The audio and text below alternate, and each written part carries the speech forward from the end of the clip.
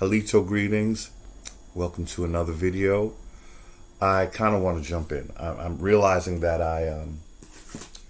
we're going to look at this book again.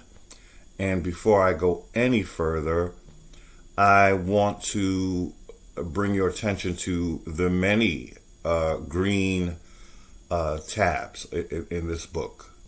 I'm not going to go over every green tab, but this is all a family. This is a court. Okay, we're going to have to, okay, so these are the memoirs of the Secret Services of John Macky, Esquire, during the reigns of King William, Queen Anne, and King George the First. Okay, this is Scholar Select. This is a primary resource, meaning this is the actual memoir done by John Macky, an exact duplicate of the original work, and his first-hand eyewitness account of the court of King James. Now, we know what a court is. We have to think of the current court of Great Britain. Is that a family? First and foremost, is it a family? You answer that question, you know the answer. Yes, it is. So when we're talking about a court, understand these people are related, okay? If they're related, they're the same race, just like we see today. So we want to set these parameters so we know what the freak we're talking about. You know, I really want to get the video right, you know. So yeah, I'm holding up this book. This is a primary resource. If you don't know what that means, please look it up. You know, I try to stress. Maybe I should look it up now, right? Here I go, going off on a tangent. We'll look it up. Take my word for it right now. I'm going to try not to jump around too much.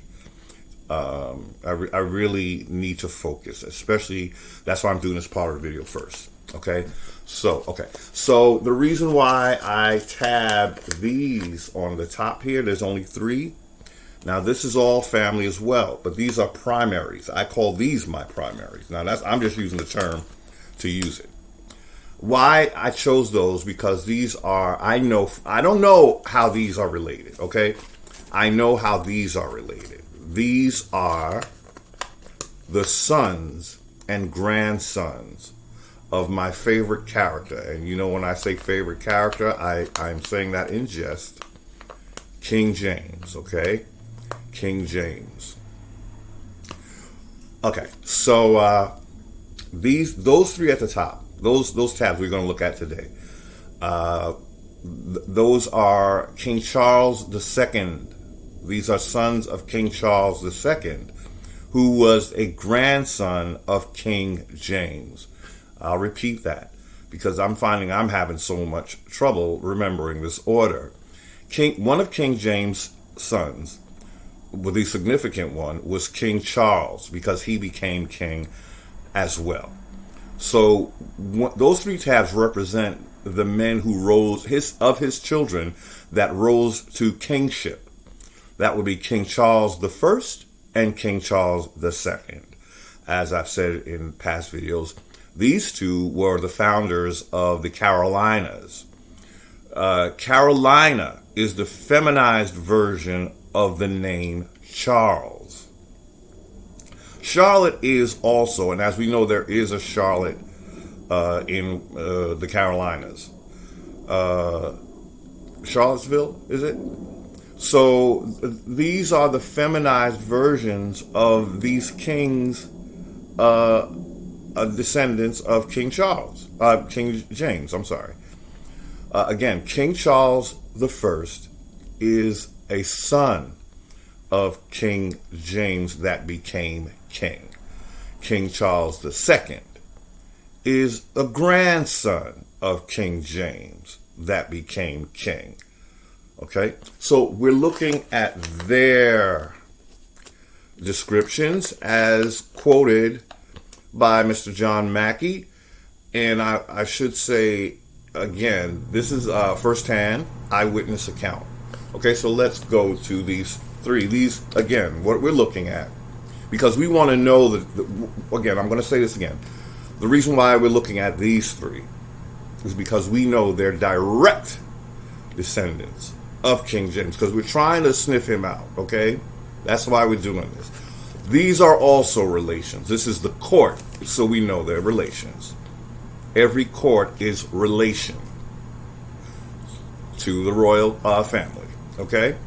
At this time, it's the royal family of King James. They even call it. So we'll look, we'll see that later. Let's jump in. Okay, so the first character is Charles. That looks like an S. Oh, and he figured it out, people. He figured out why he could no longer read. And it wasn't a conspiracy. He's willing to admit it wasn't a conspiracy. He had the mirror image wrong, okay? That's why he couldn't read. I'm sorry. I don't recall touching the mirror image to where making it where I couldn't read anymore. Because I always try to read. Okay, from these books. Okay, so the first one we're looking at, and this is really helpful, is Charles. That looks like an S. I had to decipher that. That's actually an X. Lennox, and it's with one N. But this is Charles Lennox, Duke of Richmond. You will see, if you look there, the S's and the F's.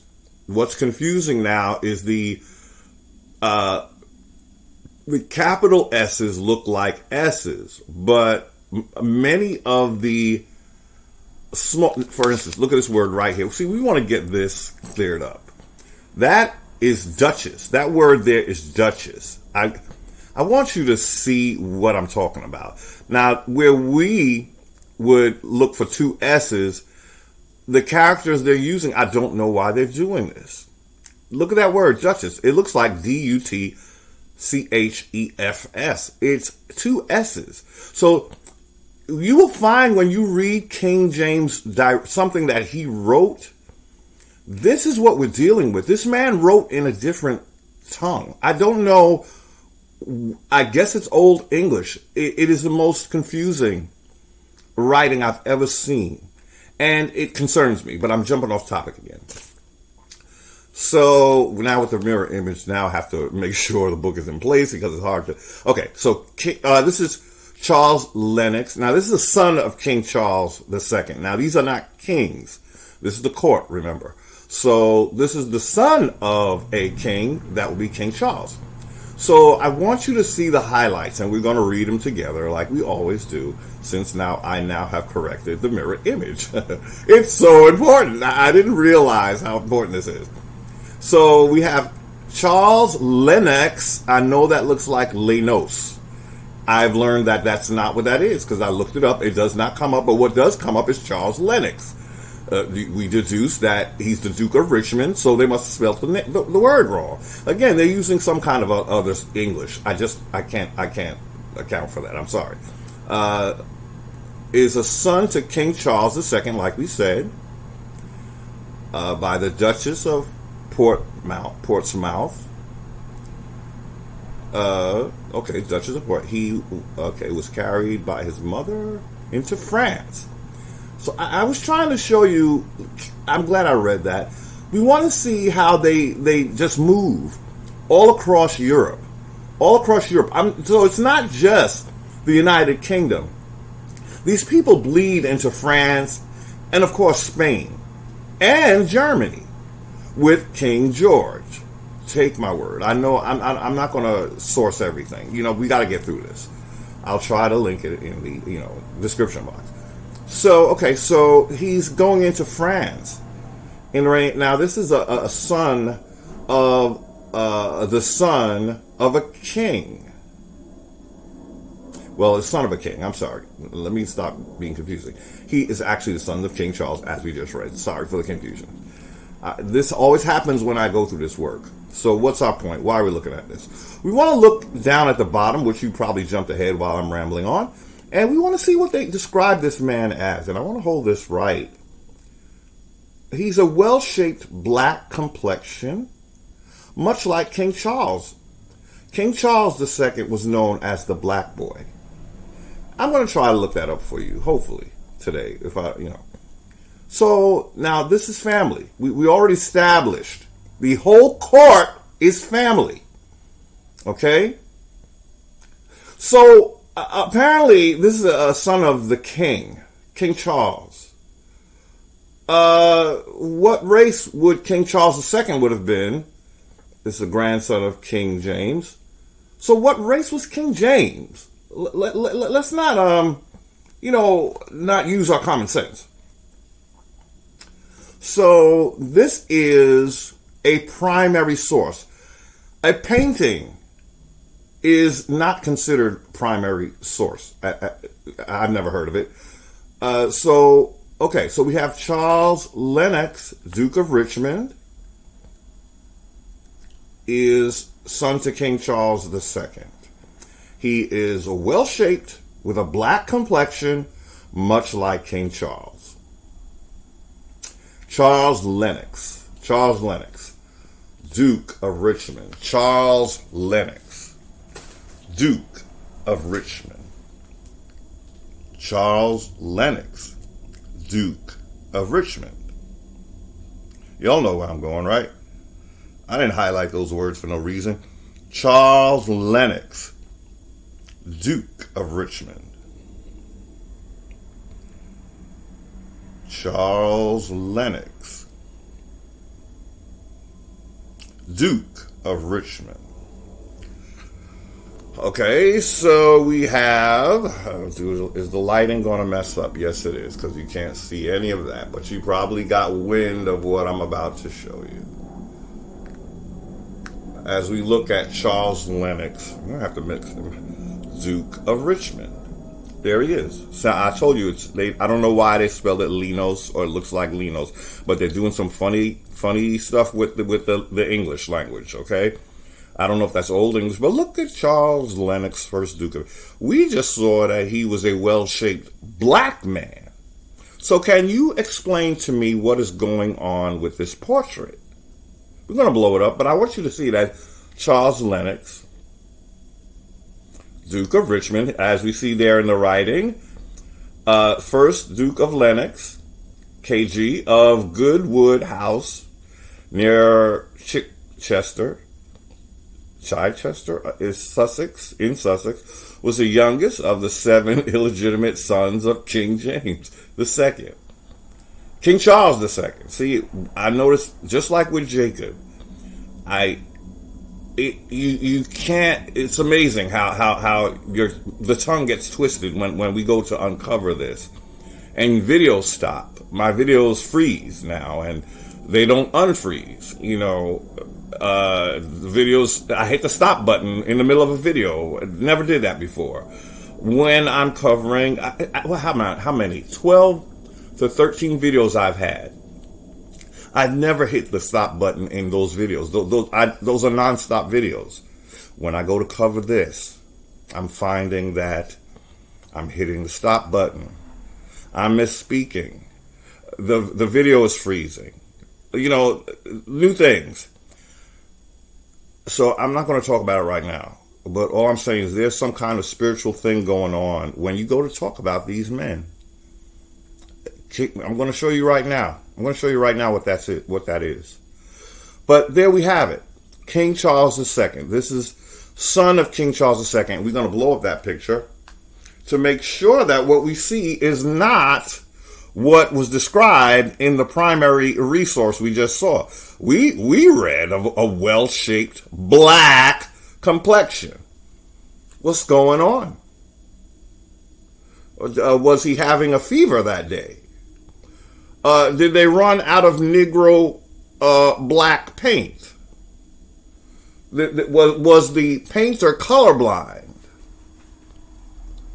And then we want to sort of hold it up together so you can see with your own 2 eyes. I gotta make this right.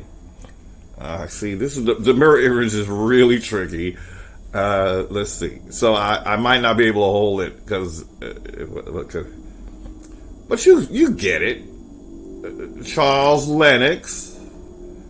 Don't know why they misspell it. Everything, Come on now. Come on, ancestors, help me out. help brother out. I'm trying to get this out here. I'm tired of doing this video over and over and over.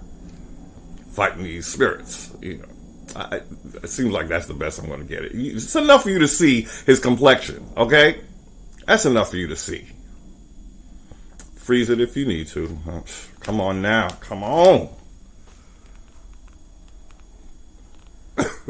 This is crazy. Oh, my gosh. But you get it. You get it. You get it. You see, what we're focusing on that black complexion as opposed to the picture, okay? And right now we're going to turn the TV off. You see my cartoons are just having a good old time.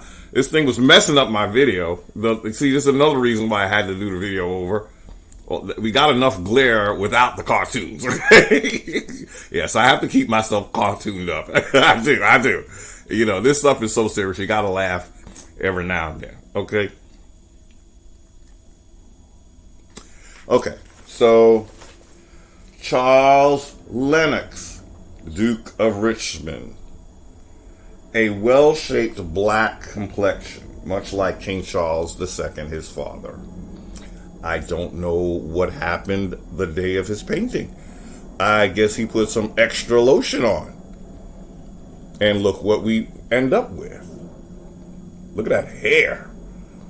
Now you tell me, what's going on with that? So you can't tell it's an afro or not. You know what I mean?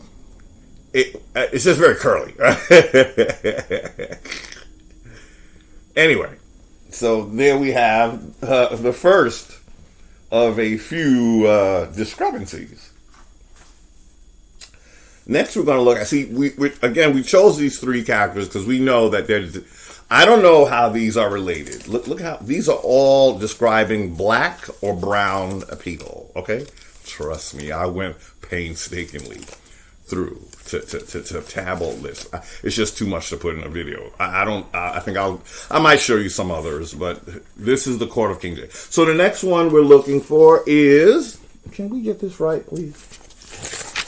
Now I can't. Now that I can read, I just see the mirror image. Then makes it where you gotta hold it up right so you can read. So now we're gonna look at George Fitzroy, Duke of Northumberland.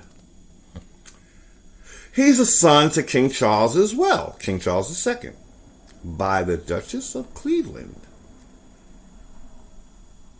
He worked for King James. He was the captain of King James Horse Guards.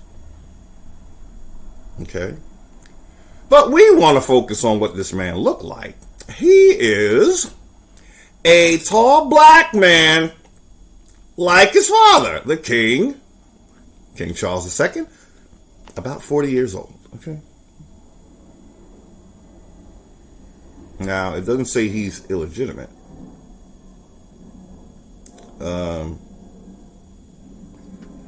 So, George Fitzroy, Duke of Northumberland. George Fitzroy, Duke of Northumberland. Just keep saying that name. George Fitzroy. I keep saying Fitzroy. Duke of Northumberland. George Fitzroy, Duke of Northumberland. George Fitzroy, Duke of Northumberland. George Fitzroy, Duke of Northumberland, is a tall black man. Excuse me, what you just call him? A tall what? Did you mean white? No, you said he's a tall black man. So what's going on with this painting? I don't understand. That look like, he don't look black to me. I just don't see it. Okay, but it's George Fitzroy, first Duke of Northumberland. And we're going to do the comparison. Okay, let's see if we can hold this where we don't touch the screen, because then the screen disappears. Okay, let's see if I can do this.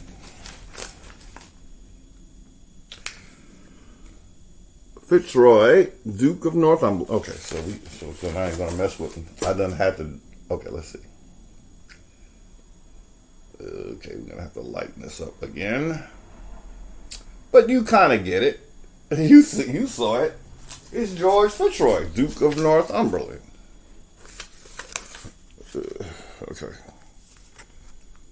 Okay, we got to get this a little better. Okay, I don't know if it's going to get much better than that. You know, then you post these videos, right? And I notice they become very grainy. Like you'll record them clear as day, like I'm looking at now, and there's the phone. I can't do phones right now. I can't do phones right now. I can't do phones right now. I can't do phones right now. I should have turned the volume down. We're not doing this. We're not doing this today. We're not doing this today. I'm not doing this video over. Okay, so let's get back to George Fitzroy.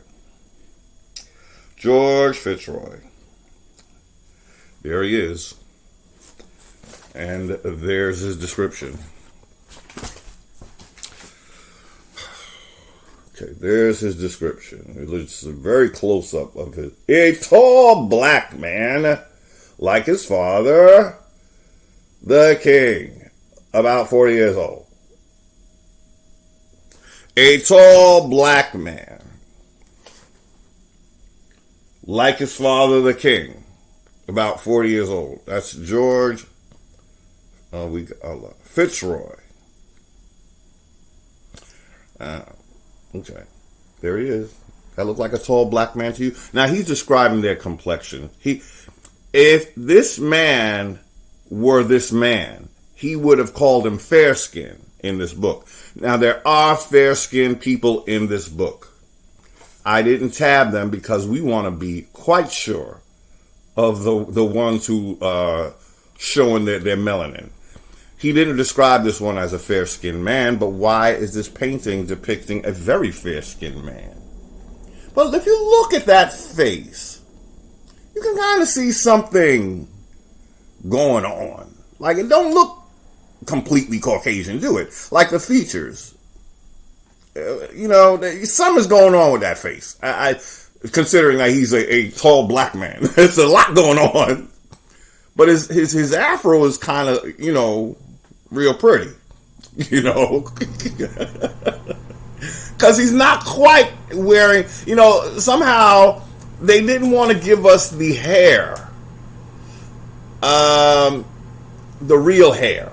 So, I don't know why you went as far as making him white. You give him the white hair just to be through with it. But you kind of, somehow you didn't, who knows? All we know is that we've never seen anyone look like this referred to as a tall black man. See, they didn't use the word complexion, but we can fairly deduce that this is not a black man nor a black complexion. At your first look, you would never assume that this is a black man. So if you walked into an art gallery with all these people looking like this, you'd be like, look at all these white people. They was in charge, large and in charge. Kings. They don't even have to wear their crown. They're just king like that. Black men. I want to stop for a minute. We're going to go. We got 2 more to go. In the middle here. Can we trust a line of kings who allow themselves to be painted this way? The white man did it. There's nothing the black man could do. The white man took hold of all the paintings and then put the... Bullshit. As of today, how long has somebody like Princess Diana been gone? It's been a few years, right? I don't care how long the woman is dead. You're never going to see this kind of travesty with her image. Her family won't have it. So you mean to tell me that this man, because we can damn well be sure he has descendants living today, I would dare say they're probably in our government.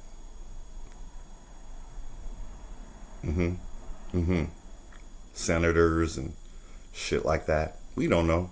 Because we don't even know what he looked like, right? Because that's a whole damn lie. So, my point, I don't care how long they're gone. Look at our current family. Do they disappear? Will they not have descendants that will be around to say, nope, that's not what he looked like? So they know this is out there. His family knows this is out there. And they're not doing anything to look. A simple Google. If I went online and I Googled my, say, great-grandfather. Now, I'm royalty. I'm still royalty. I'm still rocking some royalty because I'm from a royal line, right? There's nothing I can do to say, take this down immediately. My point is their family is black, okay? We gotta when you're talking about this, you get it. I admit, I get it. You get it twisted. What I'm saying is, if this is a tall black man, so he got some black family, okay, that are still around, and they are okay with this. Is the point? Why are they okay with this? Do we need to do the math on that? Why are they okay with this? And why are they sort of sitting back as we get cast as black in the caste system? They started America. We have his father have a whole state named after him, right? Carolina. I guess, I don't know how they split it up because there's two King Charles, the first and the second, and there's two Carolinas. So I'm of the mind that one belongs to one and the other one belongs to the other one. Black men, okay? With states named after them that are not indigenous to America. So what does that mean? That means right in our face we have some of our states named after this tall black man. And we think white people are oppressing us. This is not a black line. And moreover,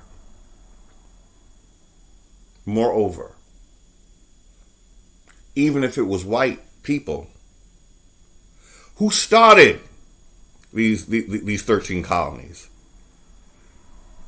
this tall black man who started whose family started these. So what am I saying? What I mean is, while we were on the quote unquote plantation getting buck whipped and what have you, there was a tall black man that knew about this. What did he do to stop it?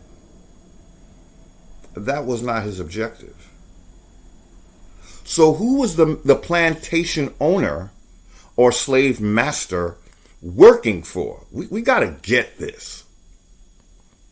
Now go further up the line, and his granddaddy done gave you a Bible.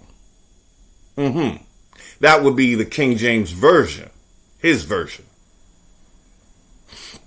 Are we doing the math? Do I need to spell it out? Do our melanated people still have the common sense of their ancestors that they blessed with? Who's oppressing you if the slave master works for a tall black man in the 13 colonies? But master white though. Look, master what you saw Root. The master you saw master look. Wake up. Wake TF up. Wake up. There's not always going to be a video to show you this. So, we're going to move to another son of King Charles II, who was known as the Black Boy. So, no wonder his children black. But what happened here? What happened here? What happened here? Huh? I don't know. I shouldn't have had to speak. that I'm trying to really emphasize. Are you being oppressed by white people? Or are they just working for tall black men who are kings, related to kings, sons of kings? Now, as a son, you might not be a king, but they give you a state, give you a lake or whatever, we'll give you some prominence. You're not the king, but you still gonna get some props. Because he's the Duke of Northumberland, Duke of Northumberland. Yeah, I wonder who the Duke of Earl was. You gotta laugh. Okay, moving right along. The Duke of... Y'all get the picture now, don't you? Oh, I know y'all want more. I know you do. I would love to go through this whole book. Should I go through the whole book? I just don't have the time for that. It's like too many niggas is too many niggas, okay? The room start getting hot. The video starts stopping. The video start freezing. I'm using a different computer. If you can see this video looks like... I'm looking at it now and it looks like...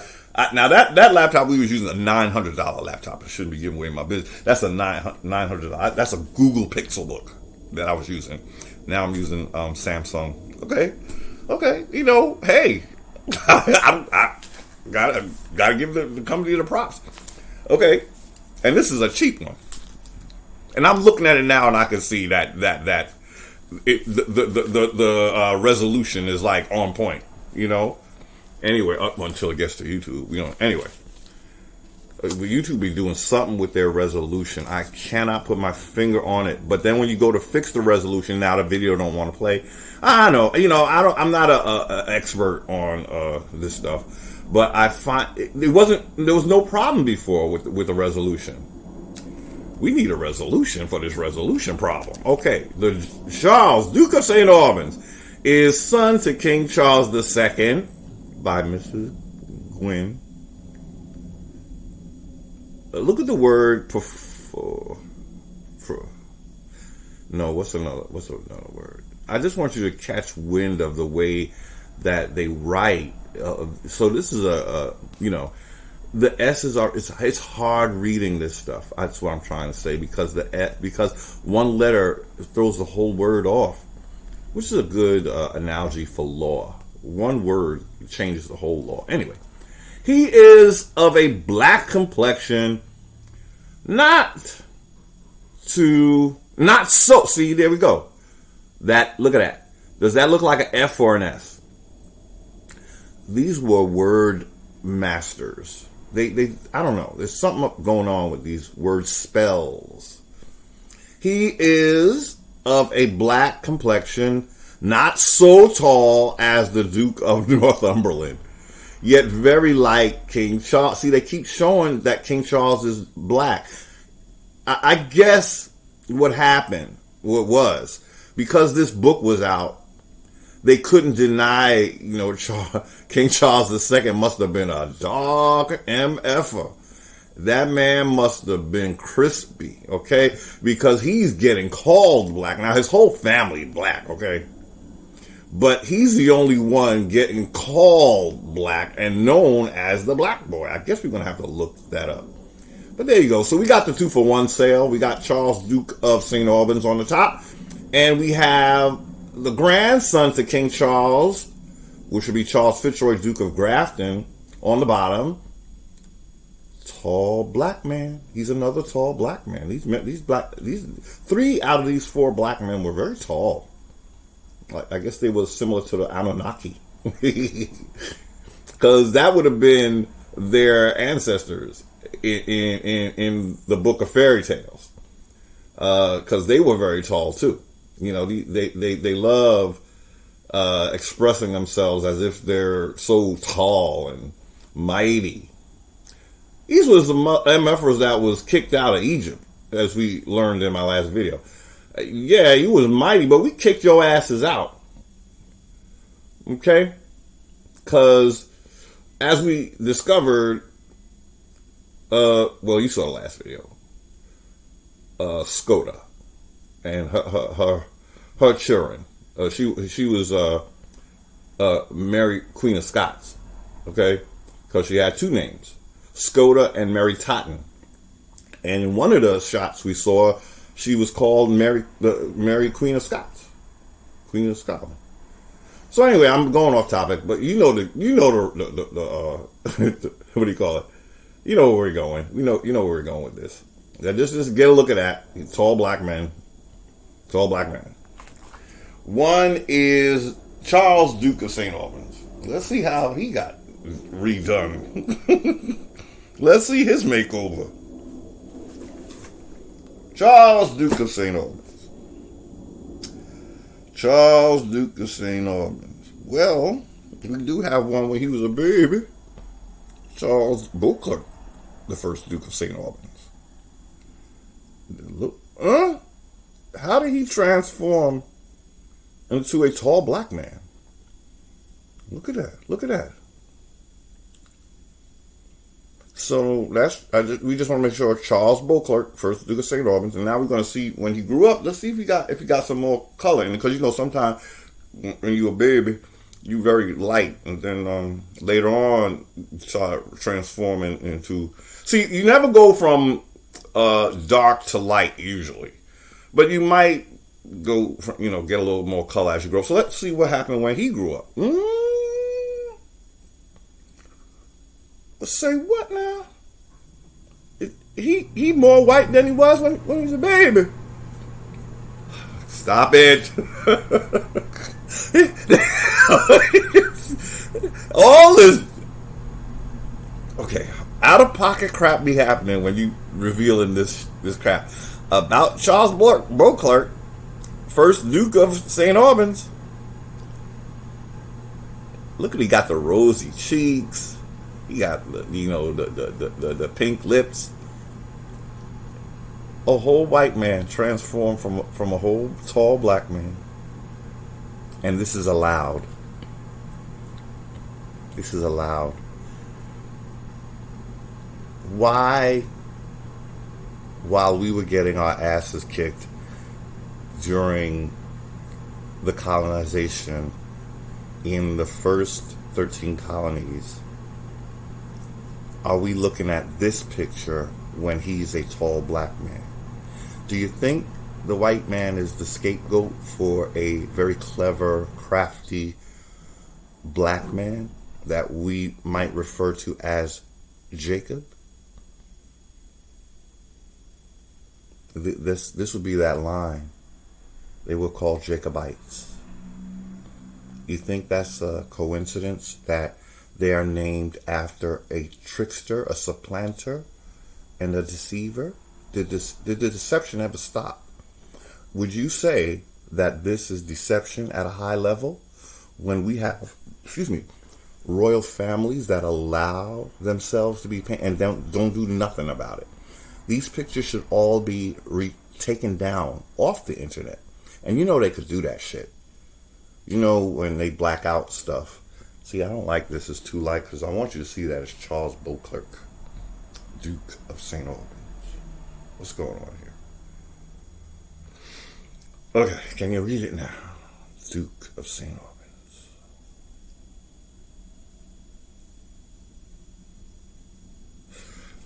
And he is, let's read it again.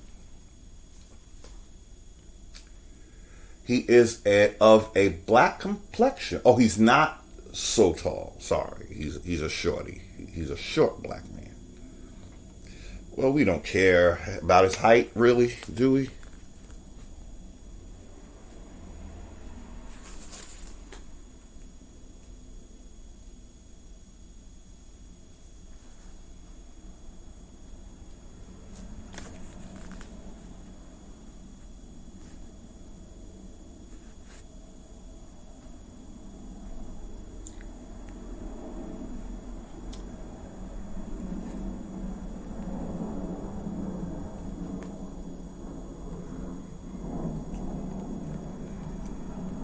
I want to see that he's the Duke of St. Albans, like we have at the top there.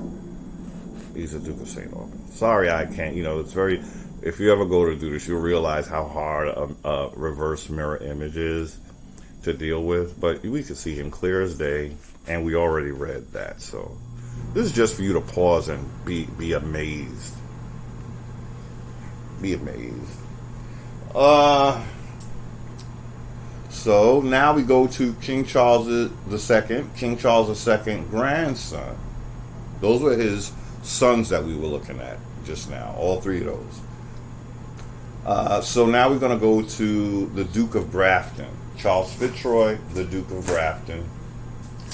Once again, I'll show you what he's described as a tall. Now this is the tall one. Sorry, that one before him was not so tall. Sorry, or not faux tall. The way they got this damn typing.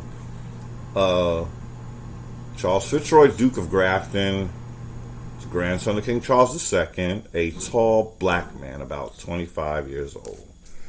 Let's see if they finally got it right. You know, maybe they said, wait a minute, something's not right here.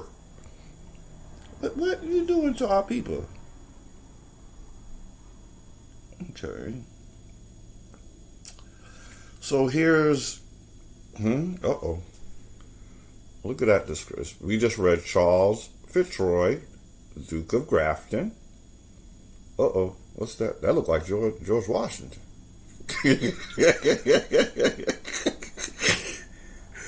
I wonder if he was related to George Washington. It would make sense. Charles Fitzroy, the second Duke of Grafton. Let's blow him up a little bit, and then we're going to blow him up some even more. We're going to blow up the spot today. Look at him. Does that look like a tall black man? Now, he looks all of white. Now, even where the other ones look like they kind of in the middle and the picture's all dark, this one, he's a living non-color. In living non-color, a whole white man. He got the red, white, and blue. Why y'all brothers doing this to us? Y'all know we got a thing with white people, right? That's why y'all doing this to us? What's the thing? The thing is that we think that it's white people because of this. We think, oh, these royal whites, they don't, why they doing this to us? But we talked about the vendetta in the last video. There is a vendetta. What is the vendetta? Well, I'll just repeat it. Y'all saw the video, I hope. That they were kicked out of the quote-unquote Holy Land. It was holy, but it was not holy under the gods that they are espousing. Now, these were all men dealing with the Catholic Church. They were Protestants, but it's all related to the Catholic Church.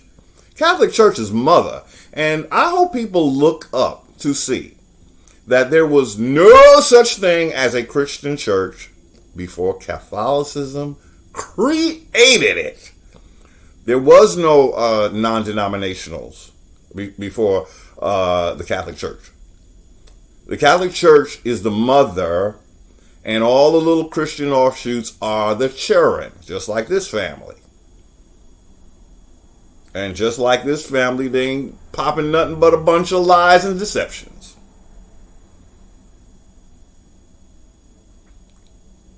We've held him up long enough. It's like, why are you holding up this white man? Because he ain't white, that's why. And I just want you got to see this. I'm sorry. And there's nothing black about this man, okay? Not a thing. This is a tall black man, okay? So, can you imagine maybe if you were one of the slaves on the plantation and you saw this, and then you looking at your massa, and you saying, look, massa, you're doing the math. Massa white and the King Charles white, because I saw the picture. Why do you white men doing it to me? Why do you white men? Look, because he was working for a tall black man. Of course, now this is not quite. So again, okay, so that was the last person we had. I thought it would be interesting to let's call out the culprit. This is the man who was the famous painter of that time, because he's right under the blue clerk Charles, Duke of St. Albans. This is, well, we didn't get, we saw his picture. I think he was the first one we saw. So Sir Godfrey Kneller was in on the misrepresentation of these royals. He was the first baronet, was leading portrait painter in England during the late 17th and early 18th century. Would have been around the time that when these paintings were made. So he's given us a whole lie. Can you imagine? I wonder if he even looks like that. He looks like he could be related to them. Okay, well, in their fake white world, where they try, I guess they got to make each other look like each other. But he might be related. But why are you, sir, why are you making these black men look white, sir? You are the leading portrait painter? Leading us with lies? Misleading us with lies? I know what y'all thinking. The white people did this. They the ones that changed the color. Again, what do you think would happen if we woke up one morning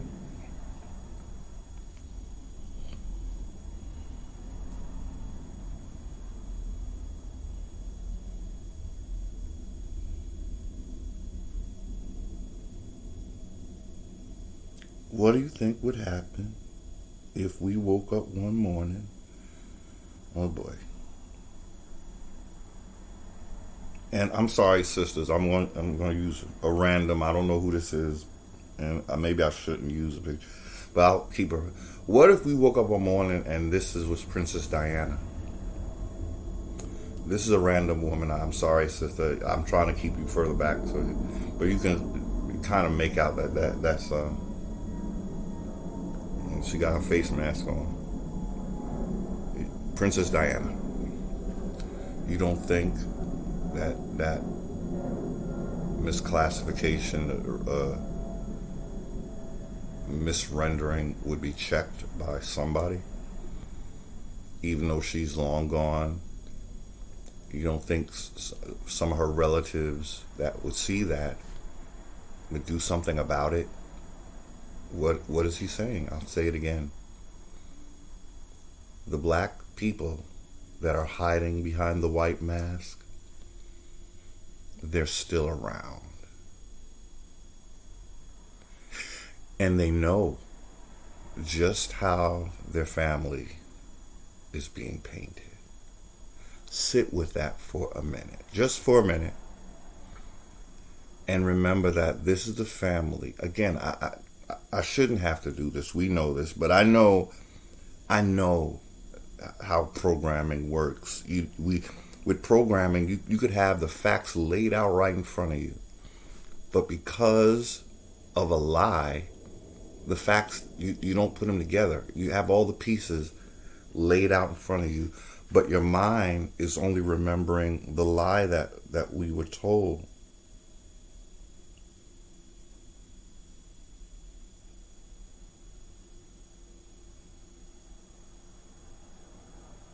I'm sorry, I got a pop-up, very distracting.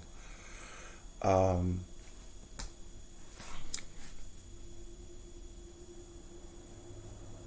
tried to do an overview, and I'll try it again. I think we're done. I don't have time to go through all these niggas. Pardon my French. I don't have time for you.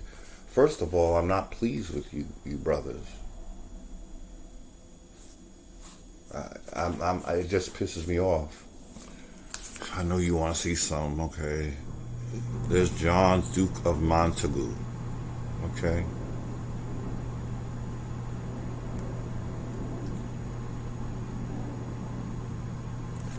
And then we turn the page and we find out that he is of a middle stature with dark complexion.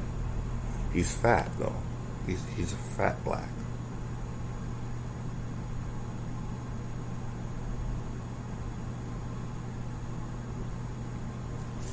We're not going to go through all of these. Just too many. William Cavendish, Markish of Harrington, brown complexion. This is a family. Here's another tab.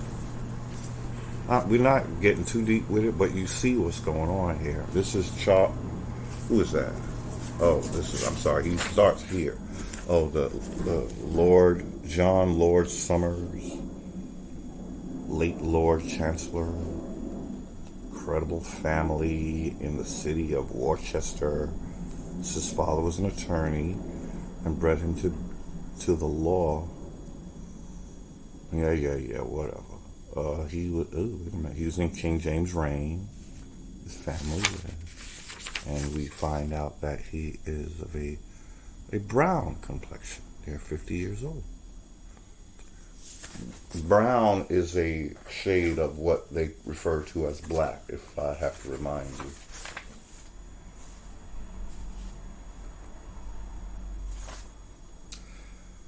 Whew.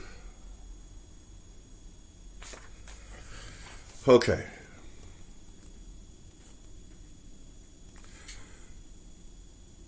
Okay. I'm doing this and I'm actually feeling flush. I'm going to stop. I don't have time for these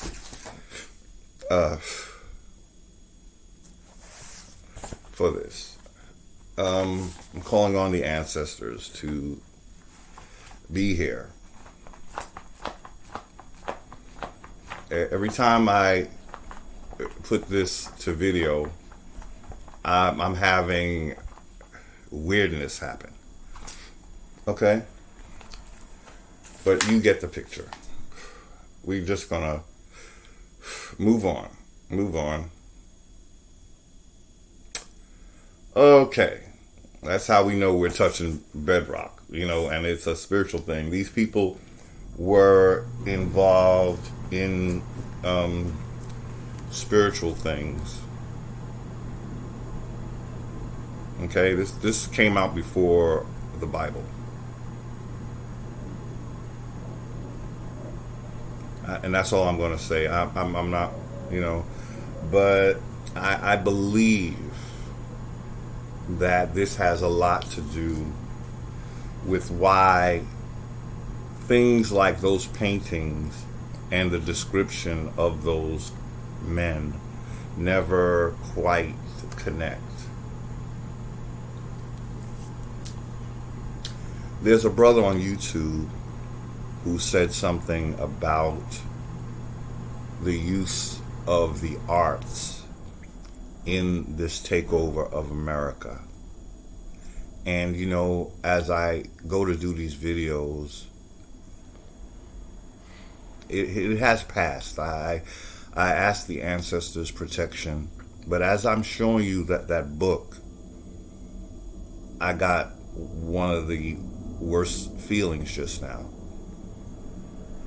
Like, I felt flush. I felt like I might pass out. I have no reason to lie. If you see my videos, I'm trying to present to you what I'm researching and what I'm finding. The videos before this, again, I had out of 15 or so, well, yeah, it's more than 15. I'm telling you, I only posted, I would say, half of the videos I recorded because I either stopped them for, but I always stopped them because I wasn't, I needed to do something. But the last few videos, they were just, I would mistakenly press the stop button, and before I got to show those pictures, I did a video. I was so upset. And that's why I did it first this time, because I'm seeing, I try to jump right in because I'm seeing that crap be happening when I'm talking about these characters. Crap be happening when I be talking about these characters.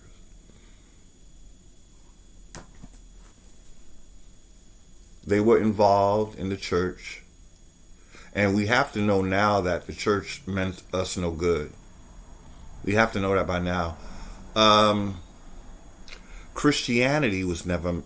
That was the religion that was used as you were being beat on the plantations. And that was what was being taught while you were being whooped on the plantations. Why was scripture being taught during the time of colonization, and that was the religion that was basically forced? Trust me. And indigenous should know this. Before colonization, we were not Christian. We were not Christian. Else they wouldn't have to beat it into us. We were not practicing Christianity. No form of it. So you have a line of kings who portray themselves through the magic of Jacob, as Caucasian. And then they send their underlings, which would be called your slave master. Now these are people that were under a black. Can you imagine what it might be for white people who were under a black king?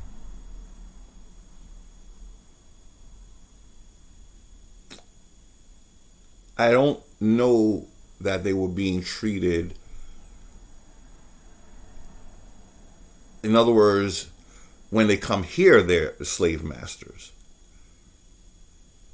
I don't think that was the case when they were in their country.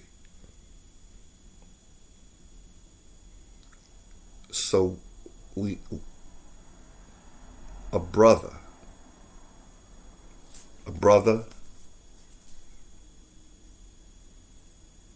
my nigga, as they say now, that's who was behind the takeover of America, using white people as the face of the operation. That's why my longest video, 6 hours, over 6 hours, is called The Vindication of the White Race. Why am I espousing white people? It's because I'm a sellout? Is that what it is?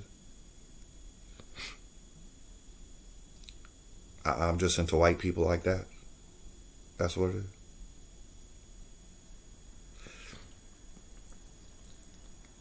My common sense began to kick in, and I realized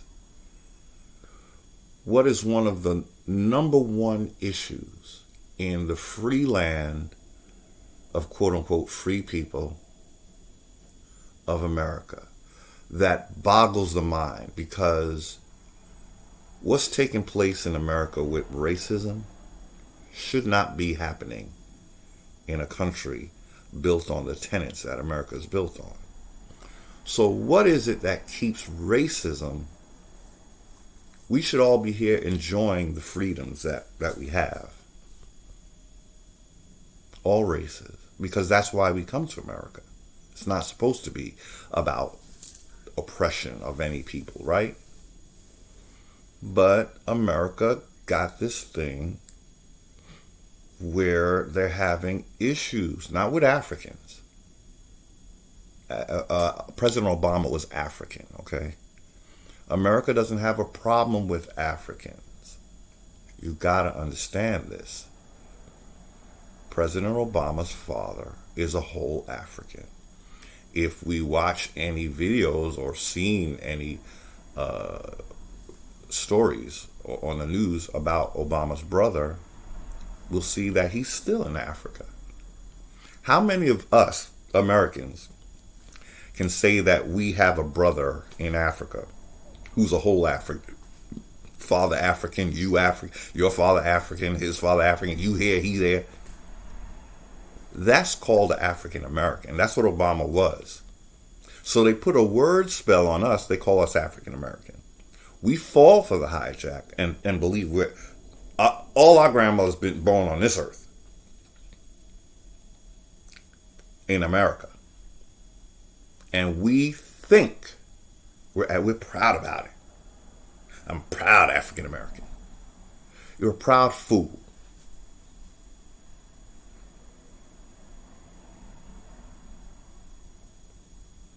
So what I was saying is, they got us worshiping this term African American with pride. We're putting all our soul into that misnomer. And then what do we get? An actual African American for president. Now, you ain't African American. You're not African American. Obama was African American.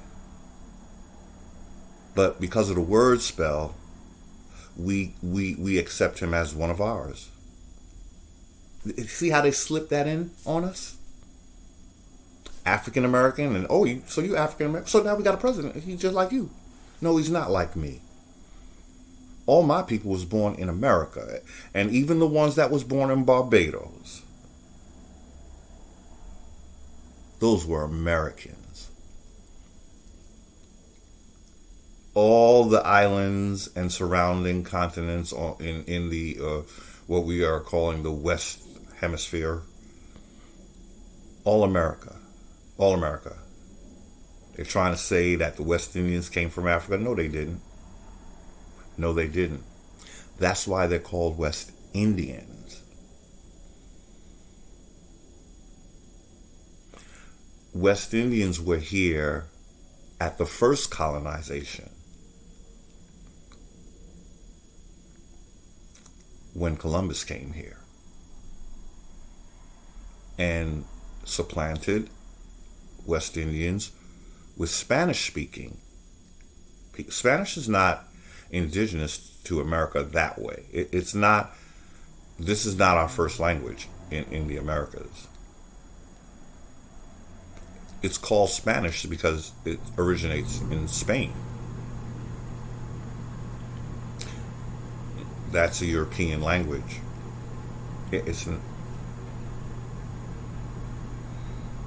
It's indicative of the colonization that came to America, because we were not speaking Spanish as a first language.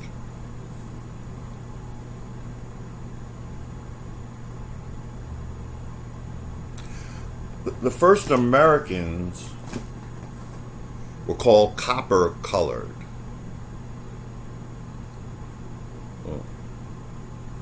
Copper. This is a penny. This is copper. This is actual copper. So what I wanted to do was look up, and I did put it in the description box of the last video.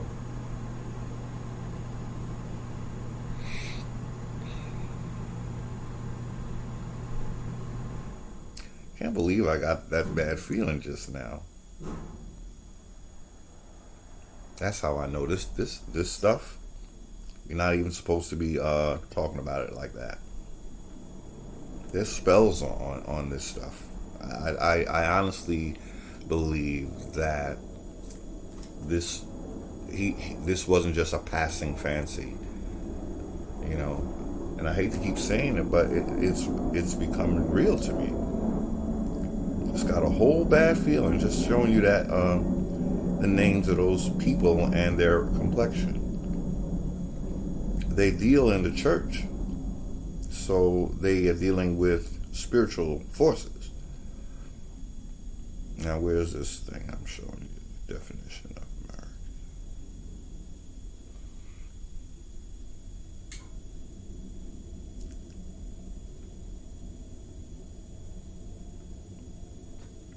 American. Okay, that's coming right up.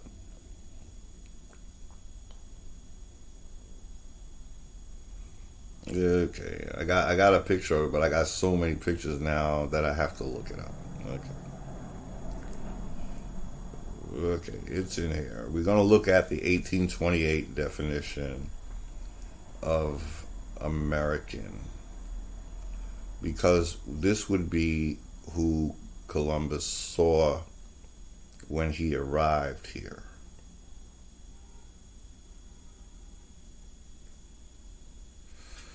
Okay, it's a little too bright.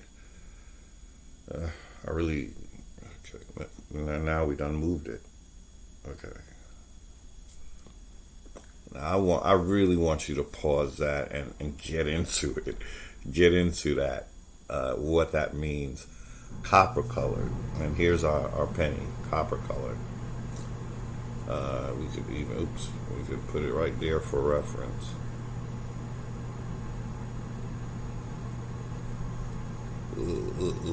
See, the mirror image is really messing with me. And also I have pop-ups. I gotta get rid of these pop-ups because I can't see my own screen with the pop-ups. How do I want to do this? Okay. I already darkened this, so what's going on here? Okay. American. A native of America, originally applied to the Aboriginals or copper-colored races found here by the Europeans, but now applied to the descendants of Europeans born in America. If you would pause that for a minute. I guess, no, I can't have you pause it and have me talk at the same time. Look, that definition is going... It's one of the most unique definitions you'll find in this first edition of the Webster 1828 American Edition of the English Language, and I'll show you why. That's not how you define a nationality. It's not how. If there were a book of laws about defining how a definition should look, I'm certain that this is not it. We should just leave it with the Americans, is what I'm trying to say. But then we look at the definition of a European. Now, check out that definition and tell me what's wrong with what we just looked at. This is really simple, isn't it? Again, this is the 1828, you can see all the way at the top, 1828 dictionary. It's called Webster's Dictionary, 1828.com. Look how simple that definition is, and tell me why the one for America is so extra. European, a noun, a native of Europe. Period. And American, let's go back. What's all them words for? Why are we going the extra mile? Because you are being supplanted even in the dictionary definition of what American is. They couldn't. It's like somebody. Somebody. I don't know why I'm getting this imagery. No, I'm not gonna go with that imagery. It's a supplanting. It's somebody about to serve you dinner, and a guest at the table snatches it before you can even get your fork in your hand. It's like it puts it in front of you, and then before you can digest it, it's just taken away from you. A hijack, identity theft, Jacob, Yakub. That's why the Bible is so key in the hijack, because it's setting you up to think the hijack is of God. Why would God have you be born in a country just to have some foreigner come and basically erase? Now, see, that's where it gets tricky. If there's one sinner in our family, does that mean the whole family got to be erased? Even if we go with the sin narrative, I'm not really into the sin narrative. I'll tell you right now. Because now I question the source it came from. And I'm going to always do that. Our people were about wisdom and knowledge. That's what we were about. Because the more wisdom and knowledge you had, the more you understood the universe around you and everything in it. So it wasn't about no sin. It was about your capacity for your spiritual self to grow and develop. It's like riding a bike. When you're learning to ride a bike, you'll fall, right? Is that a sin? Or is that just part of learning how to ride a bike? There. Boom. Sin doctrine is, it doesn't, it has, there's no place for it. No one feels guilty for falling off a bike. They might feel bad about it. They might be disappointed in themselves, but there's no law that says while you're learning to ride, you're gonna fall. And you might fall a whole lot. Are you more a sinner than someone who doesn't fall off the bike? See what common sense do for you? Thank you. That's ain't nothing but my mother. And I already told y'all my mother was the one who instilled the idea of common sense in my head when I didn't know what the hell she was talking about. Now I see it is everything. I'm sorry. I wanted this definition to stay on the screen as I talk.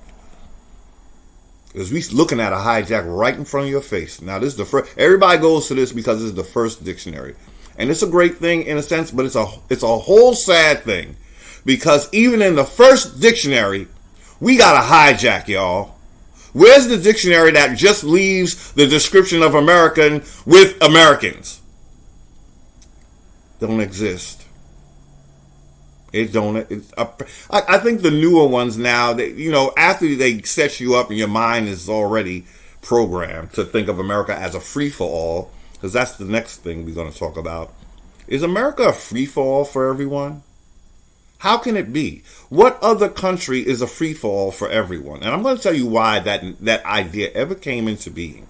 Because it's not actually the truth. I can't go to China and say, oh, because they got rice or whatever, they got to open it up for everybody. They got rice, I'm there. I don't care who's there already, I'm just coming. Give me a bowl of rice right now. Right now. That's not how it works, y'all. And America is the very same way.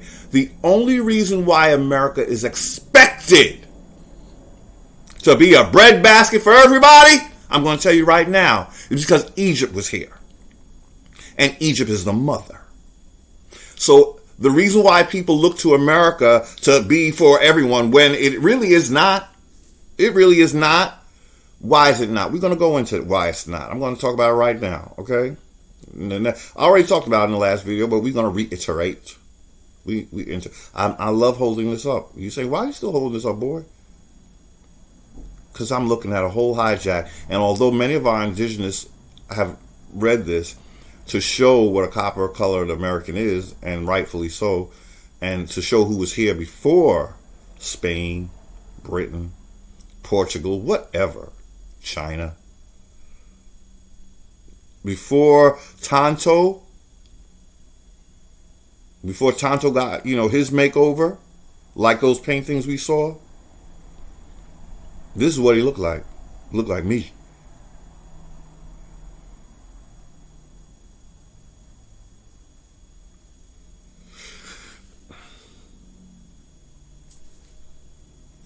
African in the same dictionary. Straightforward, simple. African, noun, a native of Africa. Point blank, period. What is going on with this hijack? How come none of these other nationalities have like a Jacob holding on to their ankle as they're just trying to express who they are, but there's somebody holding on your ankle as you can't even be born without this parasite attached to you, talking about, me too, I'm part of you too. No, you're not. But they feel entitled. I'm going to tell you why they feel entitled. But yeah, there's African. We looked at the definition of a European, looked at definition of African. Both of those got their hand in the definition of American, because what is a European? A European is an African, because it's the biggest continent that names all the little ones around it.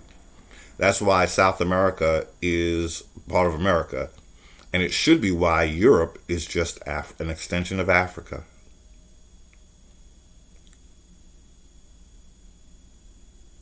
So when we look at the definition of Africa, that they could have been added together. That's what they should have did. If they feel like adding things.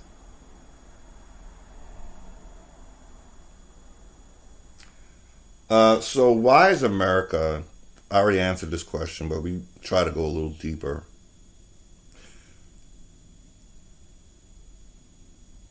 This for fun. I want to show the definition. I couldn't find Moroccan, interestingly enough, but I found a definition of Morocco. Has any more ever told you about this definition? They so into history. Did they ever tell you why Morocco is a noun, but it's a fine kind of leather and not a country? Dressed in particular manner, said to be borrowed from the Moors. How come the Moors, who know everything, don't ever tell you that what Morocco started out as? And it's not even a country in Indiana. I mean, a borough in Indiana. They didn't make it to the first dictionary of the American language, of the English language. Is it because they didn't exist? Well, I guess not. But anyway, that's what Morocco is. A fine kind of leather. I couldn't believe when I saw that definition of Morocco. I never heard of this before. That's why I'm showing it to you. Okay? I had other definitions that I thought was interesting.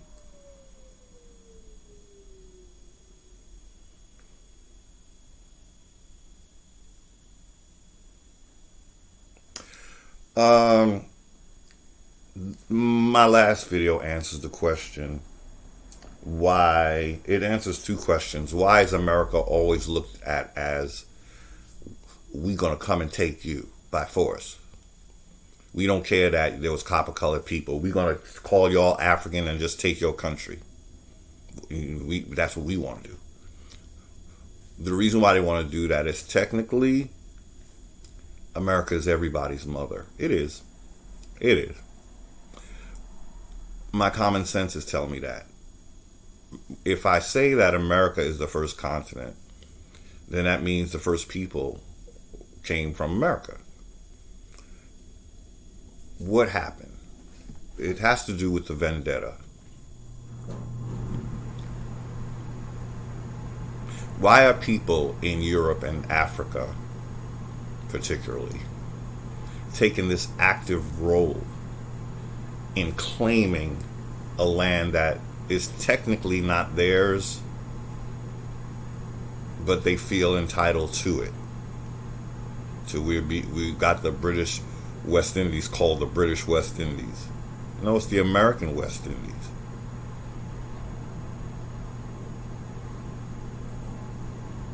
It's interesting because Columbus found them, right?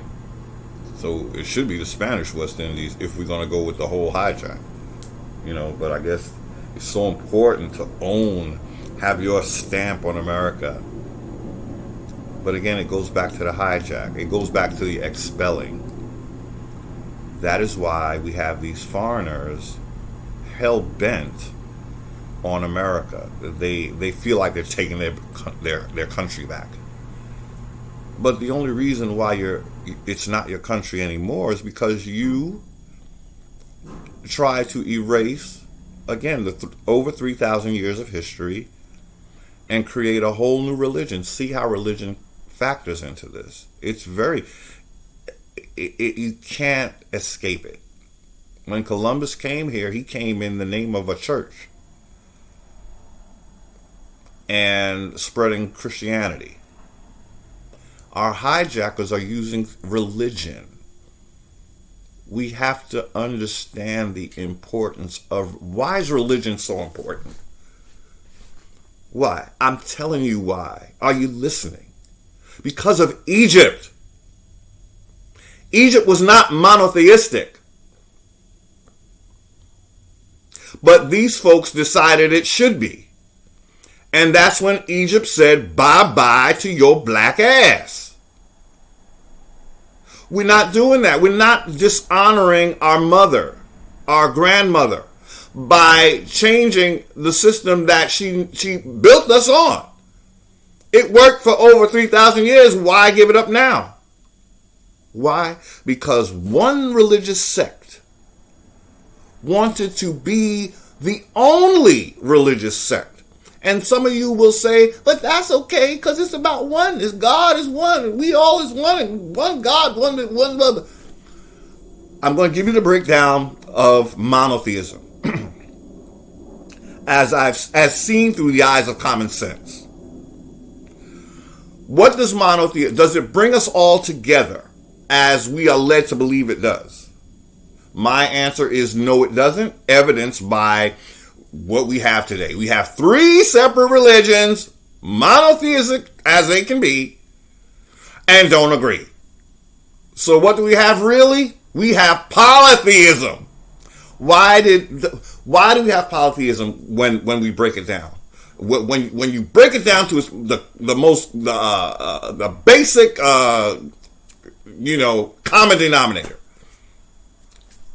Why do we still have polytheism? Why?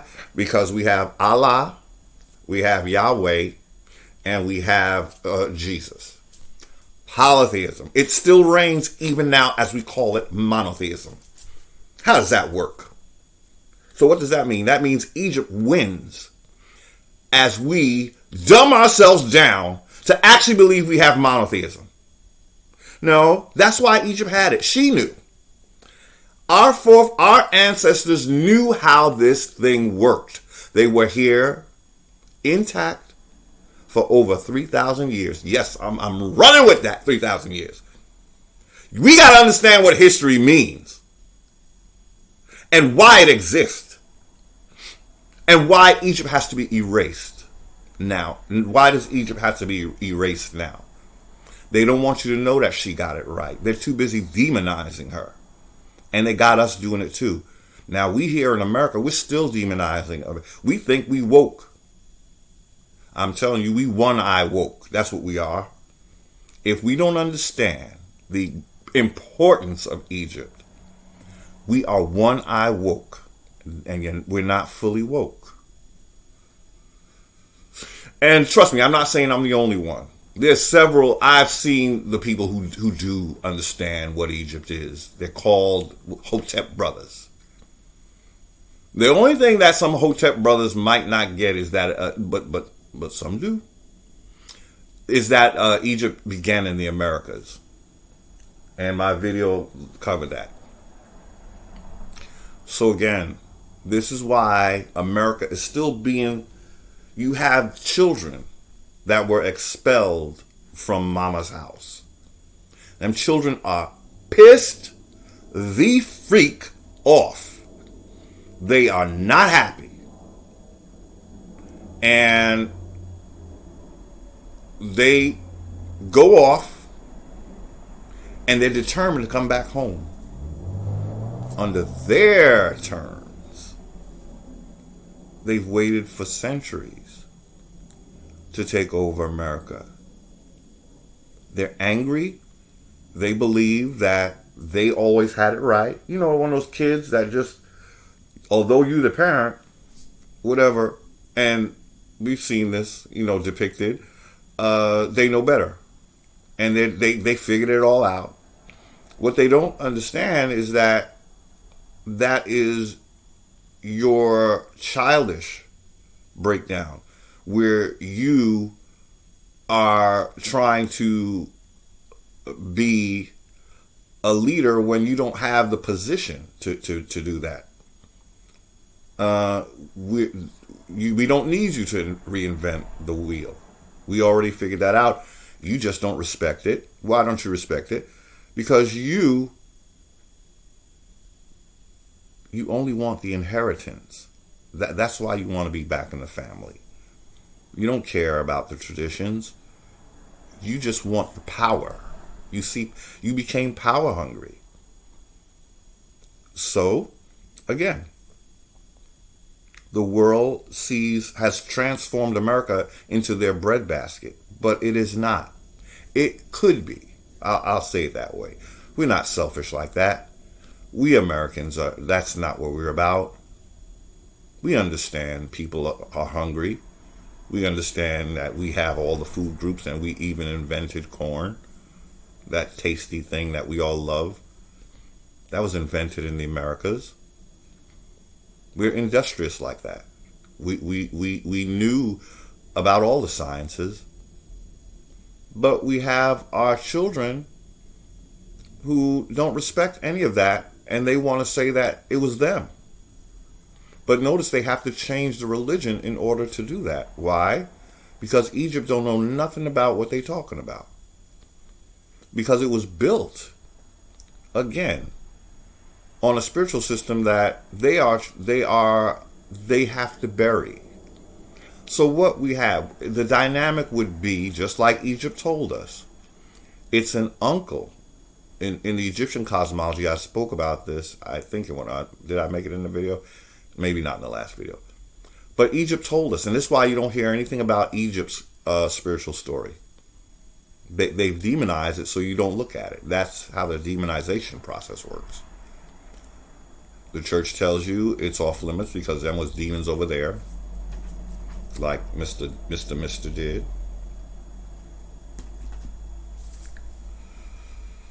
A quick word on that book. From what I had gathered, the problem that Mr. James had was with women who could divine the future and who could see. In ancient Egypt, that would not have been called demonic. It would have been called highly gifted. And an ability like that has nothing to do with a devil. It's a spirit thing. And if the spirit gifts us with ability to see, well, in King James' time, you would have been called a witch. Or a warlock. King James wasn't happy with the divination. Actually, it's still in our church today. Why? They don't want gifted people to tell other people what they fitting to do. So this book has something to do with getting rid of the witches. When you have someone looking to, and mind you, this man, he put two and two together, used common sense. He's well aware that his line is being depicted as white, right? So he can't have anybody with spiritual gifts that can say, that's not what he looked like. You know? I see the future. I see they're going to turn themselves white. Don't buy the coffee. Can't have that. When you look into that, now this same person they celebrate, some people celebrate him because he was anti-pope. Why was he anti-pope? Because he wanted to be the pope. Okay? Let's be clear. Absolute domination. This was the problem with our brothers who were expelled out of ancient Egypt. They thought they were bringing something new, something cosmopolitan. Forget the old ways. You were self-serving. You thought it was new, but Egypt knew that what it actually was someone who was looking for more power than they needed, or more power that they would give to anyone. Especially someone who's so craving that seat. Like, it's someone who they want it, But they don't want it for the right reasons. And they can't see that they don't want it for the right reasons. So older and wiser people tell them, we've been through this before. That's why our system lasts for over 3,000 years. We got it right. You can actually get it right. More right, or as right as it can be. And that's why we have an order. I had a little bit of what do I want to talk about? So the other thing with those who were expelled, naturally they have a problem with succession. They don't want the order that says firstborn is firstborn. They don't want the order that says the birthright goes to the firstborn. So you'll see in these religions, these later religions, that, like as I said in my last video, there's a toss-up of who, like, let's open that playing field. No, it's not supposed to be an open playing field. That's why they have the order. So you don't get to demonize the next in line for the throne. You see, what happens is it was the perfect system, because what it dictated was, even if the firstborn was found out to be not a right fit, then the people would get rid of that firstborn. In other words, you don't take away his shot. That's his shot. So we'll find out how he rules. Hopefully he'll do the right thing. It is his God-given right as the firstborn to get a shot. What the new way does is you don't even get your rightful shot. You don't get your chance. Someone who feels like they can do better, and they just don't want you to get your turn.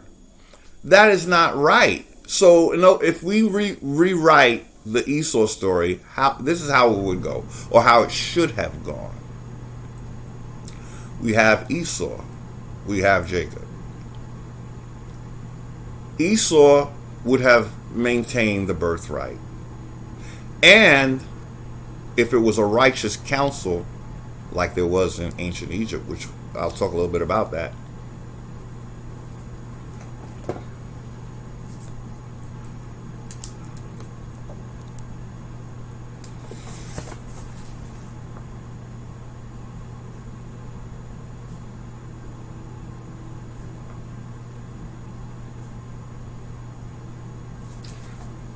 I realize I do need to be a little more on point with my notes, so I revisit when I say I'm going to revisit. If there was a righteous council, someone would have said, Jacob, we understand you want to be the firstborn. Unfortunately, our laws and our traditions say that it's not your turn. So to be fair, and we all want to be fair, don't we?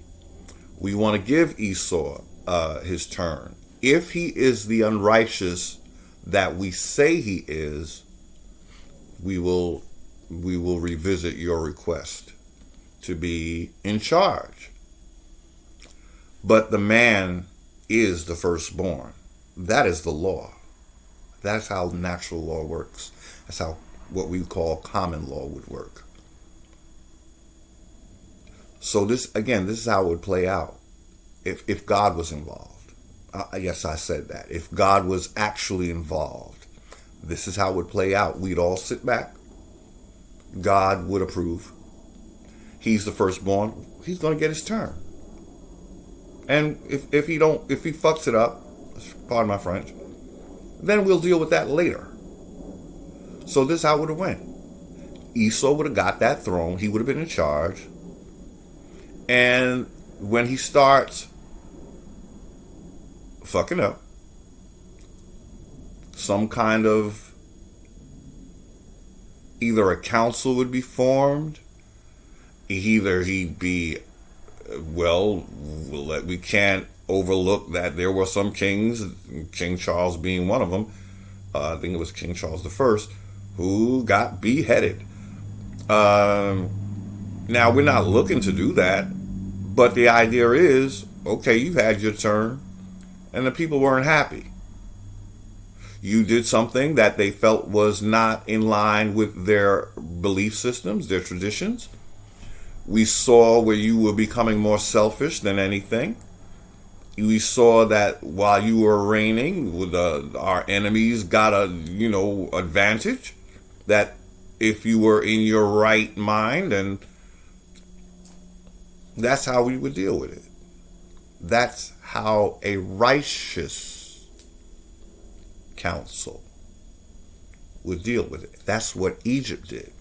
And when you, the children of this tradition, kill your grandmother, as you always say we shouldn't do, indigenous, when you kill your grandmother because you looked at a picture and said she was demonic, because she looked like a demon to you, when you discard her, this is what you discard. You discard the order. You discard the wisdom. Because this is what Egypt did. In their holy story, the one that the rip-off, knockoffs reinvented the wheel with, in their story, there was a battle for the throne. That was between Heru and his uncle Set. Now, our ancestors were so righteous, I'm going to give them that credit, that they actually let this Set, he must have been so convincing, or maybe this is why the story is told. Maybe this is why this story is the battle for because this is one where the council of gods, yes, there was. Okay, you saying, what you mean council? That's pagan. What you think the Elohim is? That's a council of what you want to call them, God's helpers, the angels. Be careful when they change the wording. So again, there's another example where monotheism is looking more like polytheism on the down low. Well, it will be, because why? The Egyptians got it right. That's why. They knew what time it was. They know the mentality of the human. They know how we actually need polytheism. Why? Because we're many people with many different ideas that may not always coincide, because, hey, that's why there's diversity in the world. So they understood the spiritual system they needed to cover a multitude of people. They knew what it took to be a world-class civilization. They did it the best. So this council actually allowed the challenger to battle it out. Okay, you want the throne, you guys, do you agree to contend for it? We hear you. We hear why you think you would be better set. You feel like you're older. Heru is young. He is the heir. He's younger. He's your nephew. So we will listen to your argument. This is how our ancestors rocked, and I'm proud of them. That they're here with me today, because I'm telling you, I'm going through so many changes just sitting here. You won't believe me. I understand why you won't. But I'm sitting here having like bad feelings. I'm not feeling good. And I'm like, wow, I must be touching on something. But the ancestors are allowing me to speak, and they're sustaining me in my health, my well-being. Thank you, ancestors. I wanted to end this video a couple of times, but I'm going to go forward. Uh, our ancestors, the ancient Egyptians. I know y'all don't like to hear that. Okay, kill your grandmother. You're guilty of that as if you have a problem with Egypt. You're killing you because once I knew that they were Americans, I had no problem. I had a leaning. I'll admit it. I had an inclination toward Egypt. It spoke to my soul because those are my ancestors. I can't explain why I was attracted to Egypt, but I can explain it this way because those are my ancestors. They're all up in my blood. Them people didn't go nowhere. They're all in here. 3,000 years of wise ancestors, all up in here. That's why the oldest was considered more fitting to be the heir.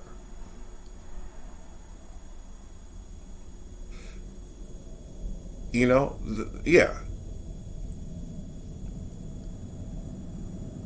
So again, we'll go back to Set versus Heru. Heru is the son of the rightful king. That would be Osar. Now, Osar was killed by the uncle. This is what our wonderful ancestors have provided us with if we only read it.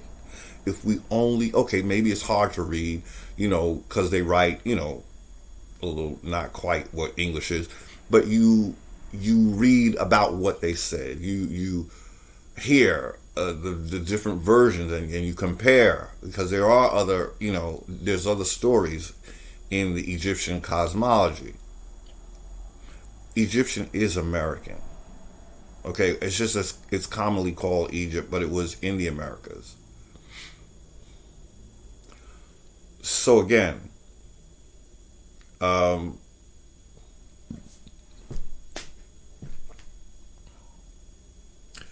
Set was crafty. He was older than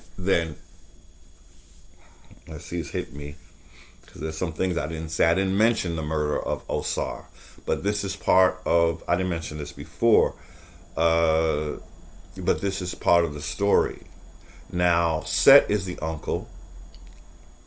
He murders the king before the king's reign is done. Because he wants to, he thought that was it. I kill the king and I get the throne.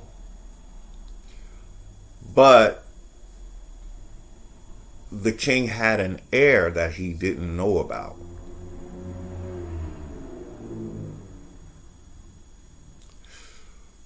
When he learns of this heir, he now has to deal with that. I don't know if he tried to kill Heru, but part of their contendings, there was actually literally a fight involved. They literally were fighting each other. So I guess there was a physical battle. But see, this is just a spiritual story to tell us how badly our enemies would reach for our throne and our place. We're only dealing with Heru and Set. But we have to understand they have people attached to them. So Set is, you might say it's a nation or some kind of federation of nations that are coming against the natural heirs, which would be us.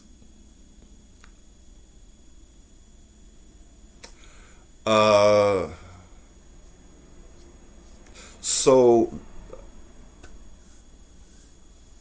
there's these contendings between Set and Heru, who is the rightful heir. Heru is the rightful heir.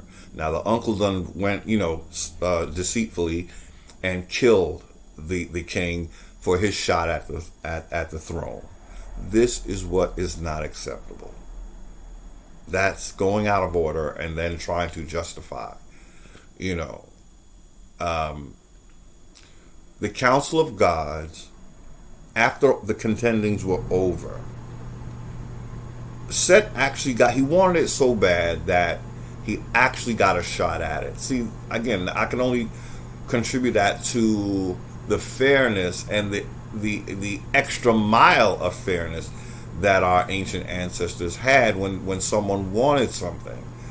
They, and your argument was pretty sound. They don't know that you murdered your brother, so they're not dealing with that because the murder was the way it was done. I mean, it don't make much sense, but suffice to say that it looked like it wasn't a murder. Okay, it's weird. What Set did with Osar. So the council, at the end of the day, they ruled in favor of the rightful heir, which was Heru. The word Jerusalem comes from Jerusalem. So while I'm talking about that, I want to read that part of that book again. Where is it? Because I kept mentioning that it is now called Peru, but I really didn't understand myself, and I didn't explain why Jerusalem is now called Peru. I still think that they're hiding this, there's a hiding going on, but I want you to read this and you'll understand. Those who know, you got to know of our legacy, else you would read this and you'd be like, well, what that mean? That's why they don't want you to claim Egypt. They want Egypt gone because there's so much in Egypt's cosmology that speaks to what would happen to us. They want us to read their version of what would happen to us. In their version, we're the slaves. In their version of our story, we sinned so bad that God condemned the whole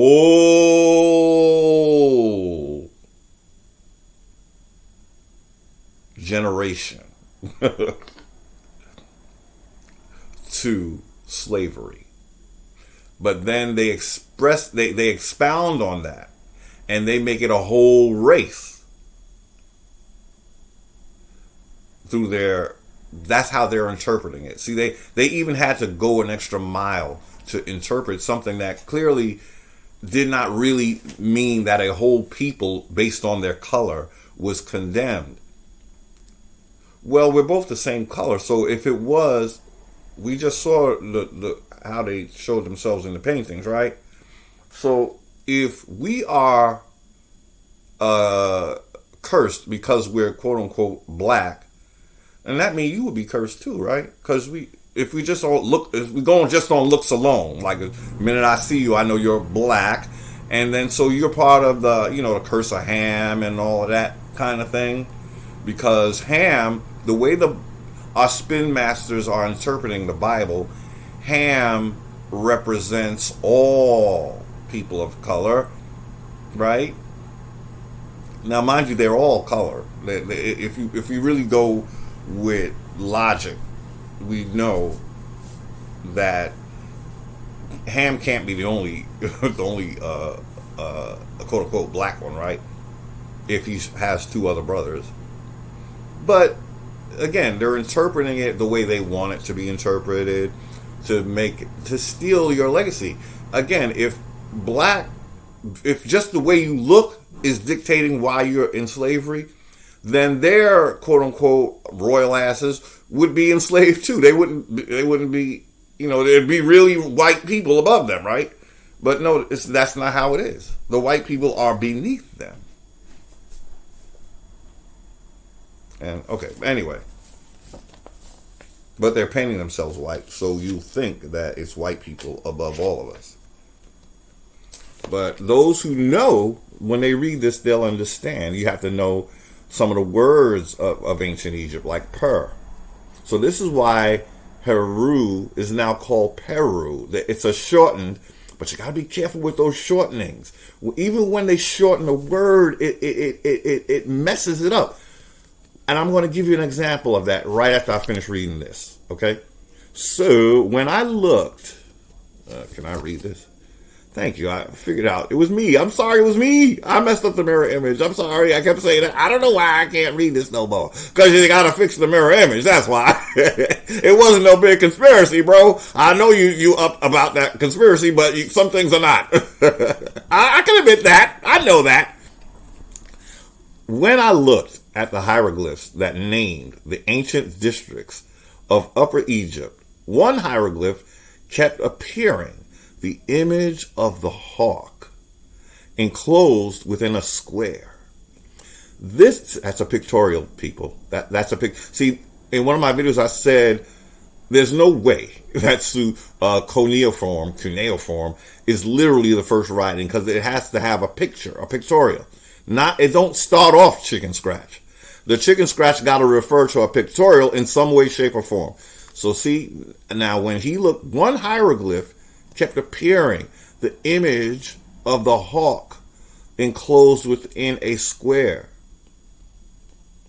The square with the opening was the Egyptian symbol for the word per. See how the picture came before the word? That's word, right? Ain't that beautiful?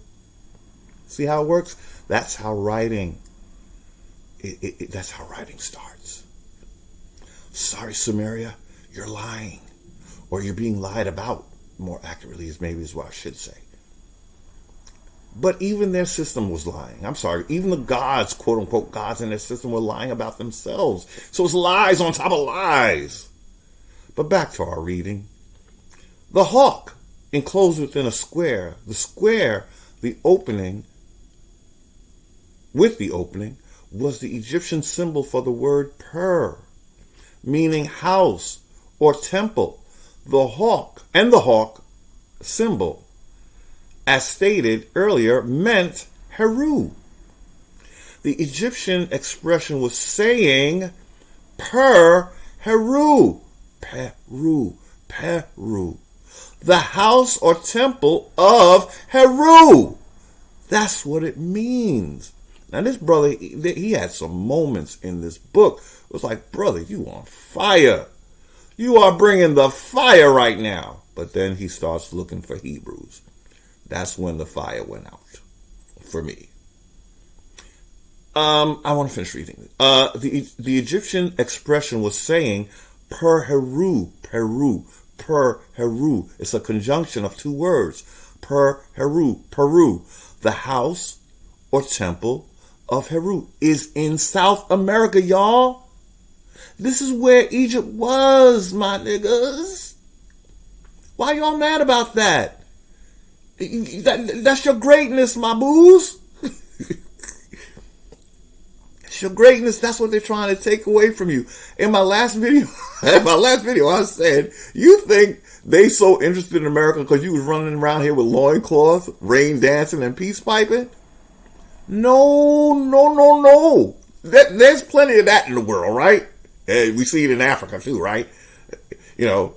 Anyway, that's not what they're trying to take from you. They don't care that your feathers and all that. They don't care about that. They care about this. It is said when Columbus came here, now this is the first major colonizer of America, coming from Spain.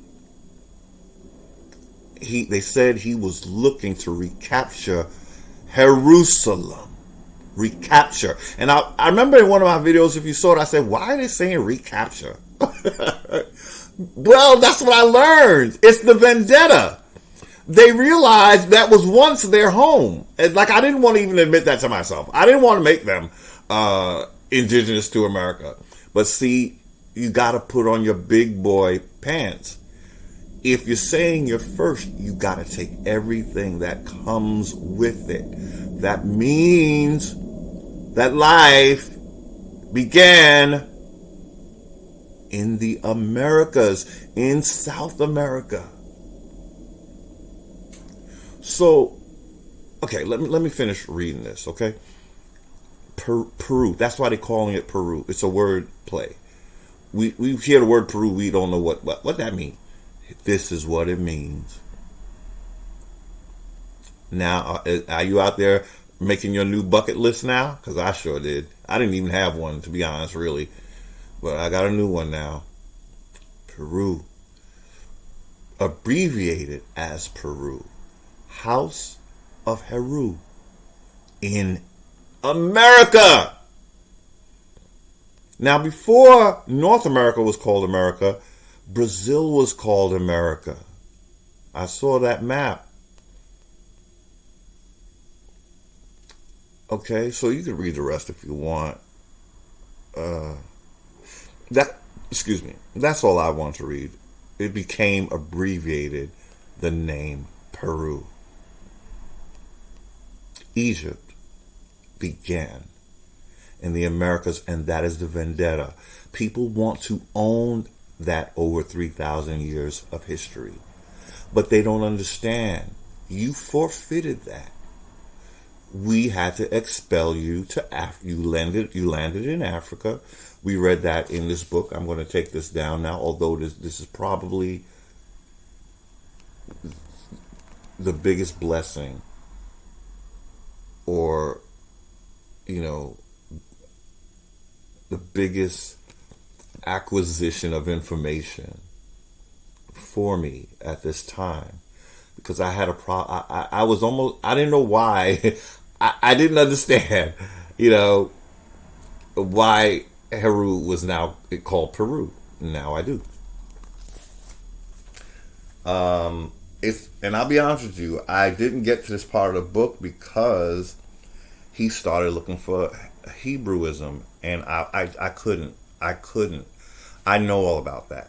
Okay, unfortunately I did miss this nugget, but I did officially stop reading this book. I couldn't. I was on fire for what he said in the first 20 chapters that I read.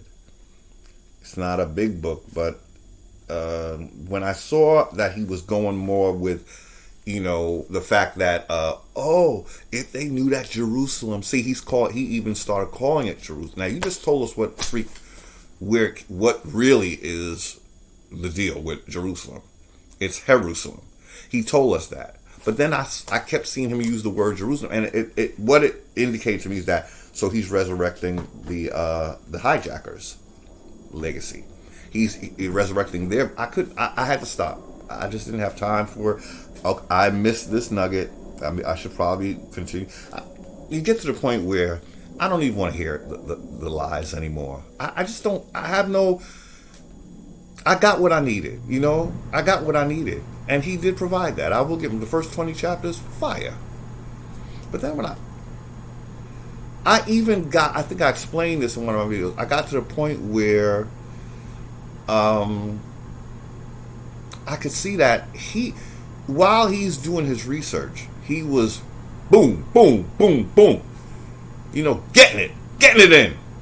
Then when he started looking for the Hebrews, there's this, he becomes very disenchanted, and he's wondering why he's not getting any more revelation. That's what I recall. I do recall that. Maybe not word for word what I'm saying right now, but there was like a stop, and and his wife says, we need to, let's go away, because she saw him spiraling. So his wife suggests they get away. While they're away, he makes more discoveries. So, but these were leading him to get into the Jerusalem, and then now his thing was, we're the Hebrews. See, I'm done with that. I am done with that. I was a Hebrew for I was a Moor I was a Moor for like the better part of a weekend before the common sense kicked in. I was a Hebrew for a little bit longer. They good. They're good with the hijack. I'll admit it. Christianity, I was raised in Christianity, so I was born into that one hijack. Then I fell into the next one, then fell into the next one. And then you start to see the patterns, There's a time when people say, you always in a different religion. Da, da, da, da, da. Yeah, and I learned. I wasn't just in it. I was in it to win it, okay? How about that? You confused. You don't know. One week you was this, and the next week you was that. That's because that's how fast I learned what the hijack was. That's why. Now I understand why I couldn't stay. And then people think you off. Well, you just confused. See, I'm going to say this.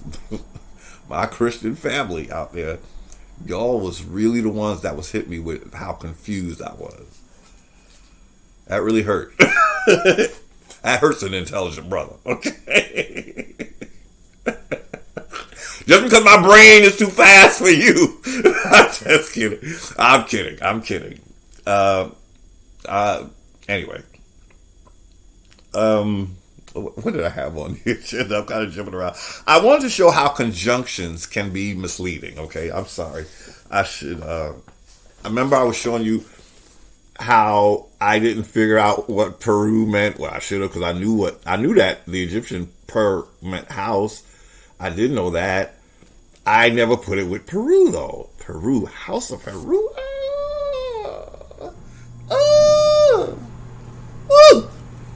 I love this. So another example of a conjunction is Caribbean. Now we hear Caribbean, what that mean? And then when you break it down, the words, Carib Indians. We were not just West Indians, we were Carib Indians.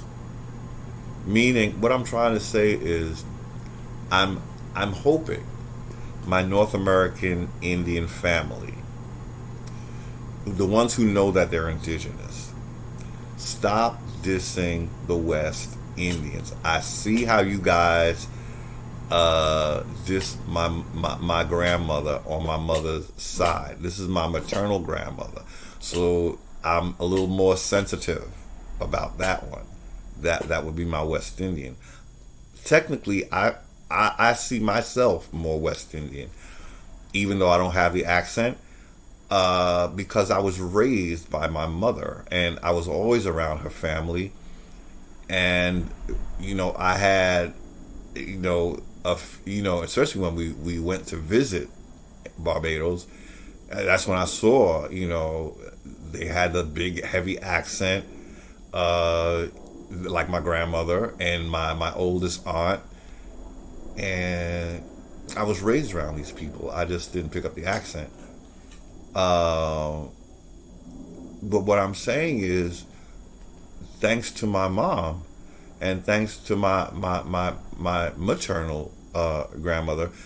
I mean, I appreciate both my grandmothers and love both of them. But I have to admit that my mother, I don't know how well she got along with my grandmother, my father's mother. There was some tensions there. It is what it was. It was what it is, or whatever. So, but I was always around my West Indian family. Even though they had become Americanized. But what I'm saying is, I am so appreciative of them because they helped me to absorb. I'm not sure I would be so convicted when I call myself Indian. If my mother's family wasn't there, I don't think it would come as easy for me. But I'm thinking some people might see my videos like, why do you call yourself Indian? Indian. Yes, I am. And I always knew we were West Indian. I just didn't know it really actually meant West Indian.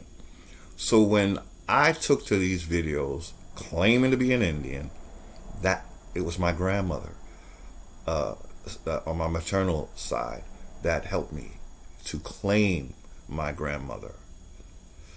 And what North American Indians see, you guys, you got to be careful because you act like the colonizer in a lot of ways. That is one of the ways you do.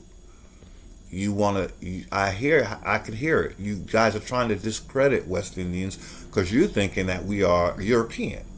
And I'm here to tell you, no. And the way I tell this story is I ask you to think of Pocahontas and what happened to her. She was a North American Indian, right? And she was kidnapped to Europe and she became European. But what was she first? She was a whole Indian, right? That's what happened to our ancestors before there was a North America. We're more Indian than you are. Technically. I mean, it is our legacy, but you guys are killing your grandmothers and saying not to. It's only my indigenous people who are talking about not killing their grandmothers. But when they disassociate themselves with the West Indians, that's what they're doing. Hell, the Europeans got roots in America. Again, if we're going to go and really embrace what America is, we got to do it big scale. We got to go big. We can't play small no more. We can't do it. America, that's why they coming to her like the breath. It's mommy. America is mommy. So the children know that she's mommy, but they know that the children that are still at home don't know that them children is related to mommy. That was her outside children. You know them children. You know what we call those children, right? Outside of the house, the children. That's what the world is.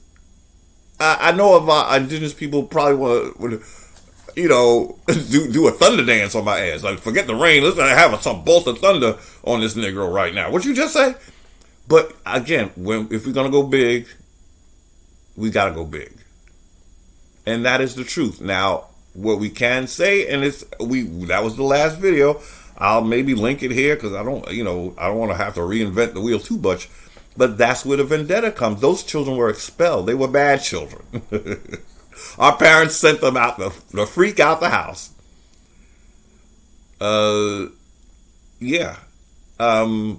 They wanted to take over the legacy with monotheism.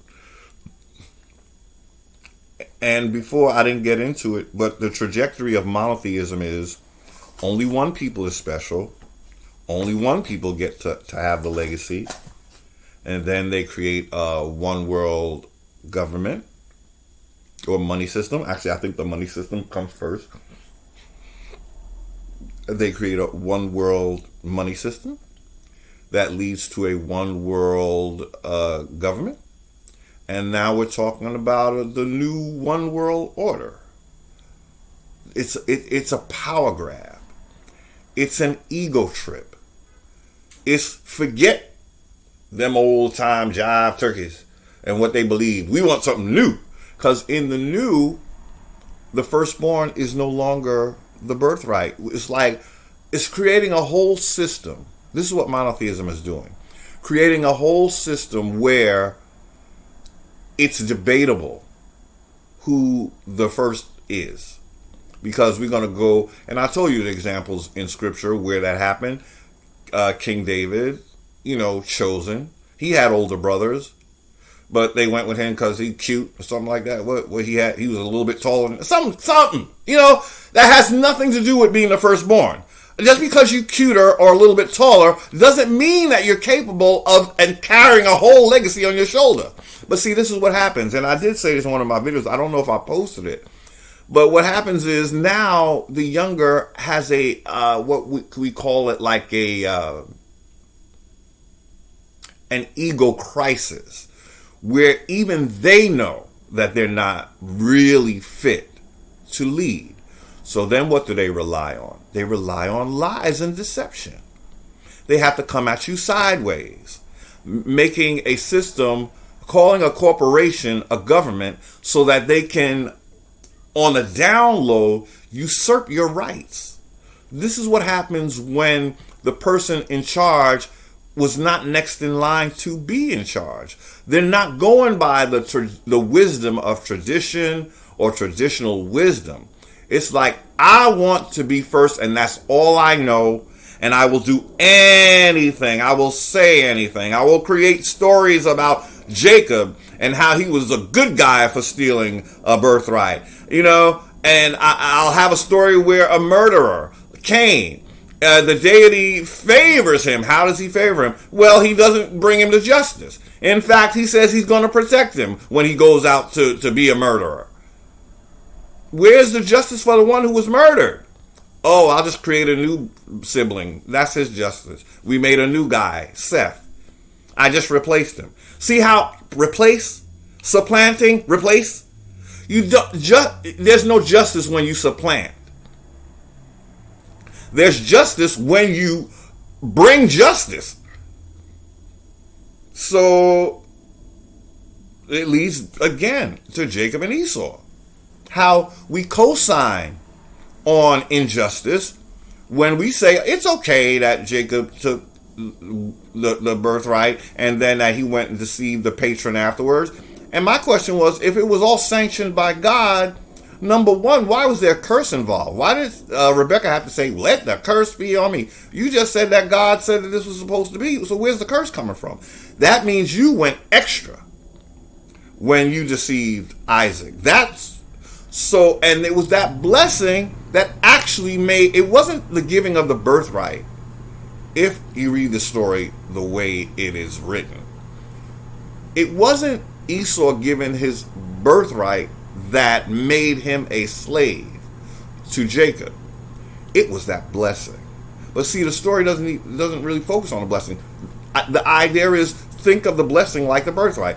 Just assume that that's what Esau gave to him. He didn't. Jacob had to steal that because it wasn't. If it was given to him, why did he have to steal it? Anybody ever ask that question? We tend to think that the birthright and the blessing was the one and the same. It was not. Why was it not? Because there's no blessing for when you steal. There's only karma. And that's a karma that Jacob is hell-bent on not facing. He wants to believe that he's covered with the blessing. Nothing can happen to me. God said that. No, boo, you stole that. Yeah, according to your story, Esau gave you the birthright. He never gave you the blessing. You stole that. That is what made you Lord. That is what gave the world's wealth to you, and Lord of all the brethren. That blessing was supposed to go to Esau. But you, through deception, stole it. That was not given to you, else you wouldn't have had to steal it. Then Isaac comes along, and you know I love this. This is the only verse in the Bible I think I could wholly and solely go with, and I sort of can't, but I kind of do. Genesis 27:40. Again, my thing is, no one has figured out why Isaac is still giving Esau a way out. Because Malachi, 1 Malachi, chapter 1, verse 3, speaking about how whatever Esau does, God is going to, basically, I'm going to tear it down. Does that sound like a righteous judgment to you? When Isaac said that Esau will break the yoke of slavery to Jacob off his neck. Why did Isaac say that? Because he was deceived. He wasn't down with the hijack.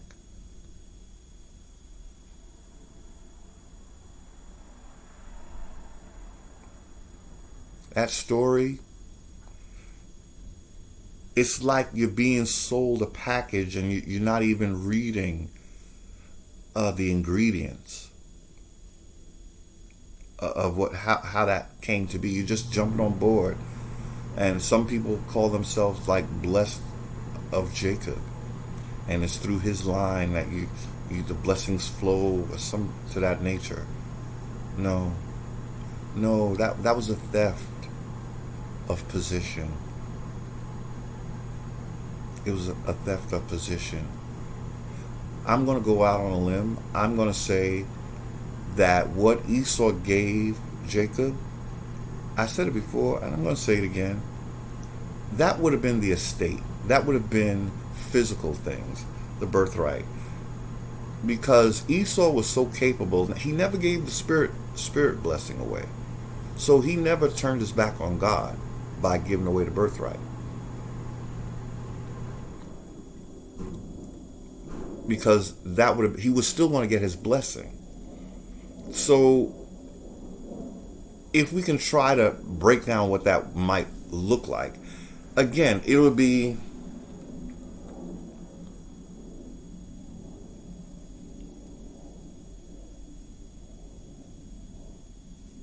I'm going to go with what I think is more today's situation.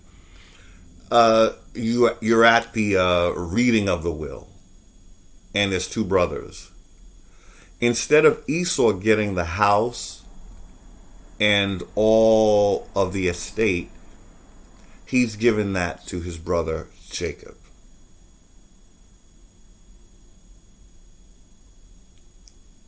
But what Esau maintains, now this is hard to explain because maybe things were done differently.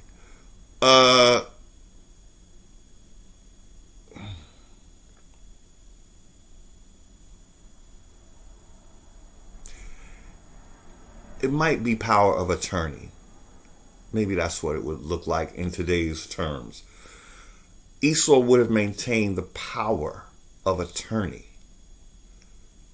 The blessing was, I'm going to say, it might have been akin to power of attorney, where you're still in control of the greater estate or of the decisions that are made. Now, what he gave Jacob, I guess I would restate that. He gave Jacob like the house and what was in the house. But he did not give Jacob the power of attorney. If you feel what I'm saying. I'm just trying to bring it into today's terms, because to me it's apparent. I think anyone who reads that story, you're going to have to admit, if the birthright was the same as the blessing, there would have been no need to deceive Isaac. The birthright was like that one ingredient that really you can't go without it, you know? But that was still going to go to Esau, so he didn't give away the spiritual. In other words, if they're trying to say he went against God, no, he didn't. Because he was dealing with spiritual things. He understood his position, having power of attorney, being the firstborn in that capacity. What he gave Jacob amounts to me, and I think it's just obvious the way the story reads. It was purely physical. It had nothing to do with taking his position and his authority.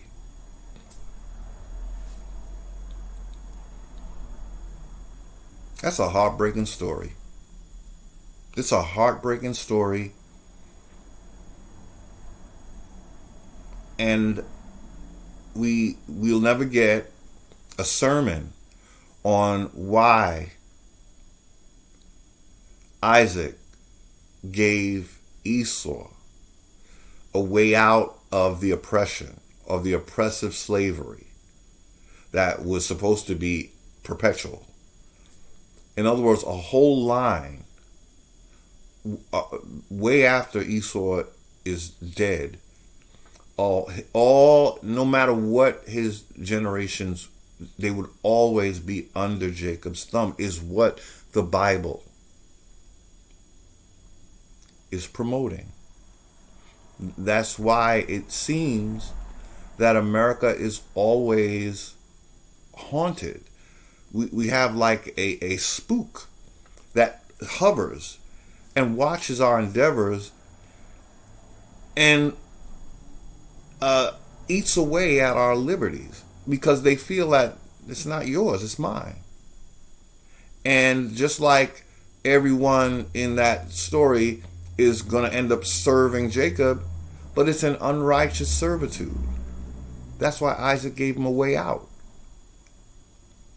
He knew it was unrighteous. He knew it would be unrighteous because he was deceived. He was a patriarch. He had say. This is what I mean when I say Egypt, our ancient ancestors, they didn't mess with rightful heirship.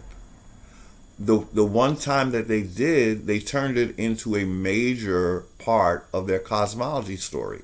And they told us what happened when in other words, if there was an example of a birthright being challenged of who it should go to, that is the story of Set and Heru.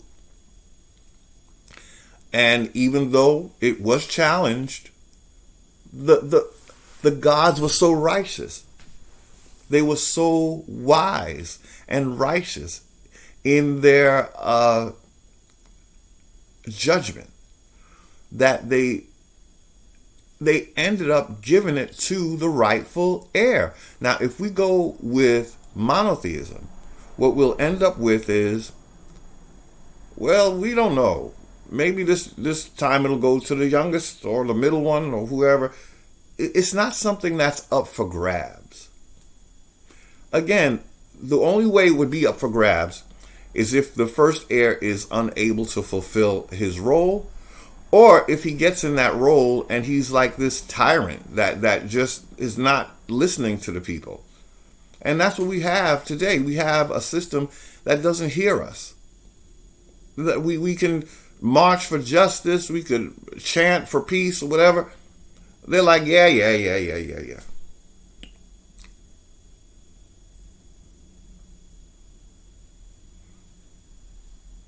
And I said it before, and I'm just going to say it. It's a jurisdiction issue. Once you know what position you've been placed in, number one, when you call yourselves black, that's putting yourself in a legal jurisdiction that you don't want to be in. That's why there were black codes. That means that they're not going by the Constitution, basically. That you have a separate setup called black codes or Negro codes. You know, and as long as you continue to call yourself those misnomers, then the hijacker is not going to recognize you as indigenous. In the case of the indigenous, we have documents like the United Nations Rights, Declaration of Rights of Indigenous People. It's called UNDRIP. And so it's telling you how indigenous people ought to be seen.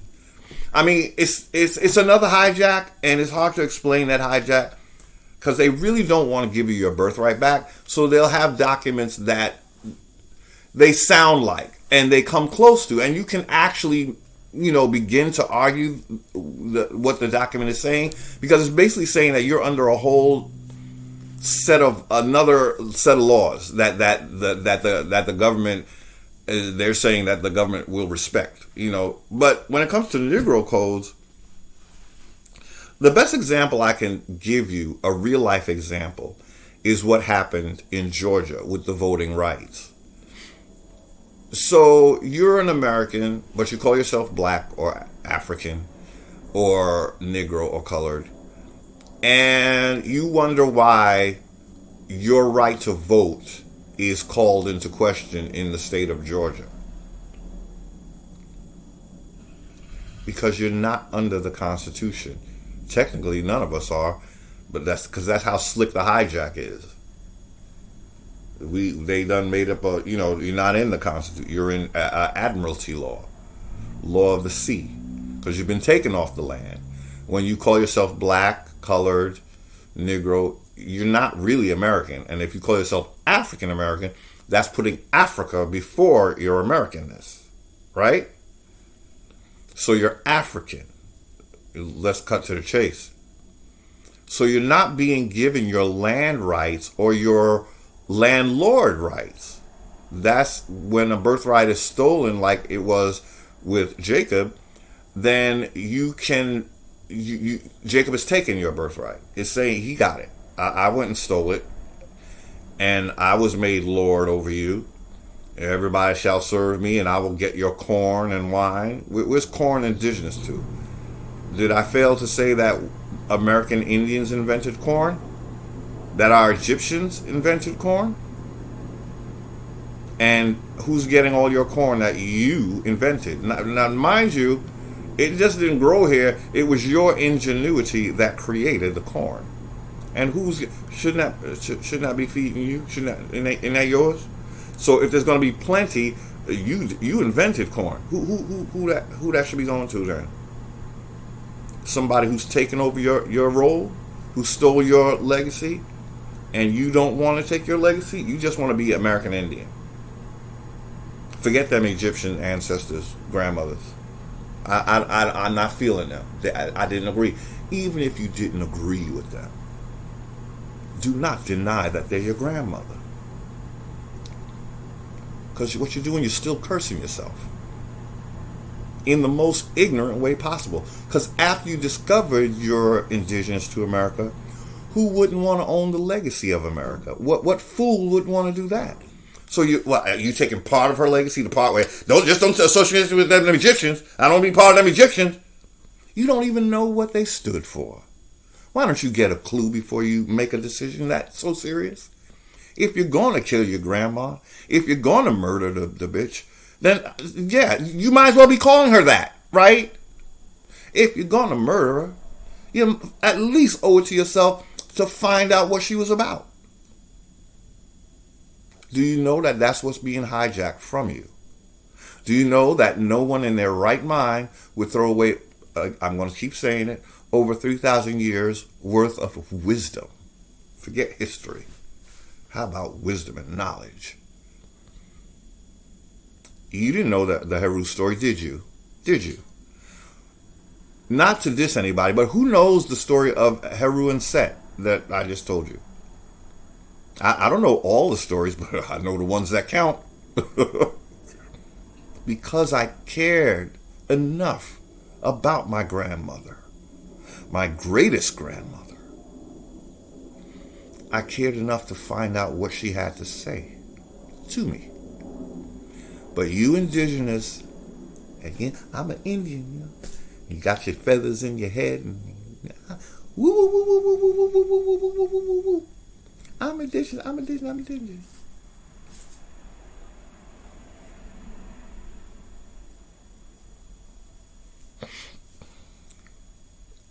Congratulations.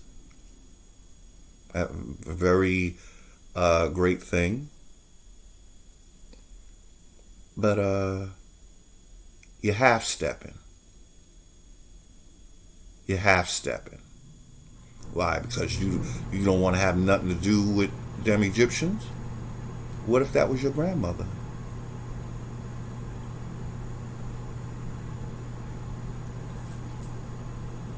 It was you who said, and I'm talking about those who identify as American Indians right now, indigenous. I have a problem with the word aboriginal. Ab means away. The prefix ab means away. So if you're ab-original, you're away from original, okay?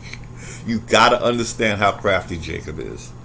I mean, he did put a book together, a holy book, right? Where he's the star, and his line is the star.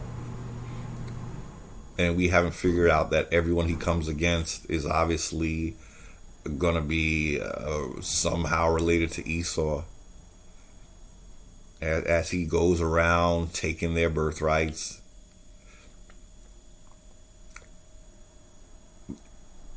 When you read the story,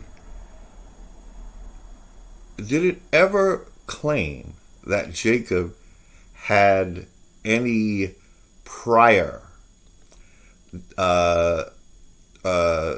connection to the Most High? He was just there. The story doesn't say that he was, praying for the birthright. It doesn't show that he checked in with God to see if he could, he didn't consult God. We're going by the story, right? So I'm saying it would have been, and I don't mean to give 100 years from now, they'll take my words and make a new Bible. Hopefully we'll be woke by then. And so we'll know the hijack. But I'm saying in the next edition of the hijack that hopefully we'll be aware of, you might want to give Jacob some kind of background where he at least prayed for what he was fitting to do.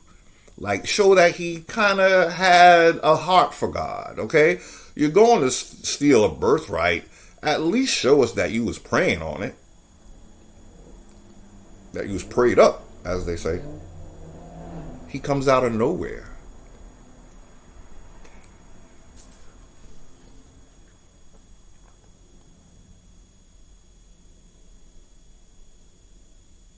I'm trying to think of a good analogy. I try to do these analogies. But suffice to say, Esau showed who he was. How does he show it? He shows it by honoring his mother and father. He shows it by taking a leadership role in the family. That man was the definition of what an heir should look like. He was everything. If you really read what that's telling you, he was everything. And he represents indigenous because he was red. The Indian is often referred to as red, and it wouldn't have been the ones that we see in Hollywood. No, that's why Hollywood is showing you those. They would have been copper-colored red, just like the Egyptians are depicted. On that note, I did want to. We wanted to see who's this character that you're telling me about today, Heru, that the holy city that has been hijacked is named after him. Who is this Heru?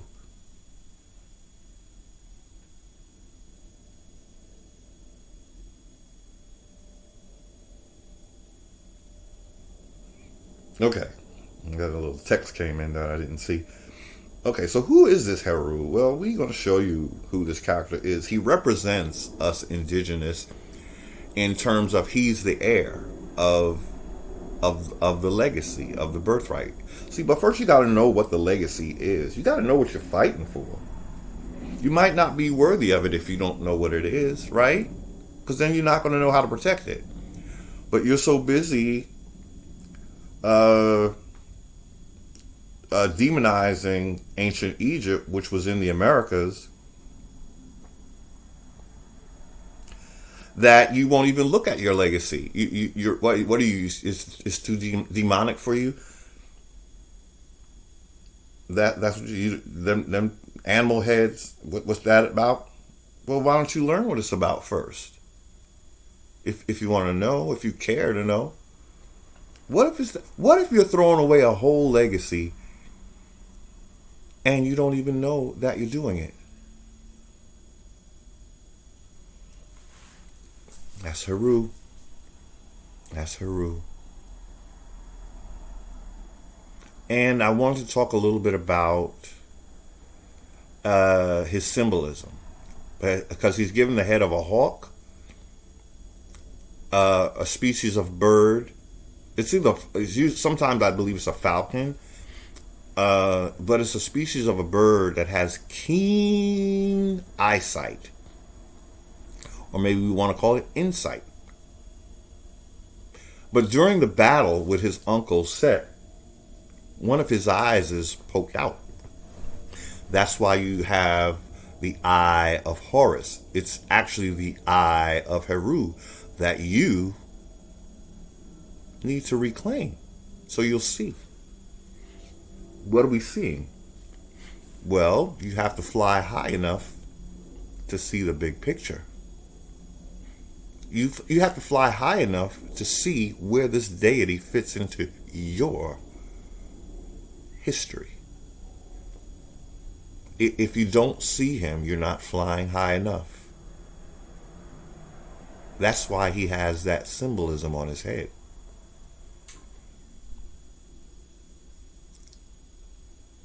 Because it's destined for you to have the vision of a hawk.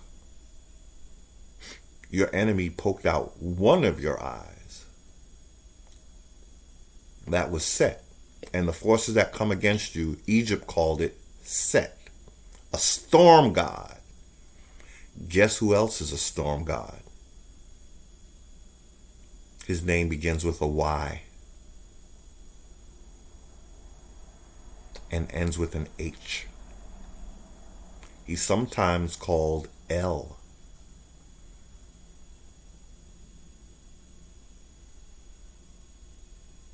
Storm gods. Gods who were local deities that became what? World-renowned universal deities? That's Heru. He got a whole city named right here in America. House of Heru. The house This was his house. You going to be in his house and disrespect him? You're going to be in the house of Peru, which is in the Americas, and disrespect him in his own house by calling on the guy who tried to take his legacy, a storm god? That's what the two gods have in common. The monotheistic one and Set, his uncle. They're storm gods. They create a storm. They create a diversion. And while everything is swirling around in the storm, get mixed up. And he walks away, and you never know who this is. That's Heru. Y'all got a problem with him? Grow up. Put on your big boy pants. Don't be scared. You can't fear. If there's fear involved with this, you're on the wrong track. No need to fear it. No need. Look at his skin. Get with that program.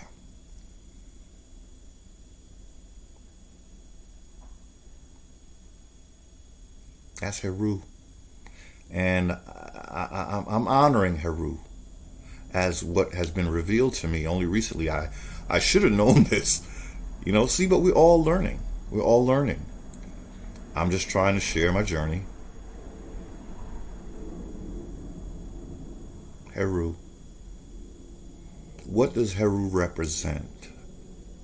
This deity represents a rightful heir who gets his leg. He's not like a Jacob, and he's a little better than Esau because he fights for his legacy. Where Esau said he was going to kill his brother, this character actually fought, and it was a fight that could have ended in a death. He fought for his legacy. This is a great, even if you just have him as a mascot.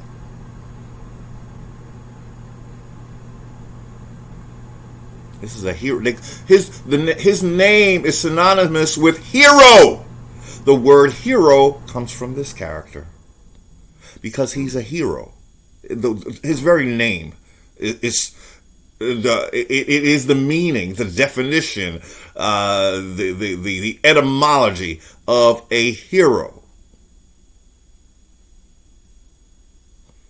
And I'm calling on the blessings of our ancestors right now.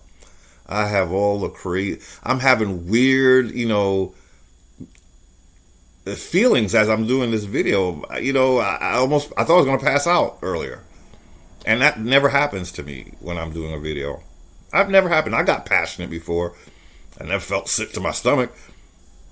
But it's because I'm being spiritually attacked as I show you this. But I'm going to be good because of this. Now, I know some people are like, that's why I'm being spiritually attacked. No, that's not it. I'm telling you what it is. It was when I was showing the King James stuff and revealing that. I just love holding this up. I'm blessing this video, by I have nothing but honor for this character because I know what he represents. You got to understand what something is. I said in one of my videos, if someone just showed you a crucifix and didn't explain to you what that means, would you know? Somebody had to explain to you, right? You had to learn. You were indoctrinated, basically, with that. This is up to you. Ain't nobody trying to indoctrinate you with this, okay? Trust me on that. You gotta want to learn. That's how you become worthy. When I first saw a crucifix, as a child scared the shit out of me. Who wants to see a man looking like that as a child? You don't think that was traumatic? you think this is demonic, right? You think this is demonic, right? I'd rather see this than see a man hanging on a cross looking quite unwell. Blood, holes. Nah, that's not my legacy. That's not my legacy. The worst that I could think of is, oh God, it's a man wearing a costume. That's the worst I could think of as a child, okay? If I saw this. It doesn't instill fear in me. I'll just say, wow, that costume, like, he must have a small head, because forgive me. I'm just being real, okay? This is not going to traumatize me, okay? So if y'all scared of this, please grow up. I say that with love. Please grow up. And this would be his father. That's the king right there. Oops. I don't usually show my name. I don't know. I'm just a little comfortable with that.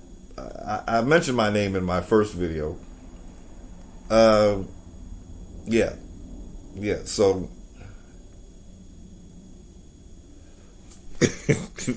the sanitized version. Okay, that's his father, Osar. Osar was murdered by Set, his brother, to take his legacy. This was an American god, number one. Let's be very clear. And it was the oldest deity. That's a king right there, Osar. You will never find anything bad said about this deity. I promise you. You'll never. What this dude represents, this king. Look at how beautiful that brother is. Sheesh.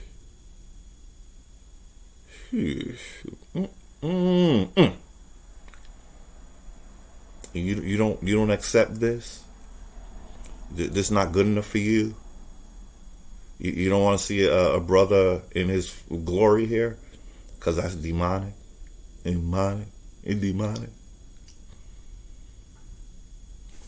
Do I need to remind you who was about the demonology? He didn't write nothing about that crap, okay? He knew that all he had to do was spread knowledge and wisdom. Let you decide. That's what this deity represents, knowledge and wisdom. It is said that he traveled the world spreading that knowledge and wisdom. That's what's said about this deity. That's his crime, and this is why you don't like him. The last thing they want you to have is knowledge and wisdom. Trust me. And you don't have it. The more you reject this, again, 3,000 years plus of our ancestors building the greatest civilization on earth, and they've convinced you that you need to that's the Catholic Church. No, it's not. No, it is not. This does not represent the Catholic Church. Trust me on that. I don't play when it comes to this religious crap. I do not play with it. I would know if this was Catholicism. Trust me. Trust me. It is not. It is not. That's Heru. Osar. A-S-A-R is sometimes spelled, or A-U-S-A-R. Yeah, I know you don't want to hear about it. I'm saying it. I'm telling it. I'm speaking it. I've been I'm going to say what this video had me going through. Just being here, sitting here. Next time I have to have a glass of water if I'm going to be this spiritually attacked. Never before. So yeah. He didn't need to study demonology and then make a Bible after he learned some things. Okay, Trust me, he used it. He used it. He used it. He used it. He didn't just learn that. He used it. I'm just saying what I know, what my spirit knows. Okay, so that's Osar, and let's now we're gonna do things fair. We're gonna look at his wife because we want the whole family to be included. We're not leaving anybody out. We're not gonna diss the feminine. No, we're not leaving her out.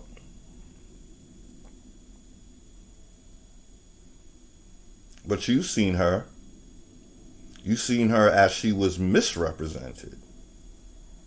So let's go to that famous misrepresentation that people have not figured out.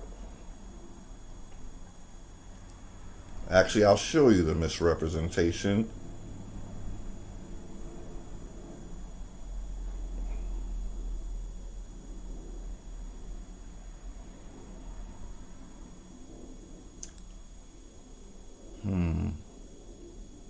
It's right here.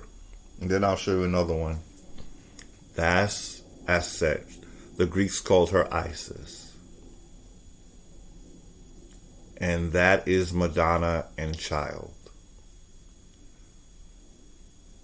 Oh, look at that. I didn't see. Oh, there's Heru. See, that's Heru. I just told you this, the family, right? And they're saying they were black. I'm going to say that they were indigenous. I'm just going to say what it is because we have a problem with that word. They were indigenous American. Why? Because this is where they came from. So she's American. She's American. And most of us are killing her. She's the grandmother that we basically are talking about that's being murdered. That's the woman you're murdering. Murderers out there, be convicted. Be convicted. Okay? That's the mother. That's the grandmother. And let me show you well, this is a rendition of the family together. I know that scares you. I know you're scared of that. I know. I understand. Osar, Oset, Heru. The Holy Trinity. And it's not Africa, though. I caught that. So you got to be careful. Well, it's interesting because they got America. They got America over here. Check it. Check out the hijack. America and Africa. Well, okay. Let me explain. They were expelled. Not these characters.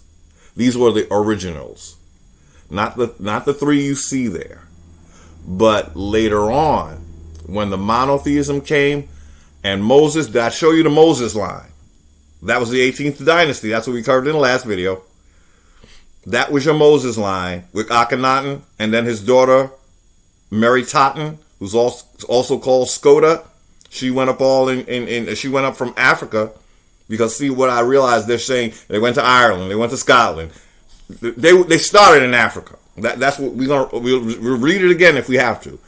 But see, it's a hijack because, we want to stick with the original and keep it there. Because by the time they went to Africa, that's when they had turned to the dark side, shall we say. They were not happy. That's why Americans, the copper-colored Americans, are seen as the biggest threat to this corporate takeover of this.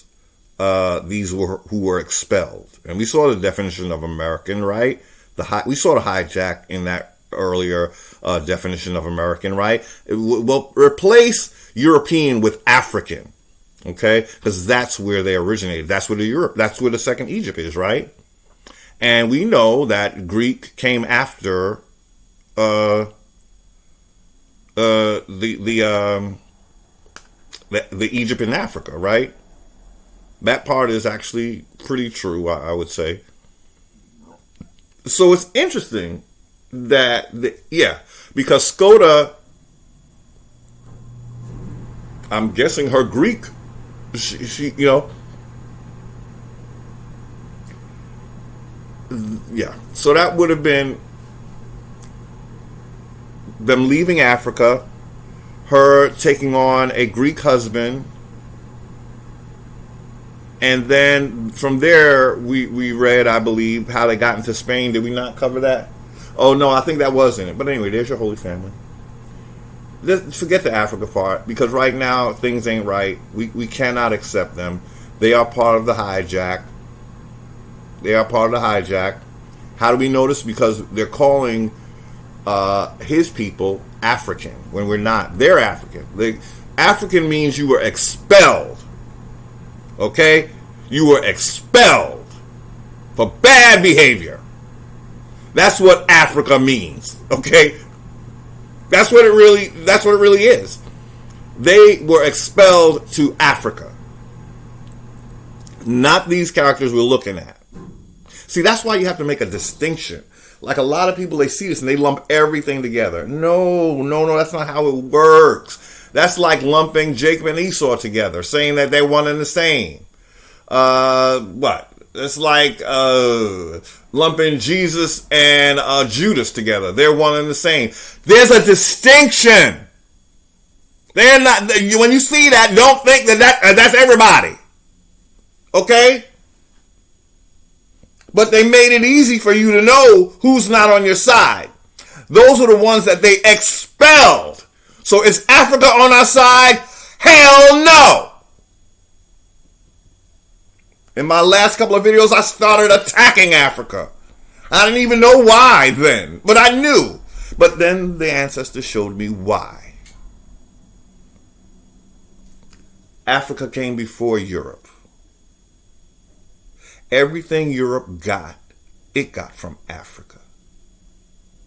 They were, for all hijack reasons, the only Egypt the world ever even hears about. Why is that? Because they're hijacking you. They're hijacking your American culture, and we're helping them. When you reject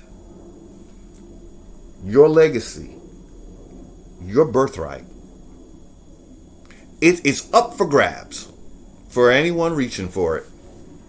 And we got pretty much a whole so-called Eastern Hemisphere.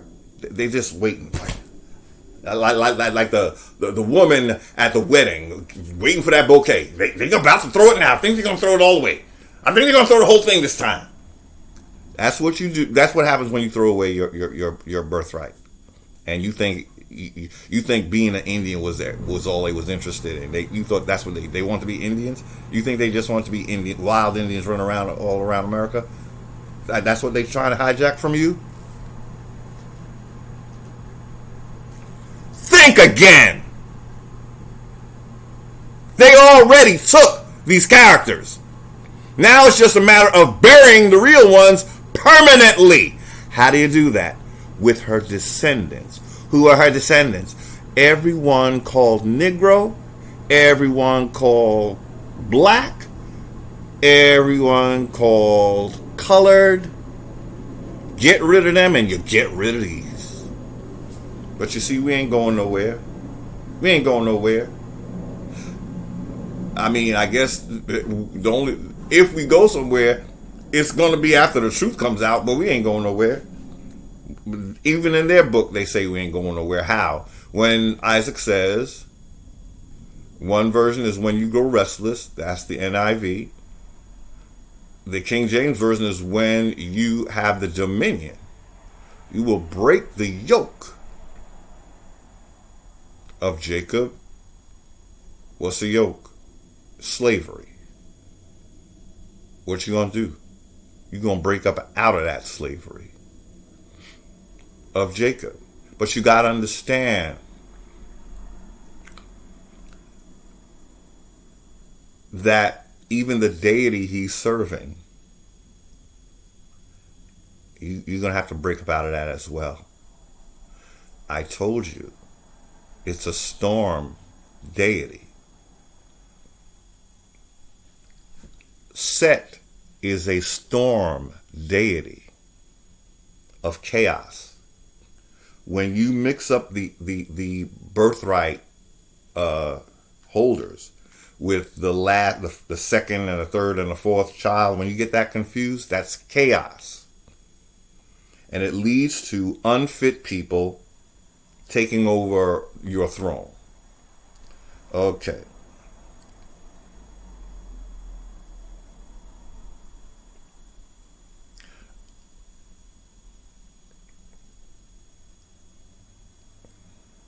I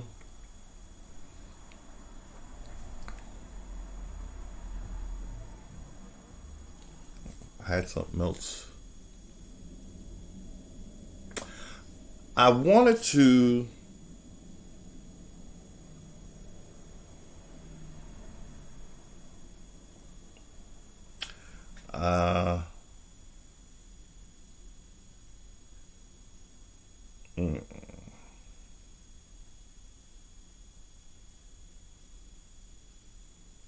okay, I'm just going to hold this up. I'm not going to read it. I'm going to let you read it.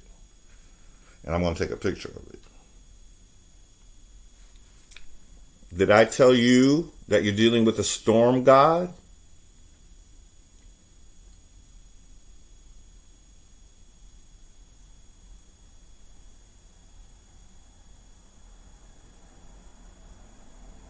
A storm. Well, they are giving it as if it's they make it sound like what it really is actually not. I wanted to see the word storm and warrior. Who are Israel's enemies? Okay, we're going to go with this, okay? Canaanite gods, see? He was one of many. So this might do. I put this up and I should have read it a little more. But he's a storm god, okay? I'm going to show you that Set, the one who's trying to take the legacy, is also a storm god. You think that's just a coincidence? I know you'll think it is. I know you will. That's what indoctrination does. But we want to know who's the enemies of the Israelites. That would have to be Esau, right? And I hope we established why he's an enemy.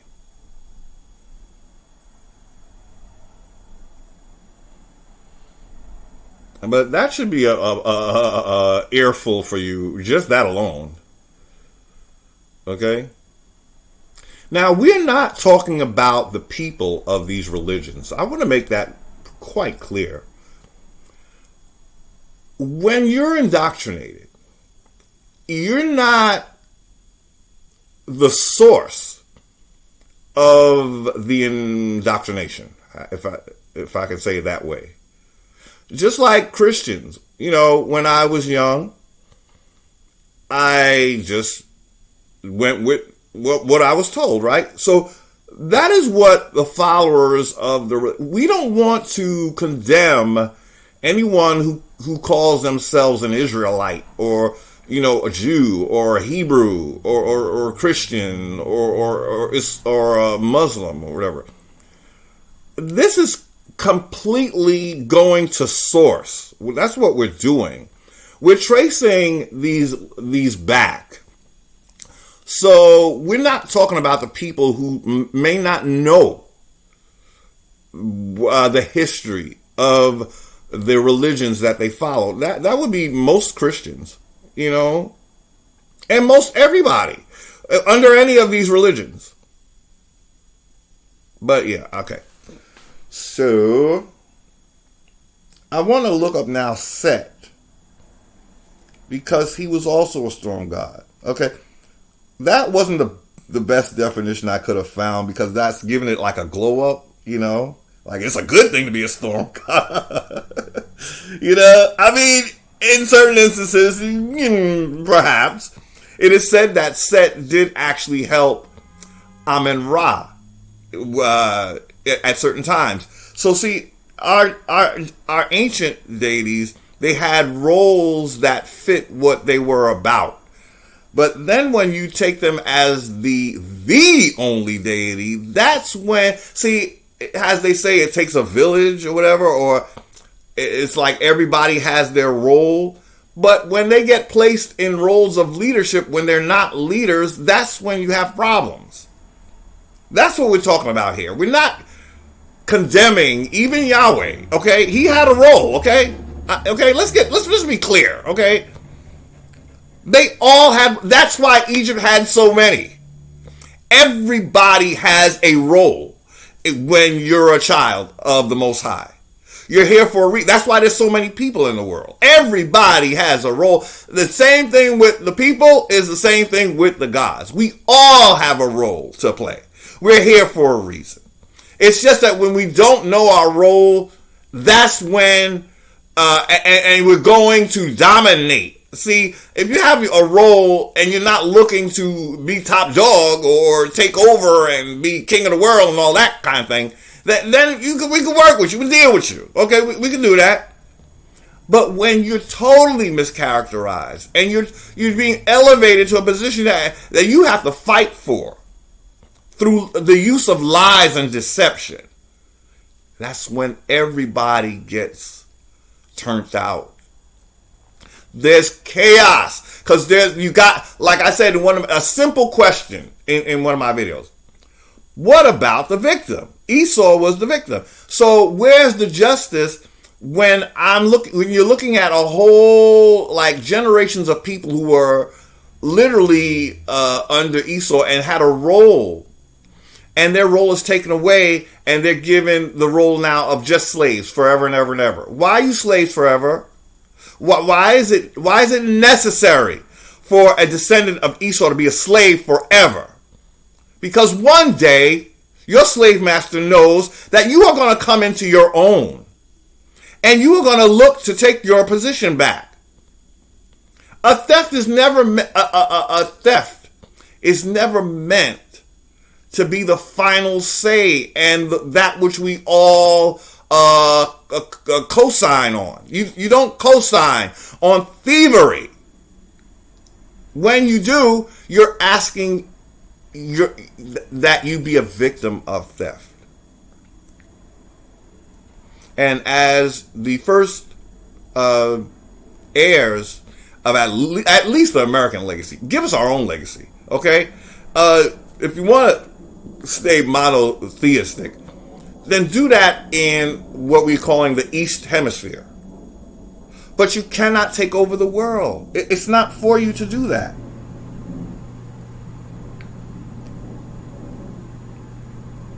So, we're going to look at Set now. And tell me. Now, I'm going to even show you a picture of him. We're going to be fair. I'm not trying to, oh shit, my battery is low. Okay, Set and trying to not be seen. But please, you're going to have to pause that. Okay, because I'm in the red. I'm at 15%. I knew I should have charged this. But that's the forces that's been against me during this entire video. And now, I'm at the 15%. What is he? Can you see that? I know YouTube going to do that thing where it blurs the video, blur it up. But that's why I have to try to read it as much as I can. Storm! See the word storm?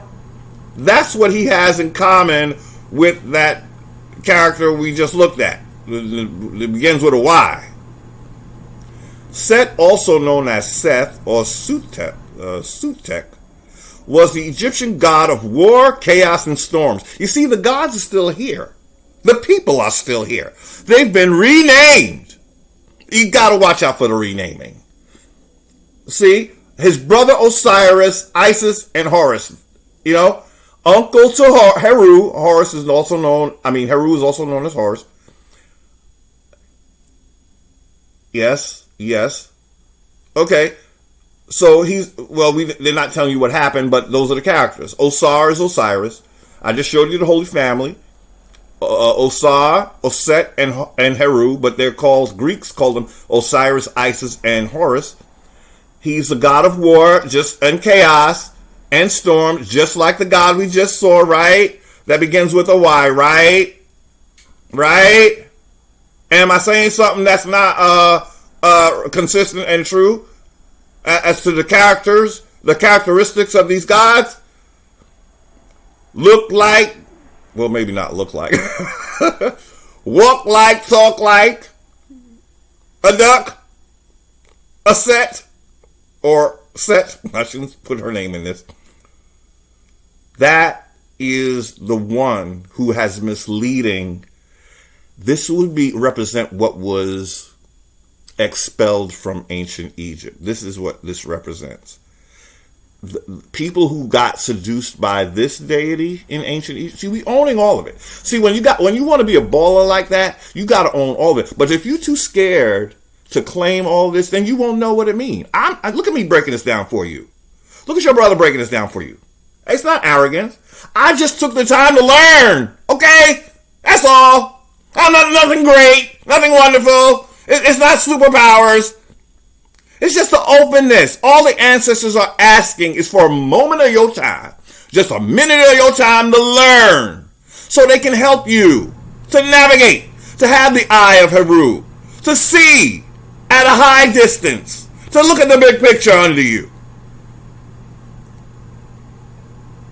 He's a storm god, god of war, god of chaos. When you take the order out of who's the first heir, you create chaos for everybody. It's just not Jacob and Esau. The whole thing. They're descendants, right? So they're off. And then you got oppression. Where does oppression come from? It comes from when this character takes over. And now he has to make sure. He already killed the king. In their story, they tell us the king was cut into what? 14 pieces. And then you have 13 colonies. So you see the similar? See how they're trying to tell you what this is all based on? He cut his brother, the king, into 14 pieces. One piece went missing, and the others became the 13 colonies. That's the parallel. Okay, he cut the king into 13 easy bite pieces. It's separating, making you think you're different and all that. It's about division for the sake of conquering. So now you have the North American Indians thinking that they are somehow more Indian than the West Indian. Now, mind you, they were the first ones to be called niggers, right? And Negroes and colors and black, but they more Indian than the West Indian. I'm sorry, I'm saying it. I've heard enough to know how our people are looked at. Our West Indians are looked at. I don't even want to move it, So you just read it, okay? Now I got to start powering this up because it's about to cut off on me. Okay? In the Egyptian story, the birthright holder wins. In the Greek version, some of us call it Hebrew, but it's actually a Greek work called the Greek Septuagint. In the Greek version, the thief wins. That is what your monotheism. That's why monotheism has to dominate. There can be no witnesses left. That's why, one of the reasons why, the American so-called Negro is the biggest threat. They know that your legacy is in your bones. They will allow you to be an Indian. And they love when you become federally recognized. They love that.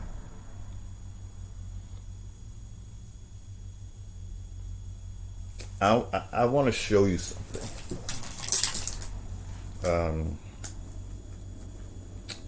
Oh man, I shouldn't because it's kind of personal.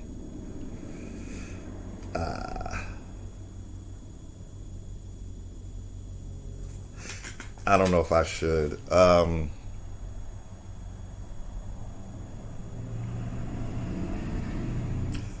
This would be the back of my new status, my new ID. And I'm just going to show you the back of it. I don't want to put all my business out. Figure that out. Those who have a mind to figure things out, read that, please.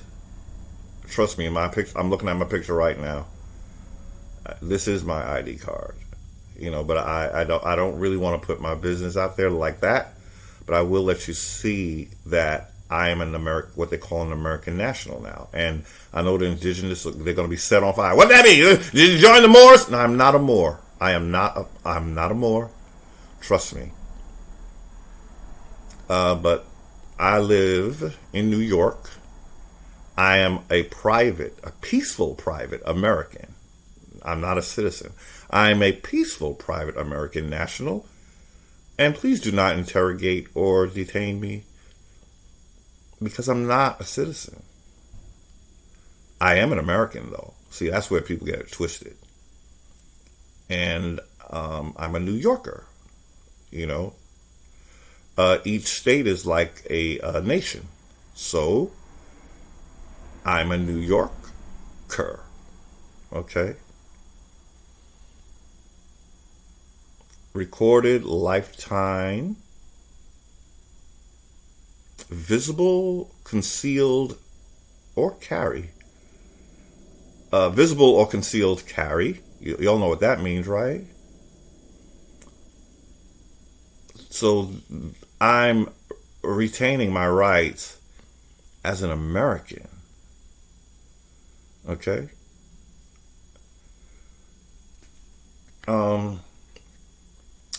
Maybe I could show you part of it, because it's one of those things, you don't want to put all your business out. I'm sorry, I don't want all of my business out like that, So what I'm going to do is I'm going to cover my name, but I want you to see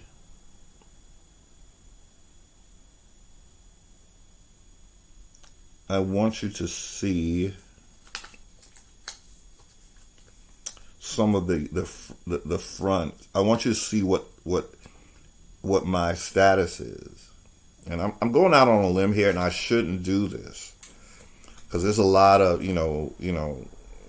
dissenting opinions about this process. But I can assure you, I'm not a Moor. I'm not Islamic. You should see that, but you should know that by what I just showed you. But here's the front of the card.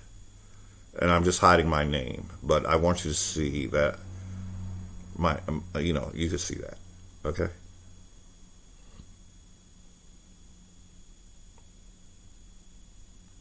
I'm retaining basically what would be like constitutional rights, I'm no longer in the Admiralty jurisdiction. I'm not in the law of the sea, where they can say that I'm lost at sea when they come to claim everything I own. No, I'm a peaceful private American. The back of this card, peaceful. I come in peace. However, I am packing, okay, because I'm going to keep the peace. What did Medea say? I'm going to keep the peace.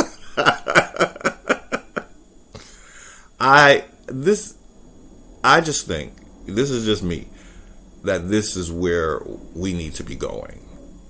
And I'm going to explain something. I thought, you see I'm wearing my feather, right? And if you see my necklace, right? Because I'm indigenous. And I want to express that in who I am, okay? Because I found that it wasn't enough to be indigenous. Again, we have federally recognized, right? All that means is that you're subject to the national debt. This video is going to a direction I didn't intend it to go, but I'm going to go with it, Okay, so we've seen that enough. I'll show you the back one more time, okay? Yeah. When one gets this kind of credentials, it is something you do is because you know what your status is supposed to be. You don't do something like this, without some thought. So that is my ID. That is my, what do they call it? What's the word they gave to the real ID?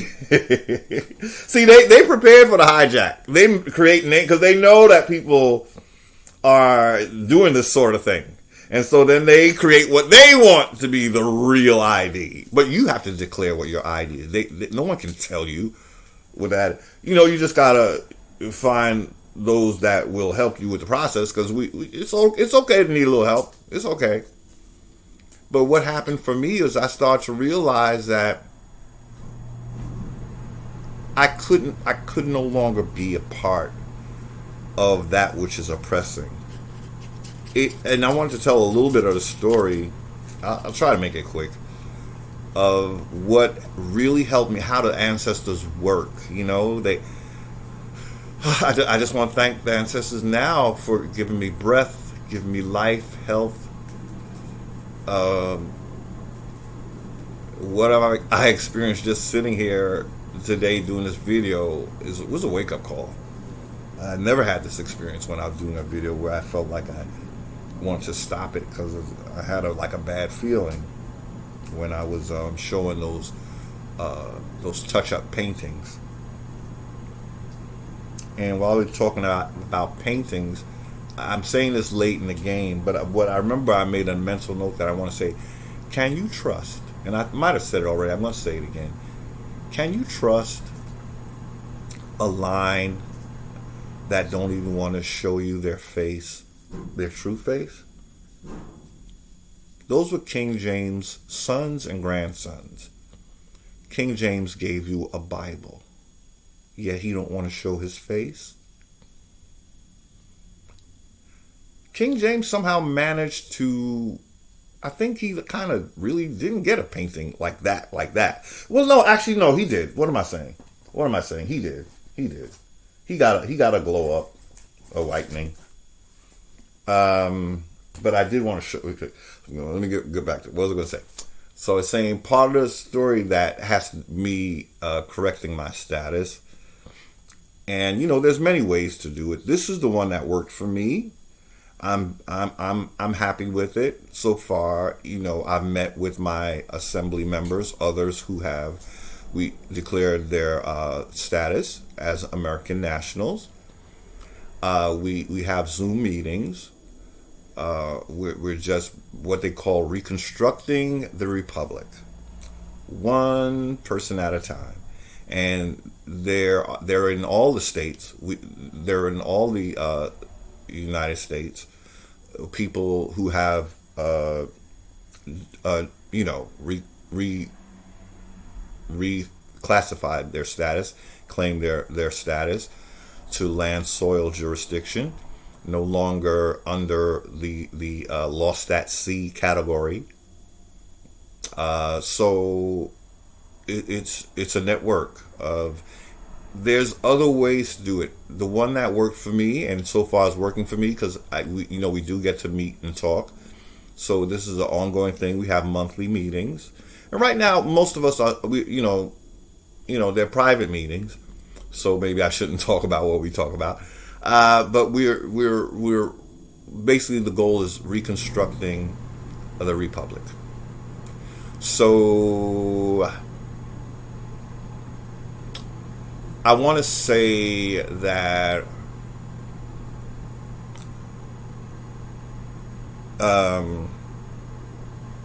if anyone is interested in that, might have to contact me personally, or express it in the comments. I'm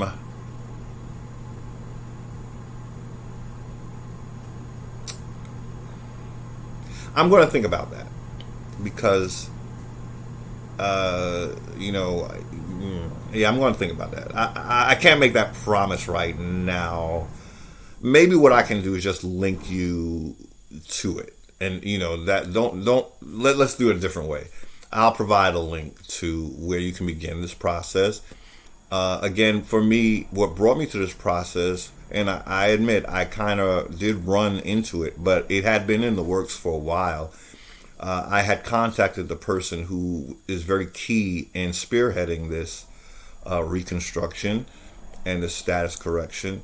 And she just happened to get back to me I thought I wasn't going to hear from her. And she did get back to me. And then, I started watching. She has weekly webinars. And I've learned so much from the webinars.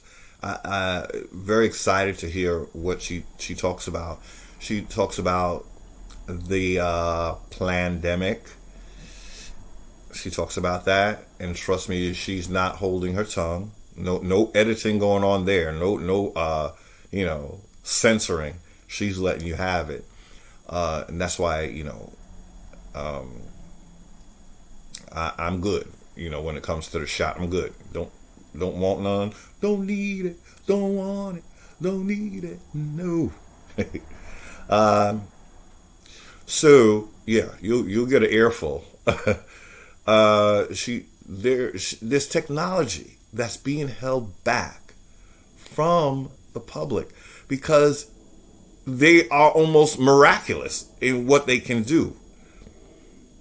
So at the same time that we're being given something that's going to compromise our health, it's the same time that there's a big revelation of something that is almost like a miracle healer. So, it's called a Medibed. Look up Medibed, Medibed. Maybe I'll link it. It gets into the metaphysicals when you look up this. So I keep not talking about it, but I just want to say, when I was in the process of claiming my indigenousness, I did end up joining a tribe.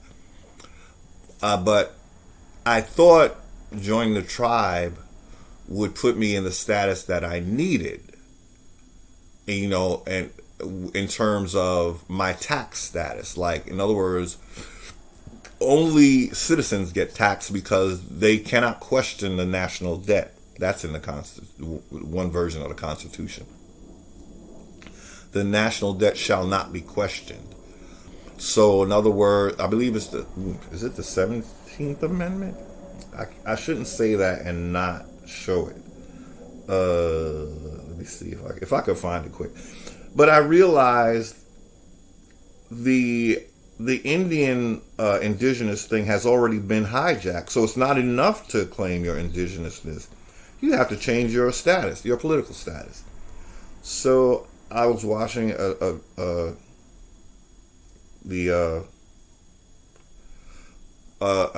of my indigenous.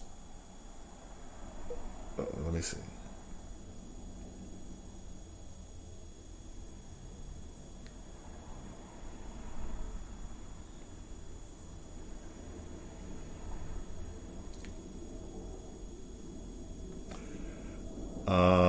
If I don't find it, I'm going to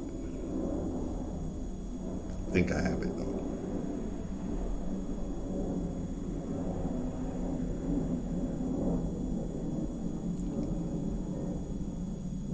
No.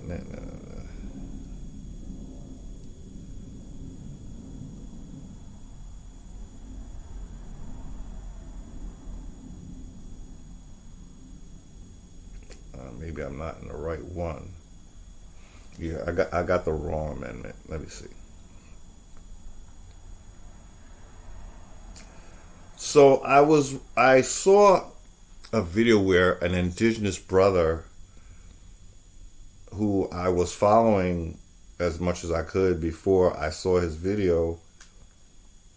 I might have to link his look. Keep an eye out in the description box.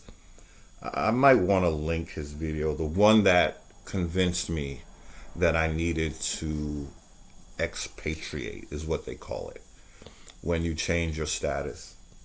And that was the straw that broke the camel's back. But for me, as an indigenous, watching his video and seeing the spirit behind it, I realized that he's a brother that maybe thought like I did, like all you need to do is claim your indigenousness and boom, your status is right, every political and everything. I think he learned later on that if I link the video, you'll see it. If you watch the whole thing, and you'll see hopefully what I saw in the brother's demeanor. It was very, what's the word? Arrogant, aggressive. When you commented in his comment section, he would like, what do you call it? Pounce on you and say you don't know what you're talking about. And this is a brother, when I first saw him, I really liked him. He actually won a case. His tribe actually won a case. But I think what's happening is he later realized that you're still in the system, you know? And so when he did find out what was necessary, he told us what it was, but he did it in a way that I think he wanted to make people feel intimidated, like you shouldn't do it, like you should not change your political status. But what I deduce is that, you know what, he's already given in, you know, he had a major win and now he's in the system, you know, but yet when he does find out what is needed, clearly he's not going to do it. And the way he was presenting the video is that he dared you to expatriate, you know, like if you are a citizen, you are going to pay, and you going to pay your taxes. And if you think you're not, well, you got that wrong. And here's the law, and blah, blah, blah. And so at that point, I really didn't know, you know, everything about it. And I was arguing with him. I kept, what was I saying? Well, I was bringing up to him the whole idea of the UCC1 being a secured party, SPC, a secured party creditor, where you can discharge your debt. Like, I know some people might not know about that. I don't think I'm going to go into it. But if you want to look it up, it's called secured party creditor. And as a secured party creditor, you're supposed to be able to discharge your debts. But as so many people have told me, when you're dealing with crooks, when you're playing their game, you can't really win. They're going to make it a very rocky road where you're going to be so left. You know, say now you send a presentment to the IRS and you don't hear back. There's no, okay, we got you, you're good. You just have to sort of sit it out. You know, it's just this waiting game. You don't know, did you see my presentment? Did you, what? It's just all is done. Like, you just realize this game it doesn't feel right. So in his video, which I might link it once I find it, he lays it out. He made it clear to me that, you know, you got to change your status. It's not enough to be an American Indian. They already hijacked that. That's why they have Native Americans, the Tonto Indians. You know,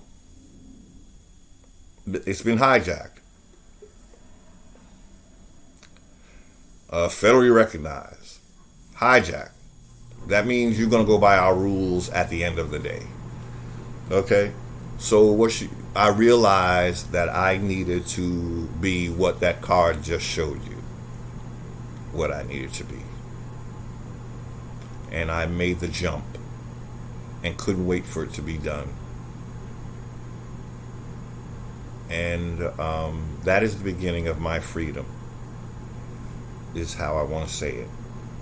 I am no longer a debt slave. Legally. Lawfully, I should say. So I was going to show you what makes debt slaves.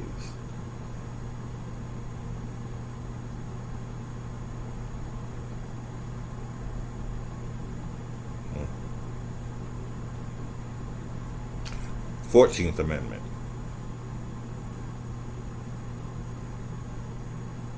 Read it for yourself. Okay, I got 23%. This is what makes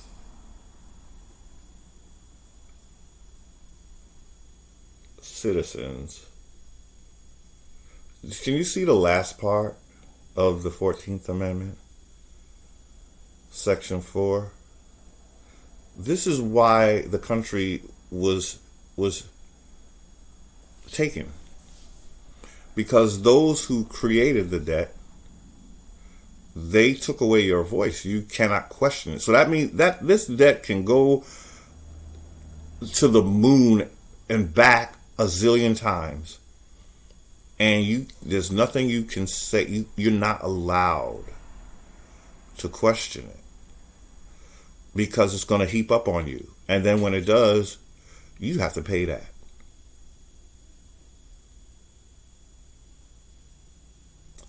Shall not be questioned. Public debt. But you see, I'm a private national. American national. So public debts don't apply.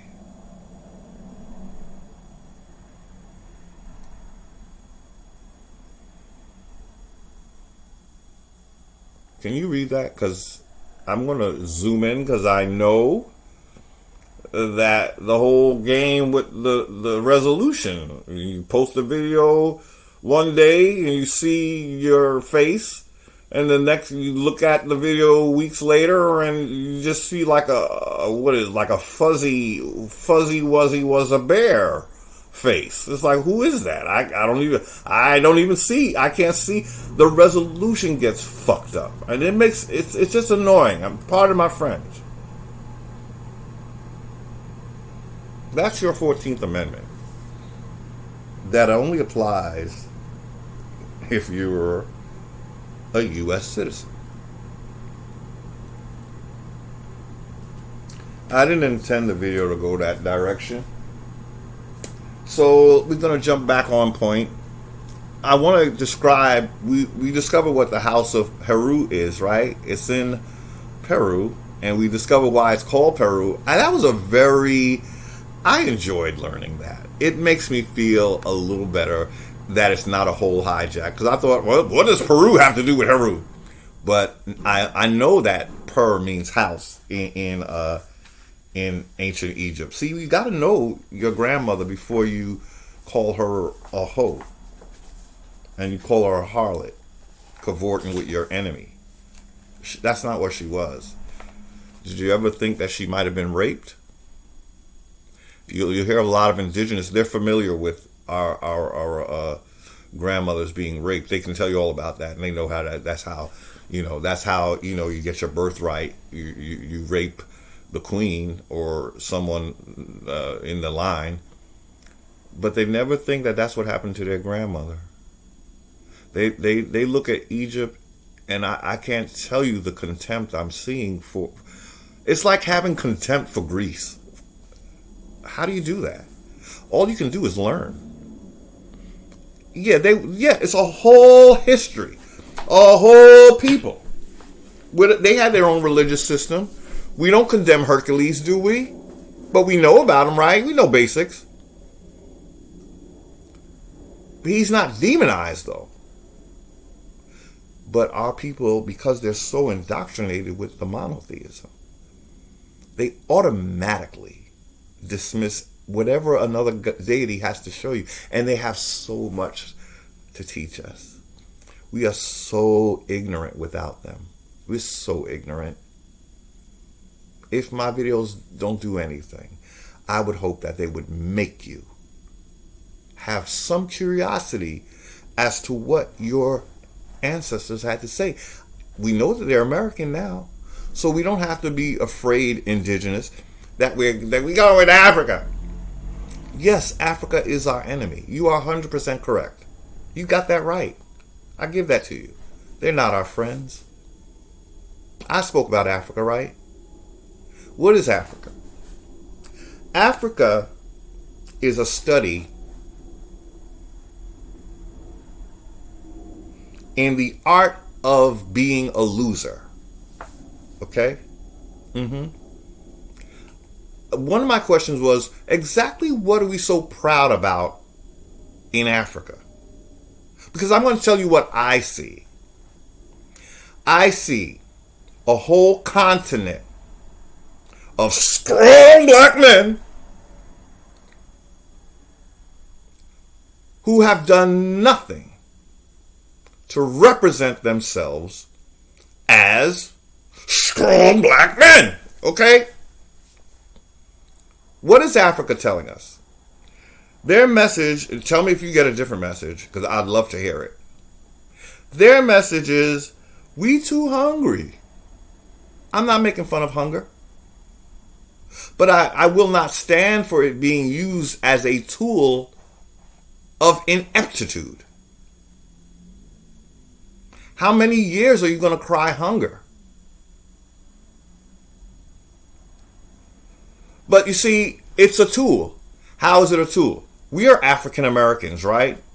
So the tool is, you guys in America, you are people and you see us hungry and you gotta feed us.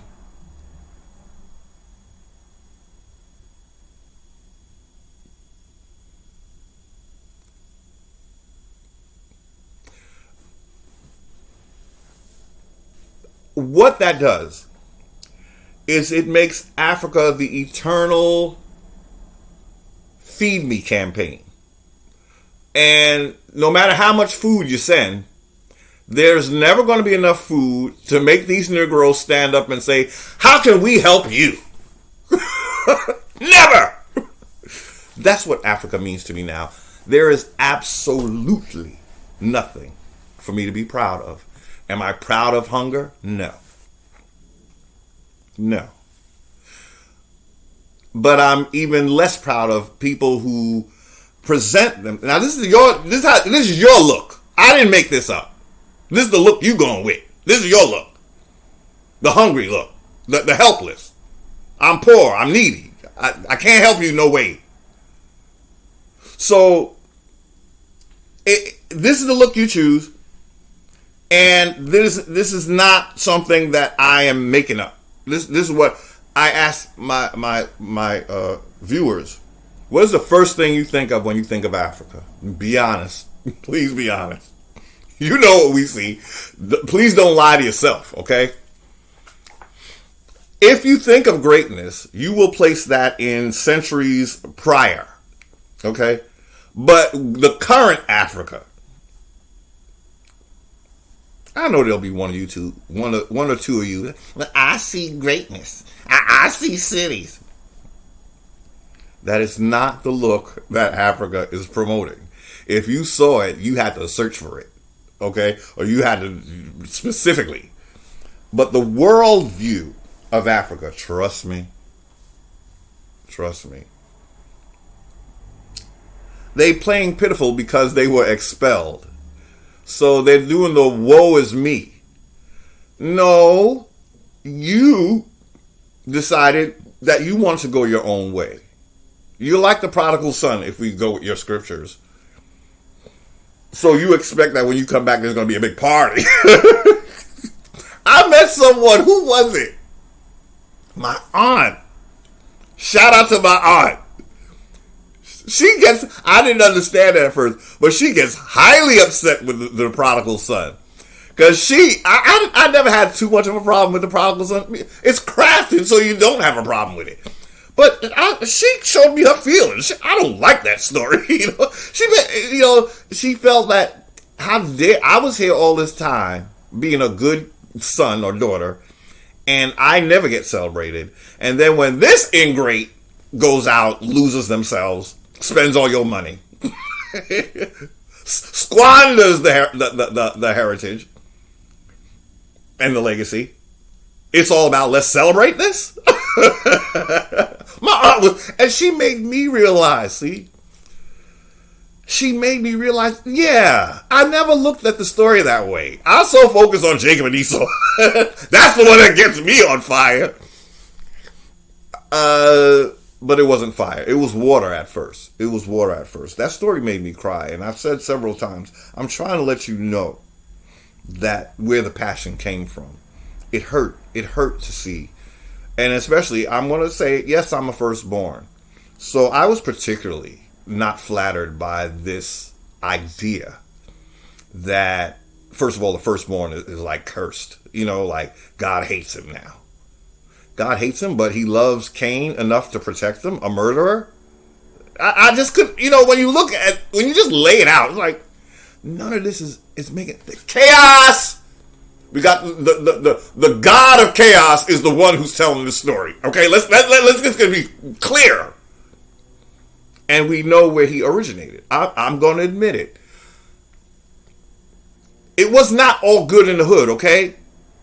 Egypt had a legacy that is prized and coveted. And that is where this began. But that doesn't mean you throw away the baby with the bathwater. It does not mean that. We gotta know as adults why we have to make a distinction.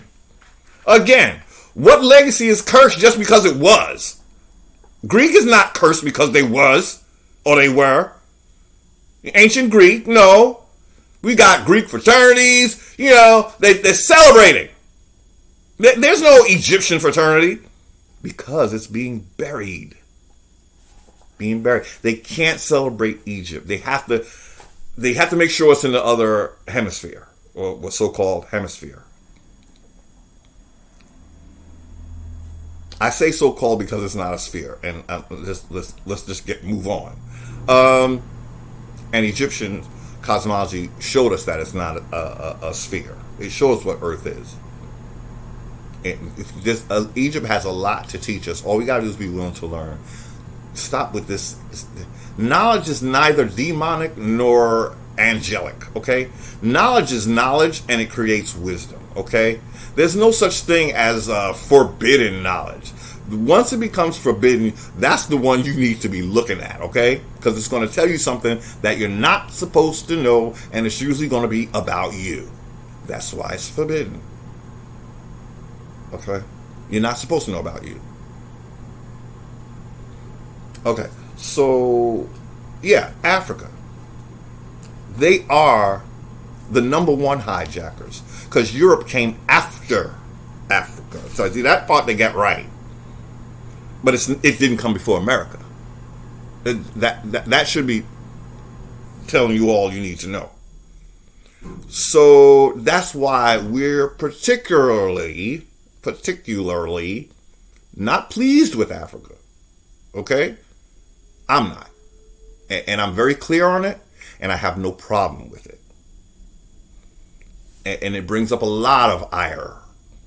Talking about Ireland. Why was there ire? Because their asses was kicked out. That's why. Ire. They brought ire to the land. And then they had the potato famine and all that stuff. That was black people. They started out as black people. Mm-hmm. So, again, where's the white man fitting in? He has very little to do with this. I'm sorry. I know how much we love to blame the white man. I get it. I'm telling you now, it's misleading.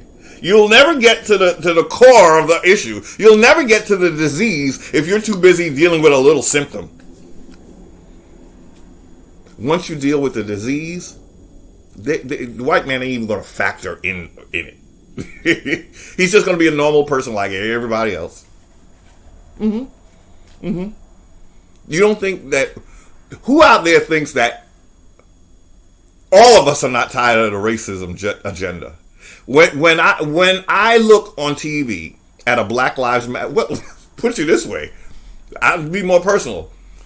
I went out one day during the pandemic. I had to go to the city. I forgot what I went there for. And I was interrupted by a street full of people on 14th Street and 8th Avenue. I'm like, what's these white people doing? What's going on? I had to ask, why is all these white people out here? Where they going? What happened? I just came from Queens. I don't know what's going on in the city. It's the Black Lives Matter. What? This is the Black Lives Matter march? It's like all these white people? Where's the brothers? Where's the sisters? I'm not saying that I'm for Black Lives Matter. I realize it's a tool of the left to mislead us. You got to figure that out. I'm not going to go into it. But the point is, I thought it was the white lives matter. What I'm trying to say is, there's enough of us that are not down with the racism, enough that we should be able to join together, black, white, whatever you call yourself, and say we've had enough. And that right there is how, that's what it is really. But see, the left-wing media campaign is not going to show that. They're continuing to divide us, and that's just the reality. I had to wake up. I am no longer part of any party. I showed you my card. I can't even vote anymore because that's not my jurisdiction. So I've taken myself out of the equation because I see where it's going. It's not a pretty sight. Okay. I'll give you this much. There's 4 elements involved. It's not just Democrats and Republicans. It's the leadership of the Democrats and the Republicans versus the civilian level of the Democrats. At this level, these two here, the civilians, called Democrats and Republicans, they fighting always. Why? Because these two are misleading these two.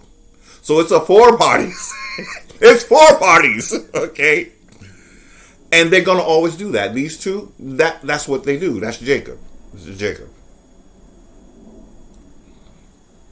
And they were able to seduce most American Indians into their bullshit.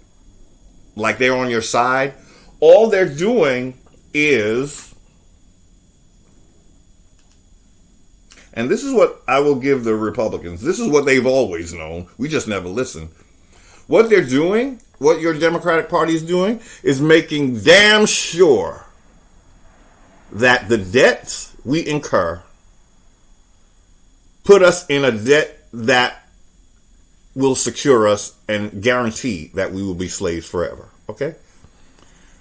This is generations. When people talk about your child being born into debt, this is what they're talking about. Into slavery. Because you can't, when you're, so in other words, whoever you owe this money to, Jacob, King James, family, whoever you owe this debt to, Church of Rome, they're going to be your masters, okay? Let's cut to the chase, okay? Because they're not going to allow you to escape. You can't even question. Which way we go? Which way we go? You can't even question. It shall not be questioned. So that means when you go to your government and say, excuse me, pardon me, but I have my wallet here. You said I owe 100 zillion trillion million trillion trillion trillion. I can't pay that. I can't pay it. Your government, they're gonna look at you and say, "You what? Are you questioning that you have to pay? Are you questioning how much it is?" And there's your Democrats. Cha-ching, cha-ching, cha-ching, and we're going to give you this, cha-ching, and you're going to give you that for free, cha-ching, and we're going to give you this for free, cha-ching, cha-ching, cha-ching, cha-ching, cha-ching, cha-ching. You don't want that, people. And they own the media. It took me, I had to grow up, and there was a time when I was a Democrat. I'll admit it, I think we all were, But I'm telling you, and that doesn't mean that once you jump to the other side, that's going to solve the problem, okay?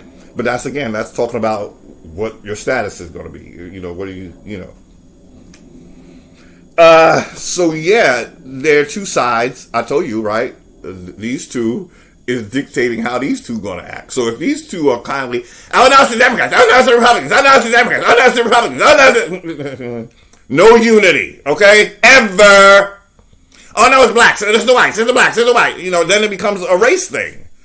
No better place we saw that than with Donald Trump. I never saw, and most of us will admit, none of us have ever saw how divided we could become on a racial level because, of someone named Trump. But again, I'm not choosing sides. What's the saying? Two wings, the same bird. A bird can't fly unless it got two wings, okay? so they both look good for different reasons, okay? But the extremes of both of them and the end result of both of them, one without the other, we go in two directions that we don't want to go in. They kind of balance each other out, the Democrat Republic, in terms of that it keeps a country stagnant. That's what they do. They make sure that you don't ever move forward. So every election is going to be about abortion. Like, didn't we solve this like 20 years ago or something? Or 10, at least 10. Every year you're going to be fighting for the same bullshit. The middle class, or what? I guess when they get, the low class, because that's, So they're always going to use it for talking points. Black, urban. What do you call it when you're trying to help black people and give them more money to put them in debt forever? Putting the whole nation in debt, not just black. Urban renewals or something. I don't know. So anything where it's like this here to help black people, quote unquote black people. It's there to increase the debt, give you something that looks like a handout, and then when they give it to you, it doesn't go just to you. That's another thing. These things that are meant for just for blacks, it always ends up being for all minorities. So it's a whole game. So anyway, jumping from that, one of the things I want to show you was how why was America so coveted? What was it about it in Peru? So we're going to from discovery of the name of America, which we found out this is another book that is a primary source, much like the one we were looking at describing the court of King James. If you want primary source, if you're a primary source only person, then these two books would work for you. You only want to deal with original eyewitness or first-hand accounts. These two are those primary. This one is telling you how the name America got its name. And I showed you that in another video. Amaru was known as the plumed serpent. Okay, the plumed serpent. That's why the name of my channel is Amaruka, land of plumed serpent. I was trying to give homage to an ancient Egyptian deity. I might have to go with Heru, though. I'm thinking of changing that to Heru because I realize it's going to be complicated to explain. I'll explain afterwards. I want Heru energy is the best way to say it. Now, Amaru is said to be the god of wisdom. And I did get a lot of wisdom. But I think I need to get in line with the Heru energies because that's claiming the legacy. Now, knowledge and wisdom is for everybody, right? So that's why we see that Tahuti was another one of his names. Amaru, Thoth. That's why everybody embraces Tahuti. He's a wisdom god. But you see, when it comes to legacy, you're going to need the one whose the legacy is going to. In other words, there'll always be a Tahuti. There'll always be Amaru. But he'll work for whoever's the king. Heru is the king. And that's why you never hear about Heru. You never hear about Heru. Horus. All you see is the eye of Horus. But no one's going to tell you, you have to look that up yourself. And help you reclaim your true birthright. America has a birthright. It's the oldest one. It's not. See, this predates any Indian stuff. we wouldn't have been called Indians. We just would have been called Egyptians. Well, Egypt is also not the original name. That's what we got to look up. I believe it was Tameri. So far, that's the only one that sort of seems it's very similar to America. So we're just going to read this, and I think we're going to close after this. Maybe. Okay, so this is talking about Peru, whose temple in Amaru Cancha, sometimes they call it Amaru Cancha, was unsurpassed in riches to any in the world. In the world, okay? That's what America was. It surpassed any riches in the world, whose roads the great Humboldt, that was a historian, did not hesitate to designate as the most beautiful and stupendous works. The most beautiful and stupendous works ever executed by man. This is what they're saying about Peru. Well could he have asserted that only at Quito, Peru, the kingdom of Amaraca, at the time of the Spanish conquest, Mexico claiming the same origin as the Americans, and Cundin, Amaraca, where were to be found traces of antique civilization, not Africa. What?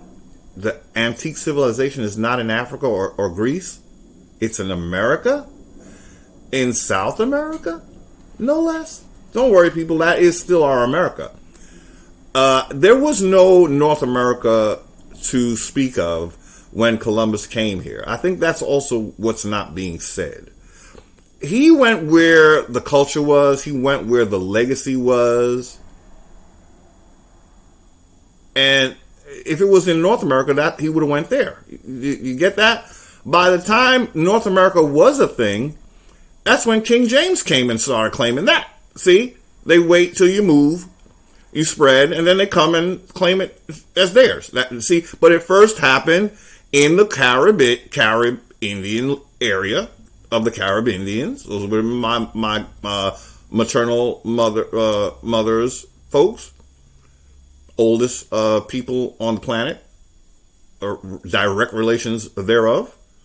That's what the Caribbean represents. I have to say that to the North Americans.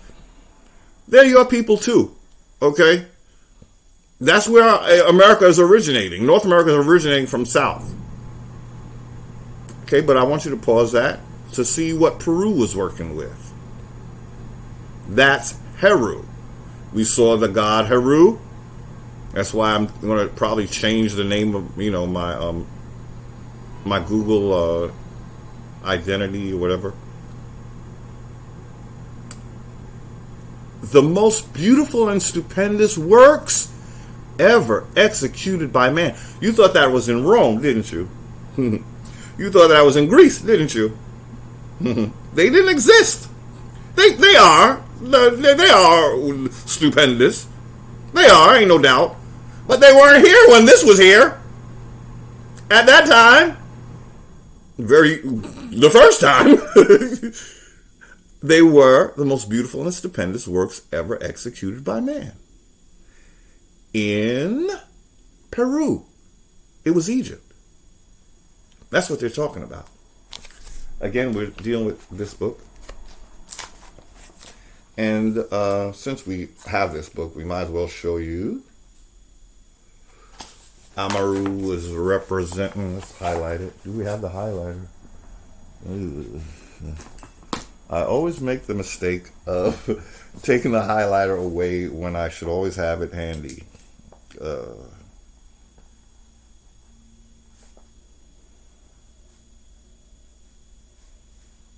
Pictorial. Remember what I said about pictorials, right? So I'm underlining what I would like to show you. And we're going to just stop, pictorial. Why is pictorials going to always be the first writing? I'm sorry, I wish I had a highlighter. The most illustrious national name of America was therefore sacred to her people, written in their pictorial writing. This is the first writing, people. It wasn't Samaria. by a snake crossing a straight line and called Amaru. Okay? Okay. Amaru. A snake. And when you look at that, it looks like a cross, which is, I believe, partly where they got the idea to create the cross, the crucifix. Because a snake crossing a straight line, because it's a winged snake. So I believe, I got to look for what, they had a picture of it somewhere, of what it looked like. And yeah, here we go. See how it transformed into a cross? See how they're using our symbols against us? What do they see about the mother and child? Okay. I see that it's very faint. This is a primary source, so they're copying it. And so some of the copies didn't come out good. A mother or Egyptian sign meaning living. Ooh.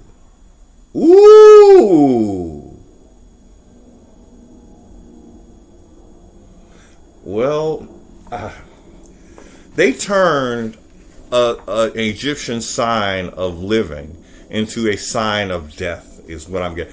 They're saying the first one, if you can read that, is they're saying in Chinese.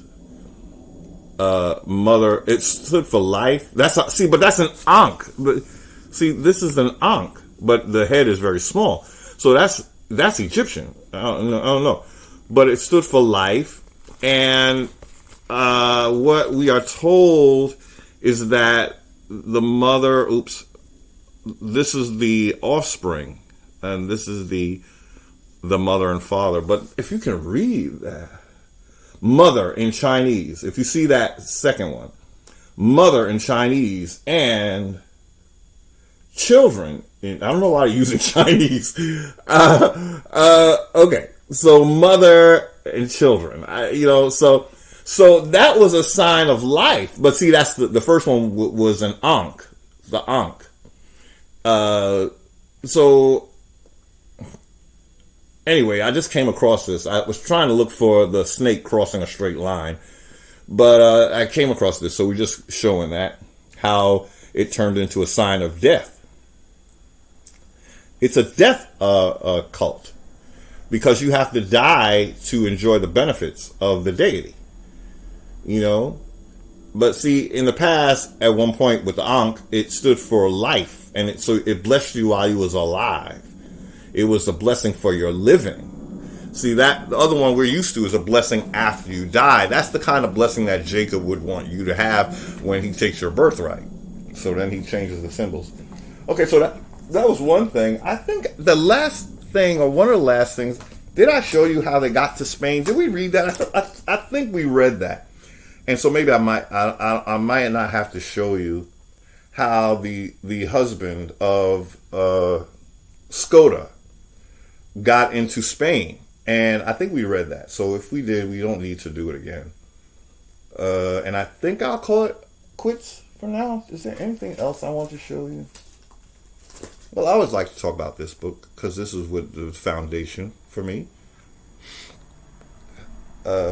Talks about how Christianity, Judaism, and Islam originated in ancient Egypt in the Americas, but then they got expelled because they wanted to take over completely. And Egypt didn't allow that. So they take their show to Africa. Then they start rearing up a Caucasian race, so that when they come back, we don't recognize who they are, But they're coming to kill. They send their children. The Moors did it. The Moors said, "Oh, we raised our children, and we don't know why they came for you like that." Well, the only reason why they would know about us Moors is if you told us about us, right? Right? So you sent them. You sent them with Columbus. You raised them up, indoctrinated them to think that we were against. See, they didn't know about the Egyptian mysteries. So their fathers only taught them about monotheism. So when they learn about monotheism and their fathers tell us that America is not about that monotheism. So go kill them, and the ones you don't kill, just bring them over here, and we'll show them how the real way. The European, that's the role the European has. They will lie to, first. They will lie to first. Then they come back here, and we are lied to second, as the descendants. So what a European actually is, what a white person is someone who had a black daddy, okay, who told them lies about who the Americans was. Now, this is African, okay? African daddy, okay? Okay, are we clear? We understand why they're African. They got expelled. They ended up in Africa. Well, maybe we should just, I got so many things to show you. But I feel like we got to be clear on this. Okay? Well, we'll read it 100 times if we need to. So this time I'll show you, because now we can read it together. Ancient writings, including an autobiography left by we know about the Moseses, right? That they're not really Moses. Okay, see everything, and this is how serious this is. There's lies on top of lies, and you read it, and they just want you to take for granted. Yeah, it was Moses. No, there was the 18th dynasty. Okay, where there was Tutmosis and Ahmoses, about 5 of them. So you got 5 Moseses to choose from. On top of Akhenaten, who they're saying is the one who thought this up, the monotheism. Okay? Okay. They escaped to the east side of Africa. Okay? Well, let's read the whole thing. Ancient writings, including an autobiography left by Tutmosis, explain that a civil war in Central and South America had forced the Egyptians to flee from the Americas. They escaped to the east side of Africa, where they had built the second Egypt. Okay? That's what we want to talk about. Okay? That's what we're talking about. I like the bottom part. Ancient Egyptians had named the capital city Heru to keep alive the name of one of Egypt's founding kings. The city Heru was eventually called Jerusalem, then Jerusalem, and as we saw earlier, it's House of Peru, House of Heru, which is now shortened to Peru. But yeah, see, this is what. So we got to be clear. Who's holding the vendetta? Africans are. I don't care how poor they look. That's a look. That's a look that they are promoting.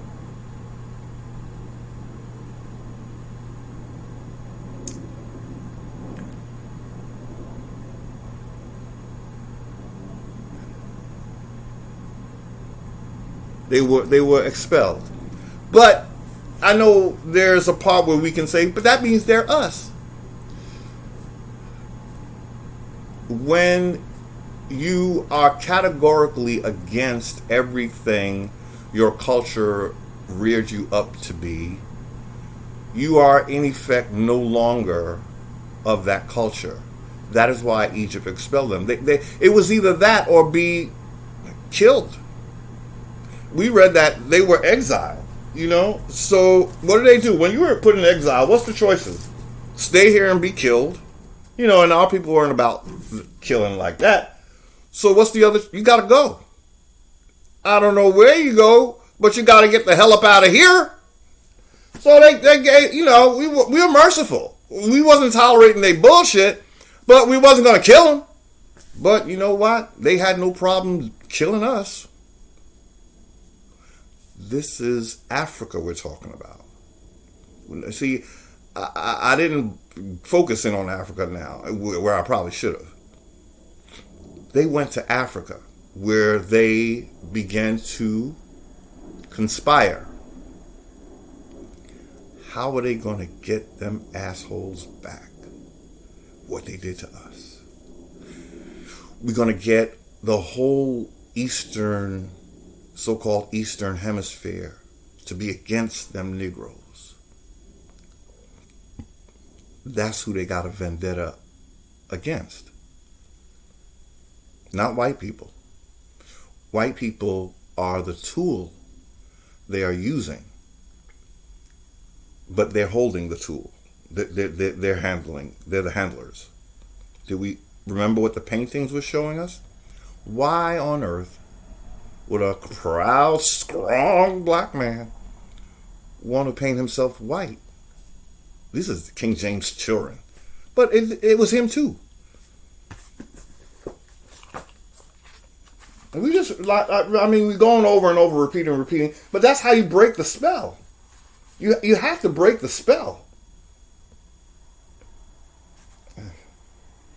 So, I did what I didn't show you. I kept saying I want to show you that he's a Jacobite. Okay, there we go. I keep not showing that. Jacobite. That's a picture of him sort of looking black, but the most pictures you'll see, you don't, the ones that are in color, they will have him brighty whitey, okay? But he's a Jacobite. He's a line of Jacob.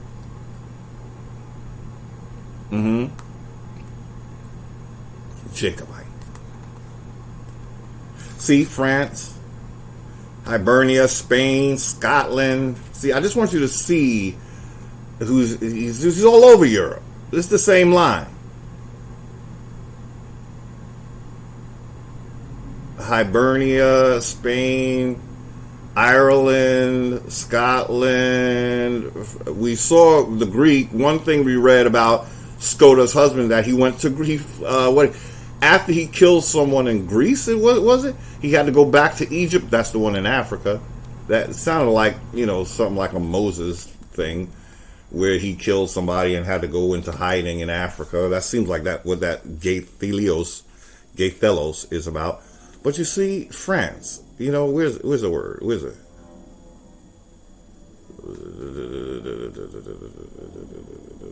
Gallia, France. Hibernia, Spain. It's Jacobite. Jacob went all over Europe. And then he started whitening himself up. We saw that. How did Jacob whiten himself? He painted himself white.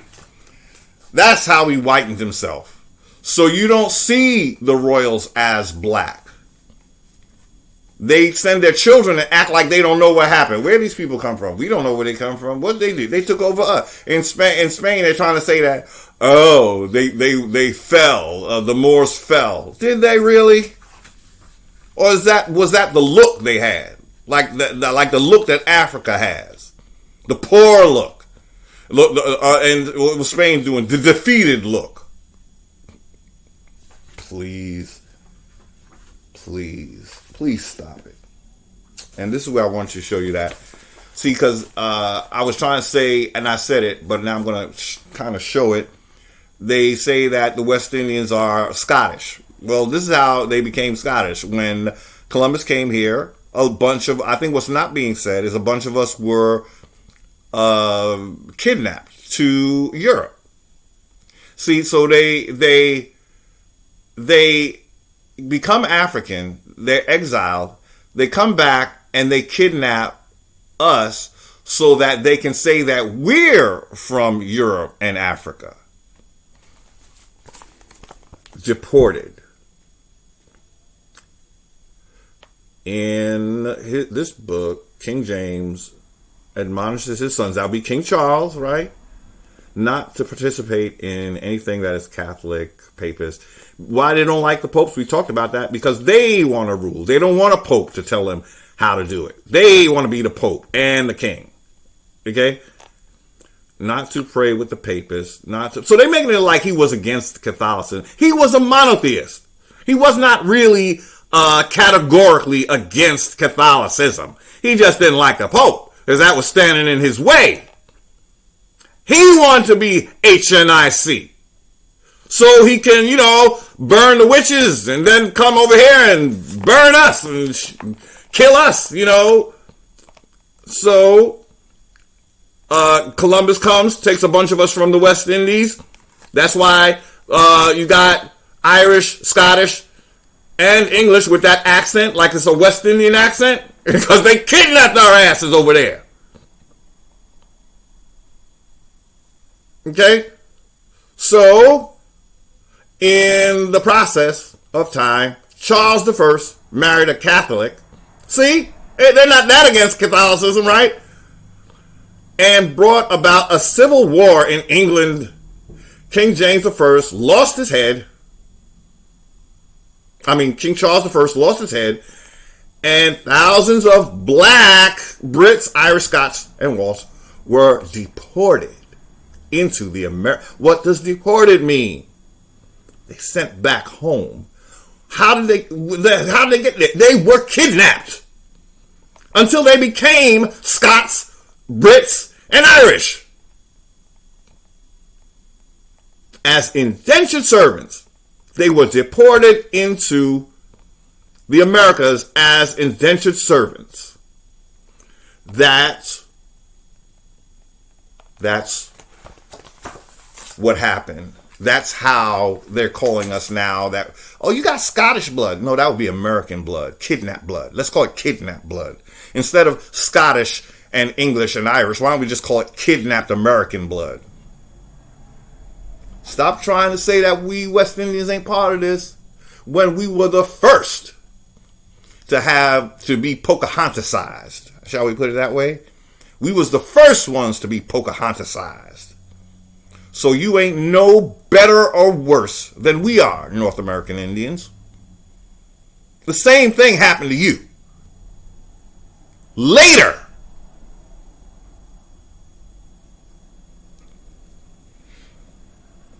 It happened to West Indians first. And then there's an example where they did it in Africa as well. During that time when they were taking over North America, King James, who was it?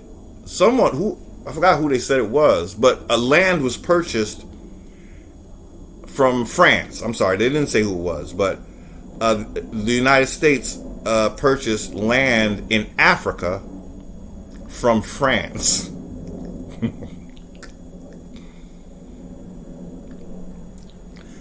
In West Africa. So what they did was they gave our indigenous a choice. You could stay here and go through how we fucking you up and messing you up and taking your birthright and all that, or you could start off fresh and Africa could be yours. See, how you take our land and we take your land. See, it's a trade.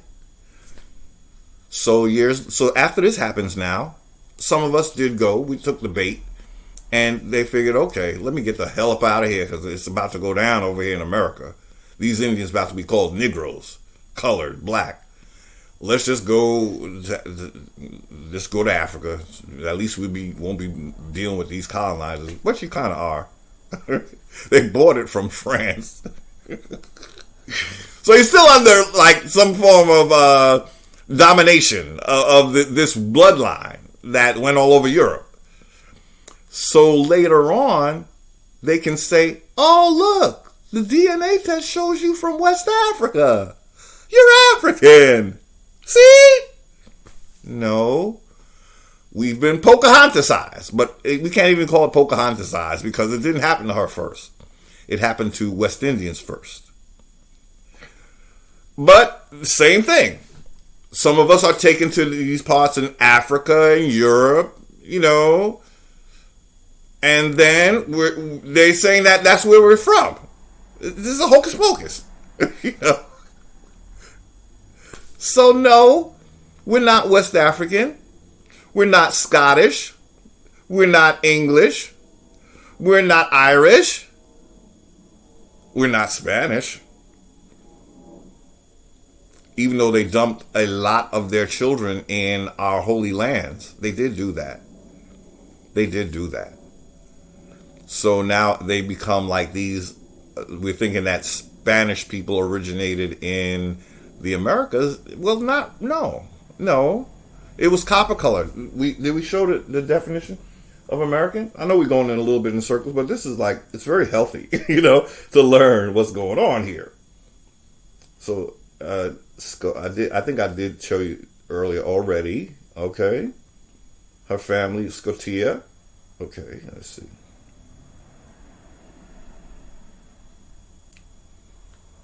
Just a review. That's Scotia. You could pause it. She got expelled And then she's getting into the Greek. Well, that would be the next place, to Greek or whatever. They're saying her husband was Greek. But he may well have been a man of color as well. But there we get in. See, that's the order. It starts in Africa. They're not saying it, but we read that they spelled to Africa. Then Greek. Suddenly we have Greeks, all the same people. And so then she goes up into Scotland. First, they say in Ireland, but it's the same. Because here we see that she went into Scotland. Here, see, I showed you this earlier. We're just reviewing. She got fled during political upheaval. Fled to Europe. People got her name, Queen Scotia. And yeah, however, sort of. Okay, they're saying it was a legend. No, that's what actually happened. But yeah, that's what I want to show. Political exile. This is why there's a vendetta. They didn't like being sent out of the house. So, okay, now I done forgot what I was going to show because I'm going back and forth. Maybe what I wanted to show. Okay, I might have missed a cue. Forgive me. But we want to review why it's an African source that's behind this. And you can read that for yourself. This is the book of Yaqub. See, this is where Jacob is telling us how he created a white, what he calls white. Well, he started by, I would say, painting himself white. And then, sending the children that he, see? So, this is how the black man rules. Look at that. That's a lot. I never saw any race take that much ownership of the maker of the sun, the moon, the stars, and the race called the white race are the writers of the Bible and the Quran. Well, that truth could not be more told. Yeah, you're the inventors of monotheism. You're the ones that we kicked out. And you go to Africa, and that's why you're calling us black. Because when you were there, you became very black. And, you make history by writing. This is Jacob they're talking about. But they want to say that they don't got nothing to do with Jacob. See, that's the thing. They call Jacob a god, actually. A black god.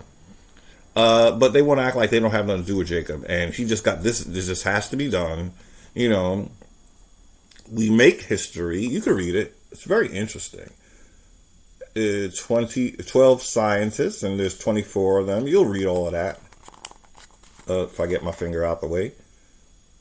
Read it if you can. We make history every 25,000 years. So when I was telling you that they plan things, this is what they're telling you. Way outside of the lifetime of a human life. But see, that's what quote unquote royalty would do. They have to be ahead of the game by several centuries. So everything that happened in America, all the tragedies we've had, even the current ones, planned. They are determined to keep your legacy. What is your legacy? Ancient Egypt is your legacy.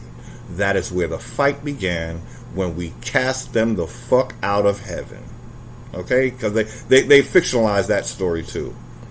They were the ones cast out of heaven. Okay? And they go to Africa and start cooking up monotheism, and then they're gonna force you. See, the reason why they got kicked out is because we didn't allow them to force us. When they come back, they're not asking anymore. They're gonna take you by force, and they're gonna make you hate Egypt, and you're gonna fall for it. Many will be deceived. Yeah, I'm using their words. Yeah, I am. If they could use it to deceive me, I could use it to enlighten you. And that's what I'm going to do. They make history. And they tell you how they do it. They write up something and call it scripture, right? Black man. When I tell you you're not being oppressed by quote-unquote white people, I meant it. I wouldn't have said it. Let alone have the courage to make a freaking video out of it. Make a damn fool of myself? I ain't think so. Don't think so. No. I'm just reading what they told me, and I'm believing what they say. I don't think there's any greater words besides what they just said up there next to believe someone when they tell you what they did. But you got to catch the hijack because they're going to make themselves look like, you know, they the innocent ones. But they're going to tell you what they did, but they're just not going to take the credit. They're going to say it was you, we, the original nation of Earth. Yeah, we are the original nation of Earth. But some of us were expelled. And they've been very bad boys. Look what they did. I don't even want to read it. You know, it just... They tell you they make history. And then they send a person, an agent, to teach that. You know? Okay, so by now you would have read it. You can read. I don't even want to read it. It just disgusts me. Okay, I just because it's so crafty. It's rubbing your ego. They know the black man needs an ego rub after all this bullshit we've been through in America, and they're there to rub that ego for you, calling you God, everything, whatever you like, whatever you like. Meanwhile, they're hijacking your legacy. They say they're the custodians of the legacy. A custodian holds a legacy for the heir. Who's the heir? You are. But you're not just an American Indian, babies. You're the heirs to the greatest civilization on the face of the earth that you've been led to believe they was demons. God let demons rule for over 3,000 years. That's what you believe, right?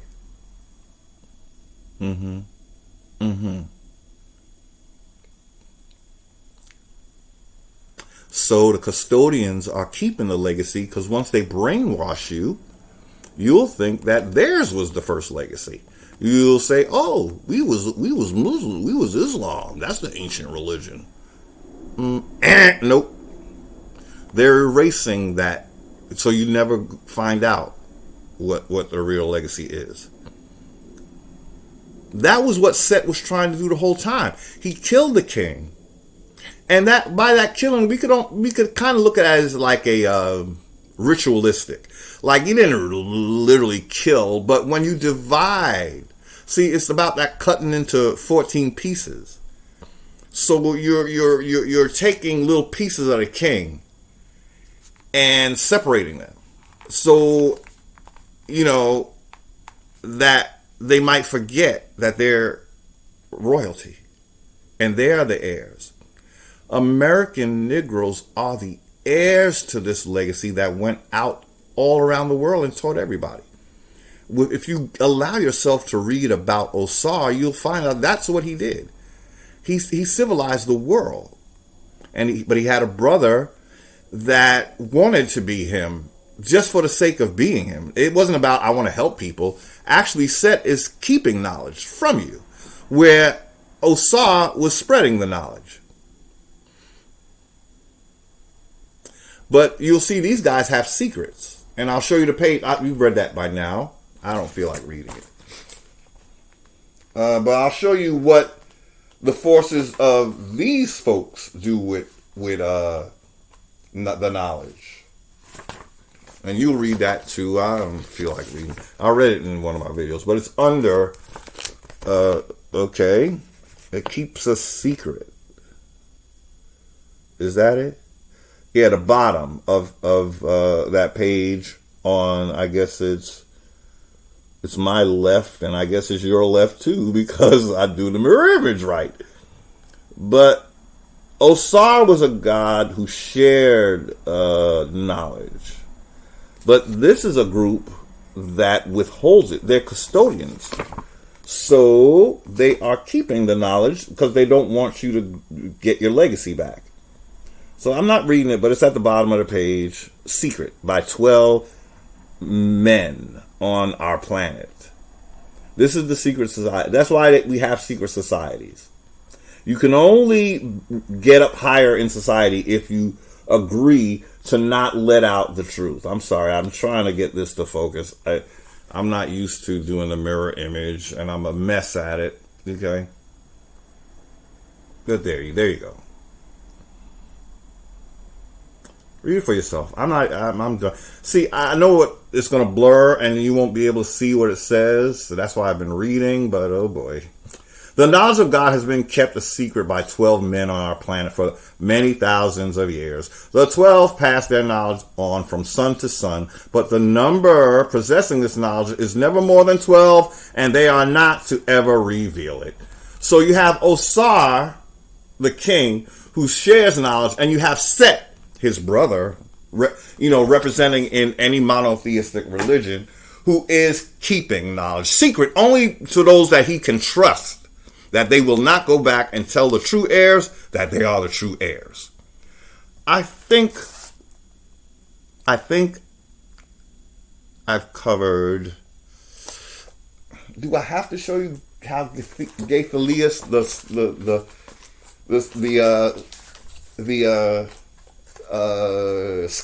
Scota's husband, how he got, maybe this is the last, but we want to link him to Spain where the Moors were, okay? So that's what we want to do right now really quickly. Let's see. Okay. Well, Ibernia, Hebrew. They say, now when I think of Hebrew, I think of a language, and I think of those who cross the waters. When we cross the waters, we're talking about being expelled, okay? Then maybe they created their own language and called it Hebrew. But they were expelled. Hebrew is not a landmass. And I think in one of my videos, I'm saying you don't want to be associated with water. You want to be on land. You want to be on land, soil, jurisdiction so you can retain your birth rights. That would be your unalienable rights. Okay, so you can quickly read how Spain, I want to connect this to Spain because then that's where we connect to Columbus. And that's where we connect to this same bloodline now. This is the book about the 13 colonies, right? That's King Charles II, known as the Black Boy, right? So we want to say, well, how did those folks deal? What did they have to do with Columbus? Well, it's the same bloodline. It's the same bloodline. But they came to the original, the original America. There was no North America when they first came. So then they came back and finished off North America when we was in North America. Because I guess we were escaping now. See, there's two things. There's not an exodus. There is an expelling. If there was anything like an exodus, it's probably when we were trying to escape them, maybe when the Spanish came. And maybe that's when we went into North America. And then, later on, we had shit held down on North America. But then King James comes along and we see that this is his people. Now, it's talking about Scota's husband right there, Gaethalius. Okay? So if you want to read that, I should read it. Gaethalius fled the land at the outset of the plague and traveled westward to Spain. See, I'm just trying to say, well, this would have happened after, this would have actually happened after Columbus. My bad.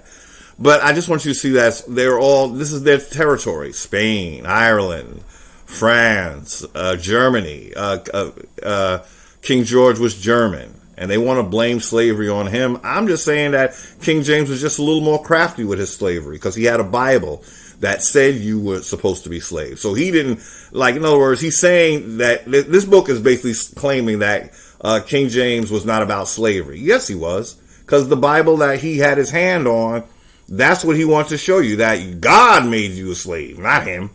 If you misbehaved, And King James was so hungry for power. I mean, right there, that's a Jacobite for you. He didn't want the Pope to have any say over him. And that was what the big problem was with Catholicism. Catholicism is what made him king in the first place. Okay? But then they was trying to be cool about it. But then King James nah, I don't want to be cool. I want to be ruled. That's what a Jacobite wants. When a Jacobite comes to take your birthright, they don't care about God. This way, you just got to get it. They don't care about God. It's not about any deity. It's about a self, grab.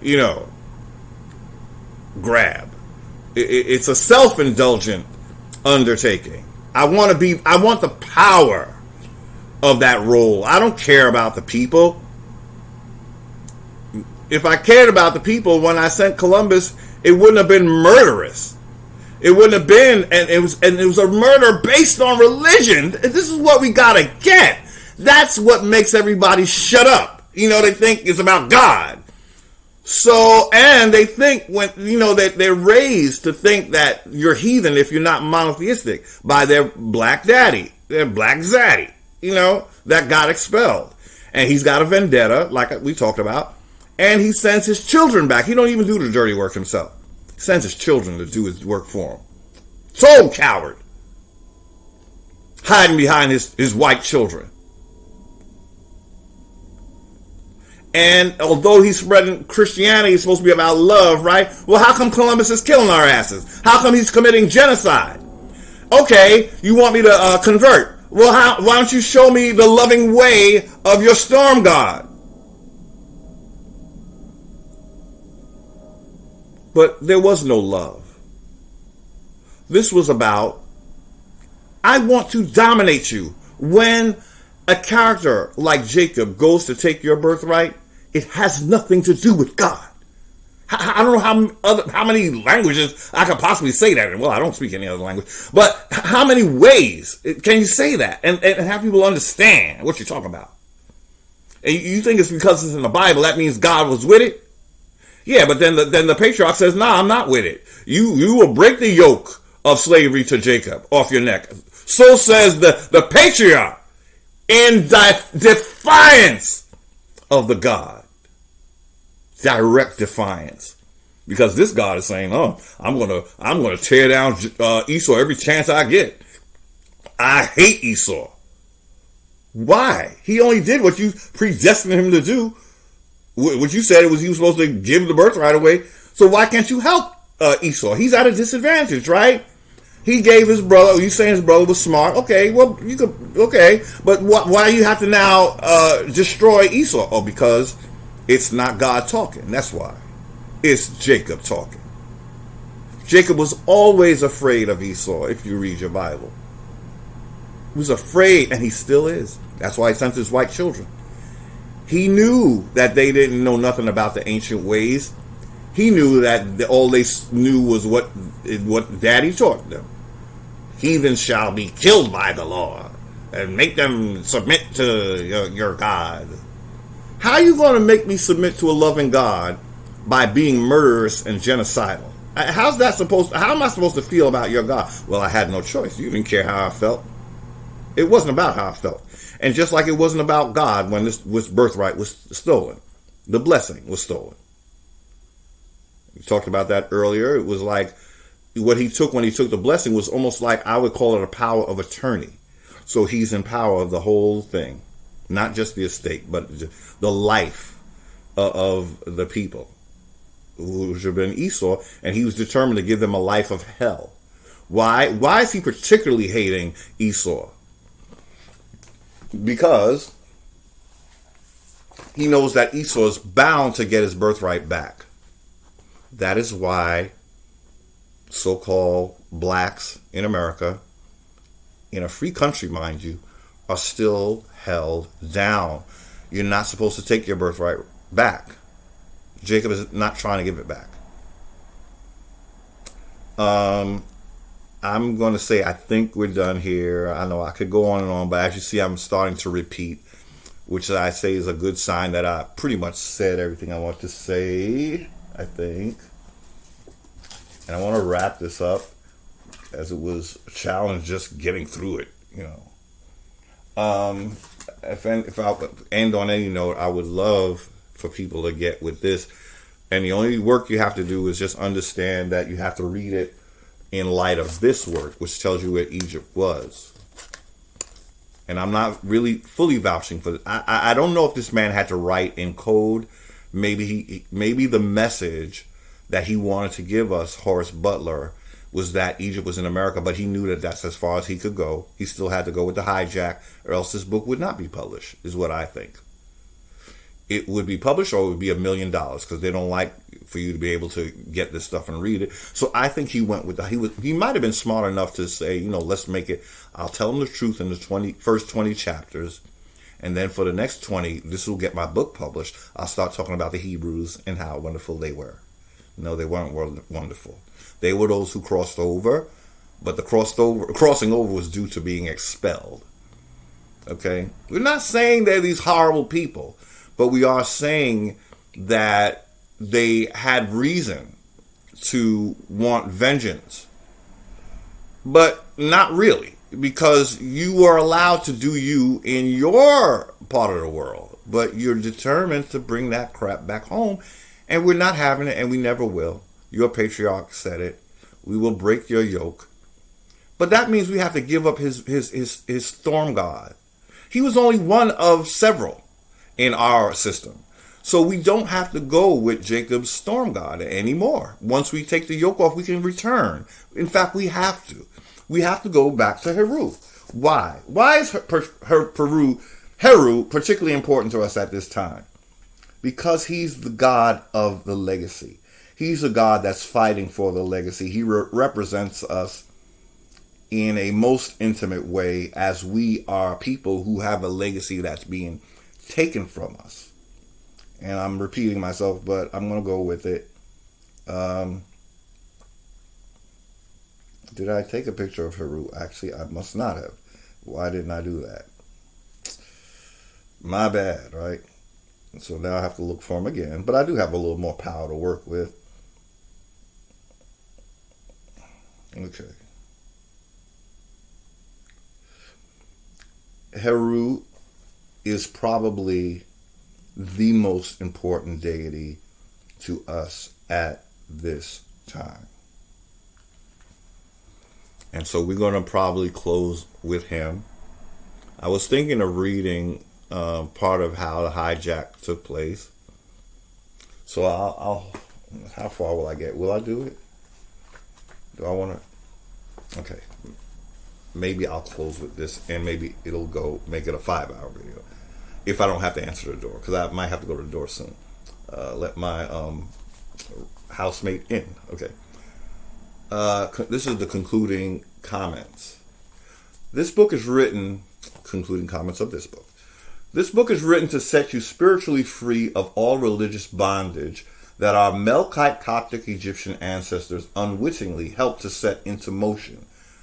Christianity, Islam, and Judaism. So he's admitting that it started in Egypt by a traitor priesthood. We did expel their asses, but they were called Melkite Coptic. Western society uses these religions as political tools to indoctrinate the world masses. This includes your great-grandparents, your grandparents, and your parents, and now you. Any person reading this book should by now know that I confirm my heritage as an ancient Egyptian. I do too. I recognize them as our American ancestors. Now, he didn't go into the American part. That's why I said you have to use both of these books to get at it, okay?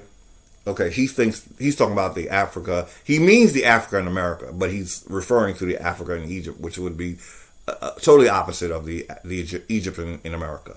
But he did, at the time of his studies, he didn't know that, okay? I will spend the rest of my life sharing my research with those oppressed descendants of the original ancient Egyptians among us who will find their own way back as they resurrect the spiritual consciousness of ancient Egypt within them. That's why lately they want to get into your DNA. With the gene therapy that you think is a something that begins with a V, do your research. So right there, why are we oppressed? Jacob's oppressing us because he doesn't want us to get our legacy. So, and we're oppressed because we kick them, we expel them. So they come back, and now this is an ancient vendetta. Okay, it's ancient. We don't know because we won't connect ourselves to ancient Egypt to know why. You know, we're making up things. You know, but we won't look to Egypt that is there to guide us. Those are our ancestors. They're there to help us. If we refuse them, we will continue to be cursed. What is being cursed?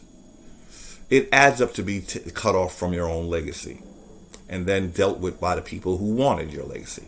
And you're going to be like the stepchild. Okay? They're going to treat their children good, and you, the one who's the real heir, they're going to treat you the bottom of the caste system. Isabel Wilkerson told us about. Get it? Caste, the origin of our discontent. Isabel Wilkerson, thank you, sister. You said a lot in that book. And just in the future, I didn't even read the whole book. But I got enough. I got enough. I got it. I got it. What I needed to get from that book. It is a caste system in America. Why in America, the land of the free? Because there's a certain people that can never rise up or reclaim their legacy. They think it's because they would run around, doing Indian stuff, hunting buffalo, and building, whatever we formulation of whatever our Indians. That was us, just surviving after the takedown of our great civilization. Like any civilization. Once you tear down their civilization, they have to run around and they never quite, get it. Because their oppressor is, making sure.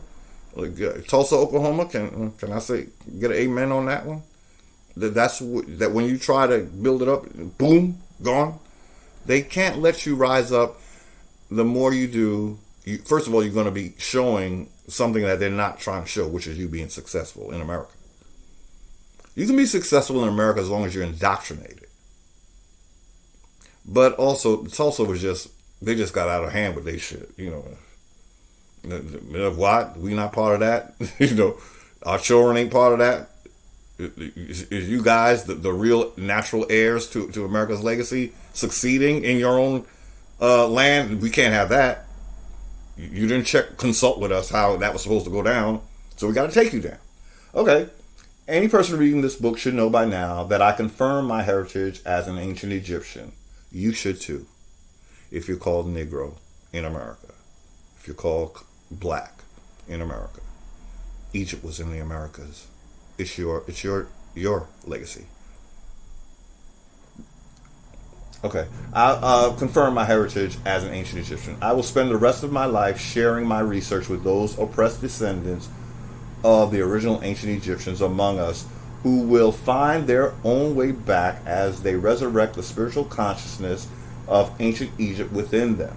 Many times after giving a lecture on the historical origin of Christianity, I am asked the question, if what you say is true and there has never been a man that walked the earth in human form of any race, creed, or color by the name of Jesus Christ, then what do I put in its place? My answer is you were born with a divine spiritual birthright. And that divine spiritual birthright was given to you at the time of your birth by the he creator. He's calling he, he, because the creator has both, who used your mother and father as human instruments to bring you forth in human form. This divine spiritual birthright is your life spirit that dwells inside of you at this very moment. At the time of your birth, your divine indwelling spirit or spirituality was connected to and spiritually in tune with the spiritual consciousness and rhythm of the universe through your pineal gland, brain fibers, which are connected to your nostrils, taking in the air that you breathe. The air you breathe keeps you in spiritual consciousness with your creator and the spiritual rhythm of the universe, by thereby giving you a personal relationship with your creator. It's very personal. It's literally your breath. I have been fortunate not to allow any man-made religion to sever or confuse my personal relationship with my creator. By reading his book, he helped me to do that as well. You were born with the same birthright. Use it. Always remember you were born spiritually free of all man-made religions, i.e., no one was born with a religion. What happened is that man-made religion was introduced to confuse the natural, spiritual, cosmic unity you have with the he creator. The creator is both. In its place, you were indoctrinated by man in one of his man-made pagan, heathen, occult religions, such as Christianity, Islam, Black Hebrewism, Judaism, Buddhism, etc. These religions were designed for political and social control. By not understanding your natural spiritual connection with your Creator, you allowed man to confuse and substitute your naturally given spiritual birthright with one of his man-made unnatural religions. This is similar to being indoctrinated to cigarettes, alcohol, or drugs. You were not born with cigarettes, alcohol, or drugs, nor were you born with any of the man-made religions. Man-made religions, cigarette smoking, drinking alcohol, and the using of drugs are all man-introduced. Ooh. Okay, do I want to read the whole thing? So, let me see. Yeah, that was, okay. Man introduced, okay?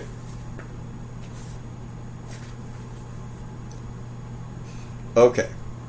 Always remember, your Creator provided you with all of your spiritual needs at the time of your birth.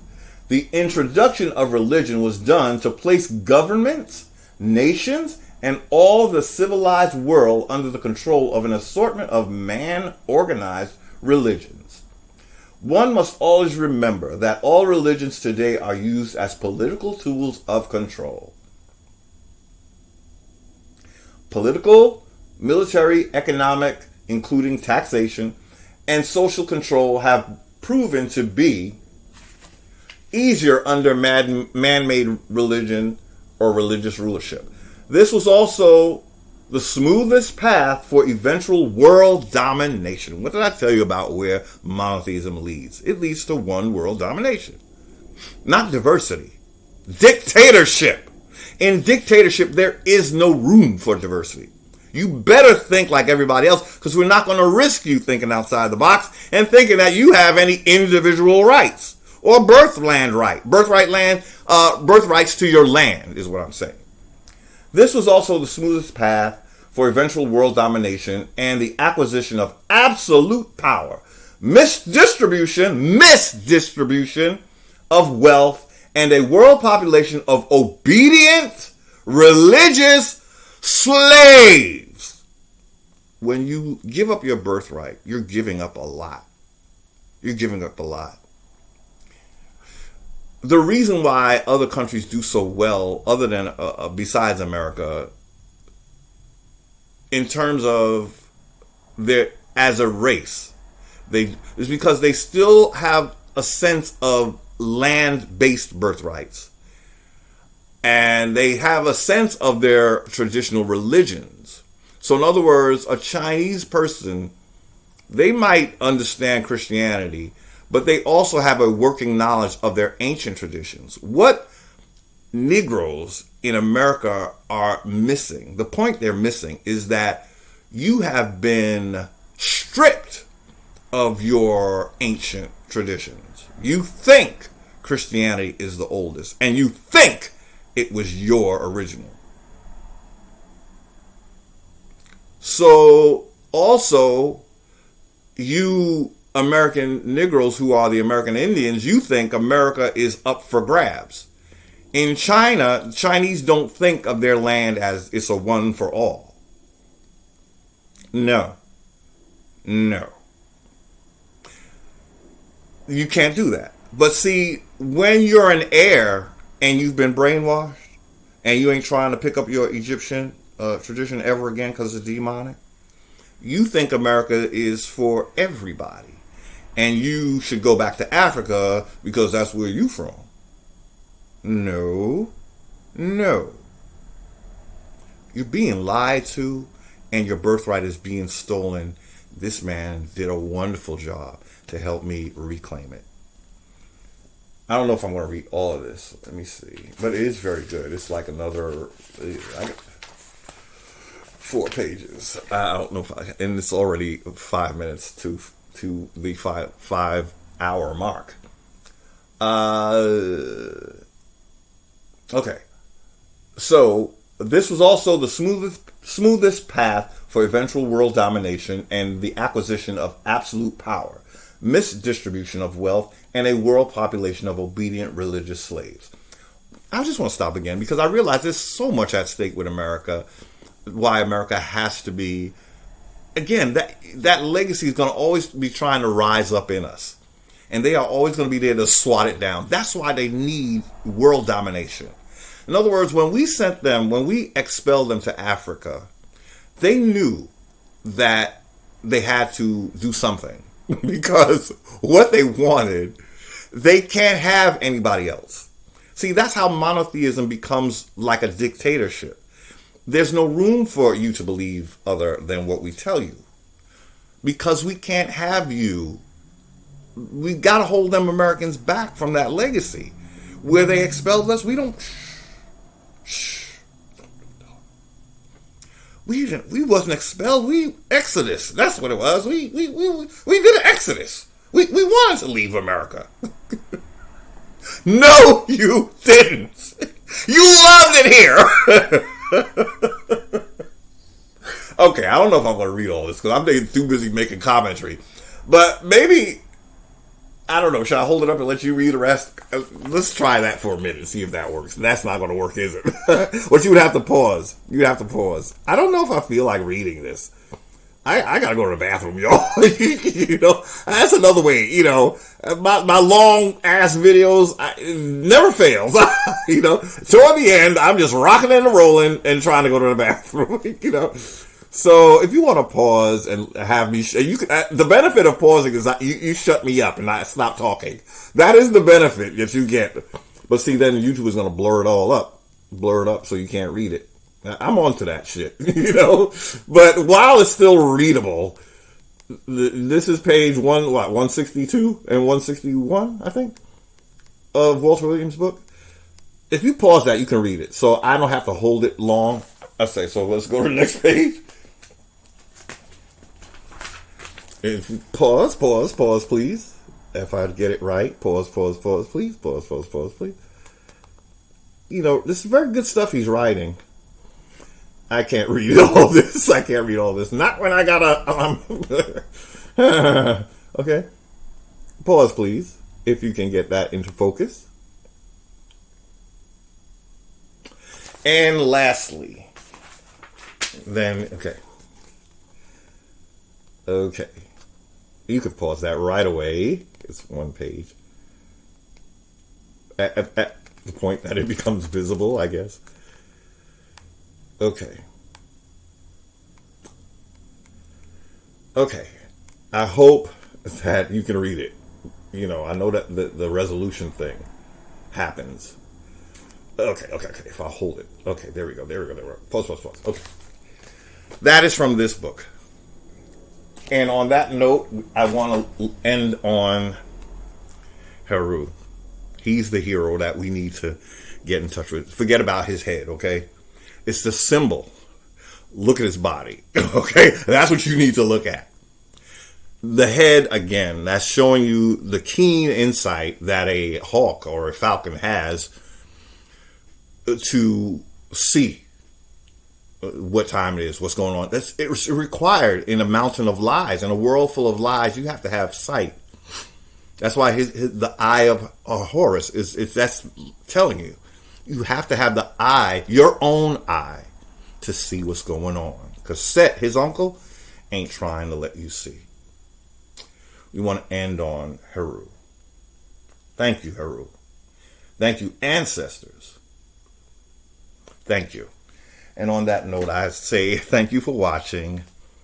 There was a brother that broke down the etymology of blessing. And if you notice, I'm not using blessing anymore. He said the etymology of blessing is be less. So ever since then, I'm trying to be careful with my words. In other words, I don't like aboriginal anymore. Etymology wise, Jacob is a spell master. So words are very, very important to him. And he would like you to use the words that you think mean what you think. That's legalese. Legalese makes you think you're talking about one thing and you're talking about the complete opposite. For example, one word, persons. We think of people, human beings. In legalese, a corporation is a person. So it's like your people rights are being extended to a corporation. So now a corporation can make decisions that, like a human should only make for themselves. But when you got a corporation person and they make a policy, it's like a person telling you it's a corporate policy. It's like one of those things you can't question, right? So things like that. Little word, the English language itself. A lot of that going on. You got to be a little bit careful. So I don't like to use the word Aboriginal anymore. What's wrong with original? It says we get that. We know what that means. What's wrong with being original people? This is the truth, right? So what's Aboriginal all about? It's a word. It's a word snatch. It means away. So they figure once they figure out they're Aboriginal, or once they figure out they're original, we'll give them the word Aboriginal, so that then they won't be original. They thought about all of this. Everything is a hijack because they don't want you to get in touch with this. You tried Jesus, right? Jesus ain't giving you your land back. This one will. Why? Because he's the heir. He's the heir that we knew before Jesus ever existed. What Jesus is giving you is a wonderful afterlife. You see, this one is giving you your land back, or the rights to your land. That's what this one is doing. It's a living deity. He's not on a cross. In fact, he's holding the symbol. We discovered that's the symbol of life, right? This day is about life. Look, he's bursting with living color, baby. Oh, yeah, I'm feeling this. Heru, you're the heir to a king legacy. Set was not in line. If we were to use characters, Set would be like Harry. You know who I mean when I say Harry, right? So he's not next in line, but he wanted, in other words, I don't want to wait for you to die. I'm going to ritualistically kill you in law and call you black. So you're ritualistically dead. So I can take your throne. This is what, see, I'm particularly gearing this at my other indigenous family. You need to learn, okay? It's not that hard. Or maybe you don't want us to know that. Maybe that's why you got all them views and stuff. Maybe you're not working on the behalf of the legacy. Y'all are so busy arguing with each other. See, that's what the conscious community started doing. The Sonnetter, kudos to Sonnetter, because, he did a lot of good. We got to admit that some of his shit was good. But that was that. See, well, okay. How about this? We know why, like a Sonnetter would have all this debates and this infighting and that's chaos. Did I show you what the god of chaos looked like? This is not him. He was fighting the god of chaos. See, okay, for his throne. Y'all got to get with it. Y'all got to get it. Y'all got to get it. Y'all got to get it. Especially indigenous. This is your legacy. This is the one that's going to take your land. He's about you having a right to your land. Yes, he is. So, again, what was I saying? Sonnetter, here I am going on. I thought I was going to end. Okay, he was doing great things. But at the end of the day, they were doing what the enemy would want them to do, which is have us thinking that we're African. But what I'm trying to say is I'm seeing some parallels now with the way the indigenous are using their platforms. It's always cursing out. It's tearing other people down. This is not what this is about, okay? That's Set energy. That's Set, his uncle Set. So you indigenous, you got a few minutes left before the indigenous start saying this ain't the way. There's got to be another way. Because you indigenous right now, y'all are not really representing what this is about. And I think it's because you're missing your foundation. Your house is crooked. Your foundation is not right. You think you're the legacy is just you running around again with loincloth and peace pipes and rain dancing. You think that's what they're trying to keep from you. You think that's what they're trying to keep from you? You don't know why it's so important to get this land? There's other places that got riches and stuff. They ain't trying to make them people not be native to their country no more, is they? Are they? You're the ones that they don't want to be native to America, call you African. Like going to China and telling the Chinaman he from Australia. You know, and I'm taking over now. Thank you for your services. You know, that's where we need to be. This is exactly where we need to be. I didn't even know this until I started getting into these videos. I knew it in the back of my head, but now it's coming to the fore as I realize Peru is all about this one. House of Heru. House of Heru. And I want to show you, I wish I had better pictures of, we could see this city. How it's, we read that it was the most beautiful and stupendous works in this ancient city, Egyptian city. They're doing all kinds of word spells, calling it Jerusalem. You know, that J from James, Yaku, put a J on it and then claim it. You know, now Jerusalem. No, it was Jerusalem. That's the most ancient name. You want to go with the oldest you can find. But if you keep demonizing the oldest, you lose. You lose a lot. With, I'm going to keep saying it, over 3,000 years of knowledge you throwing around, killing your grandma and throwing away the knowledge, the only knowledge you're going to help you see what you in. Help you see why you, in a free country, you treated like crap. And they ain't trying to have you have no rights. Georgia taking away your right to vote. The truth is, you don't want to be in that system, period. And that's probably one of the best things they could have did was, well, not really, because you would still have to claim your status. But you don't want to vote in this system. It's not a vote. It's a consent slip for them to do whatever the hell they want to do.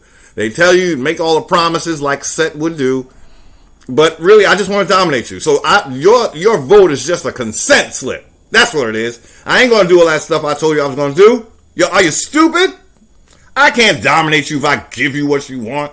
Or when I do give you what you want, I'm going to take it away like your right to vote, your quote-unquote right to vote. It's a benefit given to slaves, a benefit and a privilege that they can give or take away.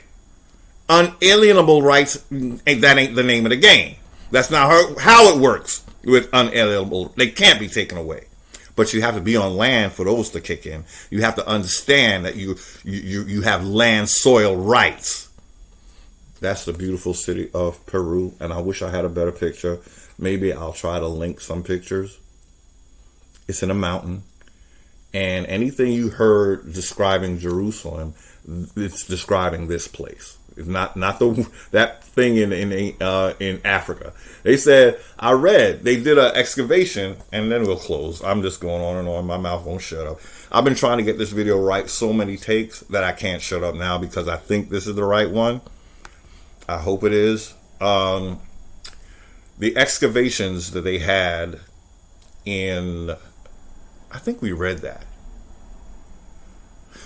I hope I did it in one of the videos where all they was finding was pots. It's supposed to be a city, but you're finding pots and an Egyptian temple in the area that they say Jerusalem is supposed to be. They're on the wrong continent. There it is right there. But see, they want to hijack it. At first, they don't want to recognize that is it. But that is what they describe when they're describing, quote-unquote, Jerusalem. A walled city that's high up in the hills. That's the hijack. Okay? I don't know what more to say. I don't know if I read about... I'm trying to read where if I don't read it, I can tell you... It's in this book. Jerusalem is Missing. I think we did read it. Where we had, what's her name? Dr. Marguerite Steiner. And yeah, we did read this. So I would just refer you to that video. Jerusalem is Missing. Yeah.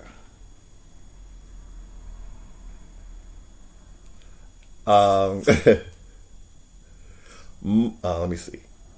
But no remains of a town, let alone a city, have ever been found. Not a trace of an encircling wall, no gate, no houses, not a single piece of architecture. Simply nothing. That's what they found when they went to do an archaeological dig in what they're calling Jerusalem. I think I'll leave it at that. So yeah, that was chapter 5, Jerusalem is Missing, in this book. I think we touched on a lot, and I'm going to say thank you for watching. I hope you enjoyed this as much as I did. And I guess I'll say see you next time, wherever spirit leads. Thank you again for watching. All the best. May you have your health, wealth, peace, prosperity, and all the good things. Thank you again.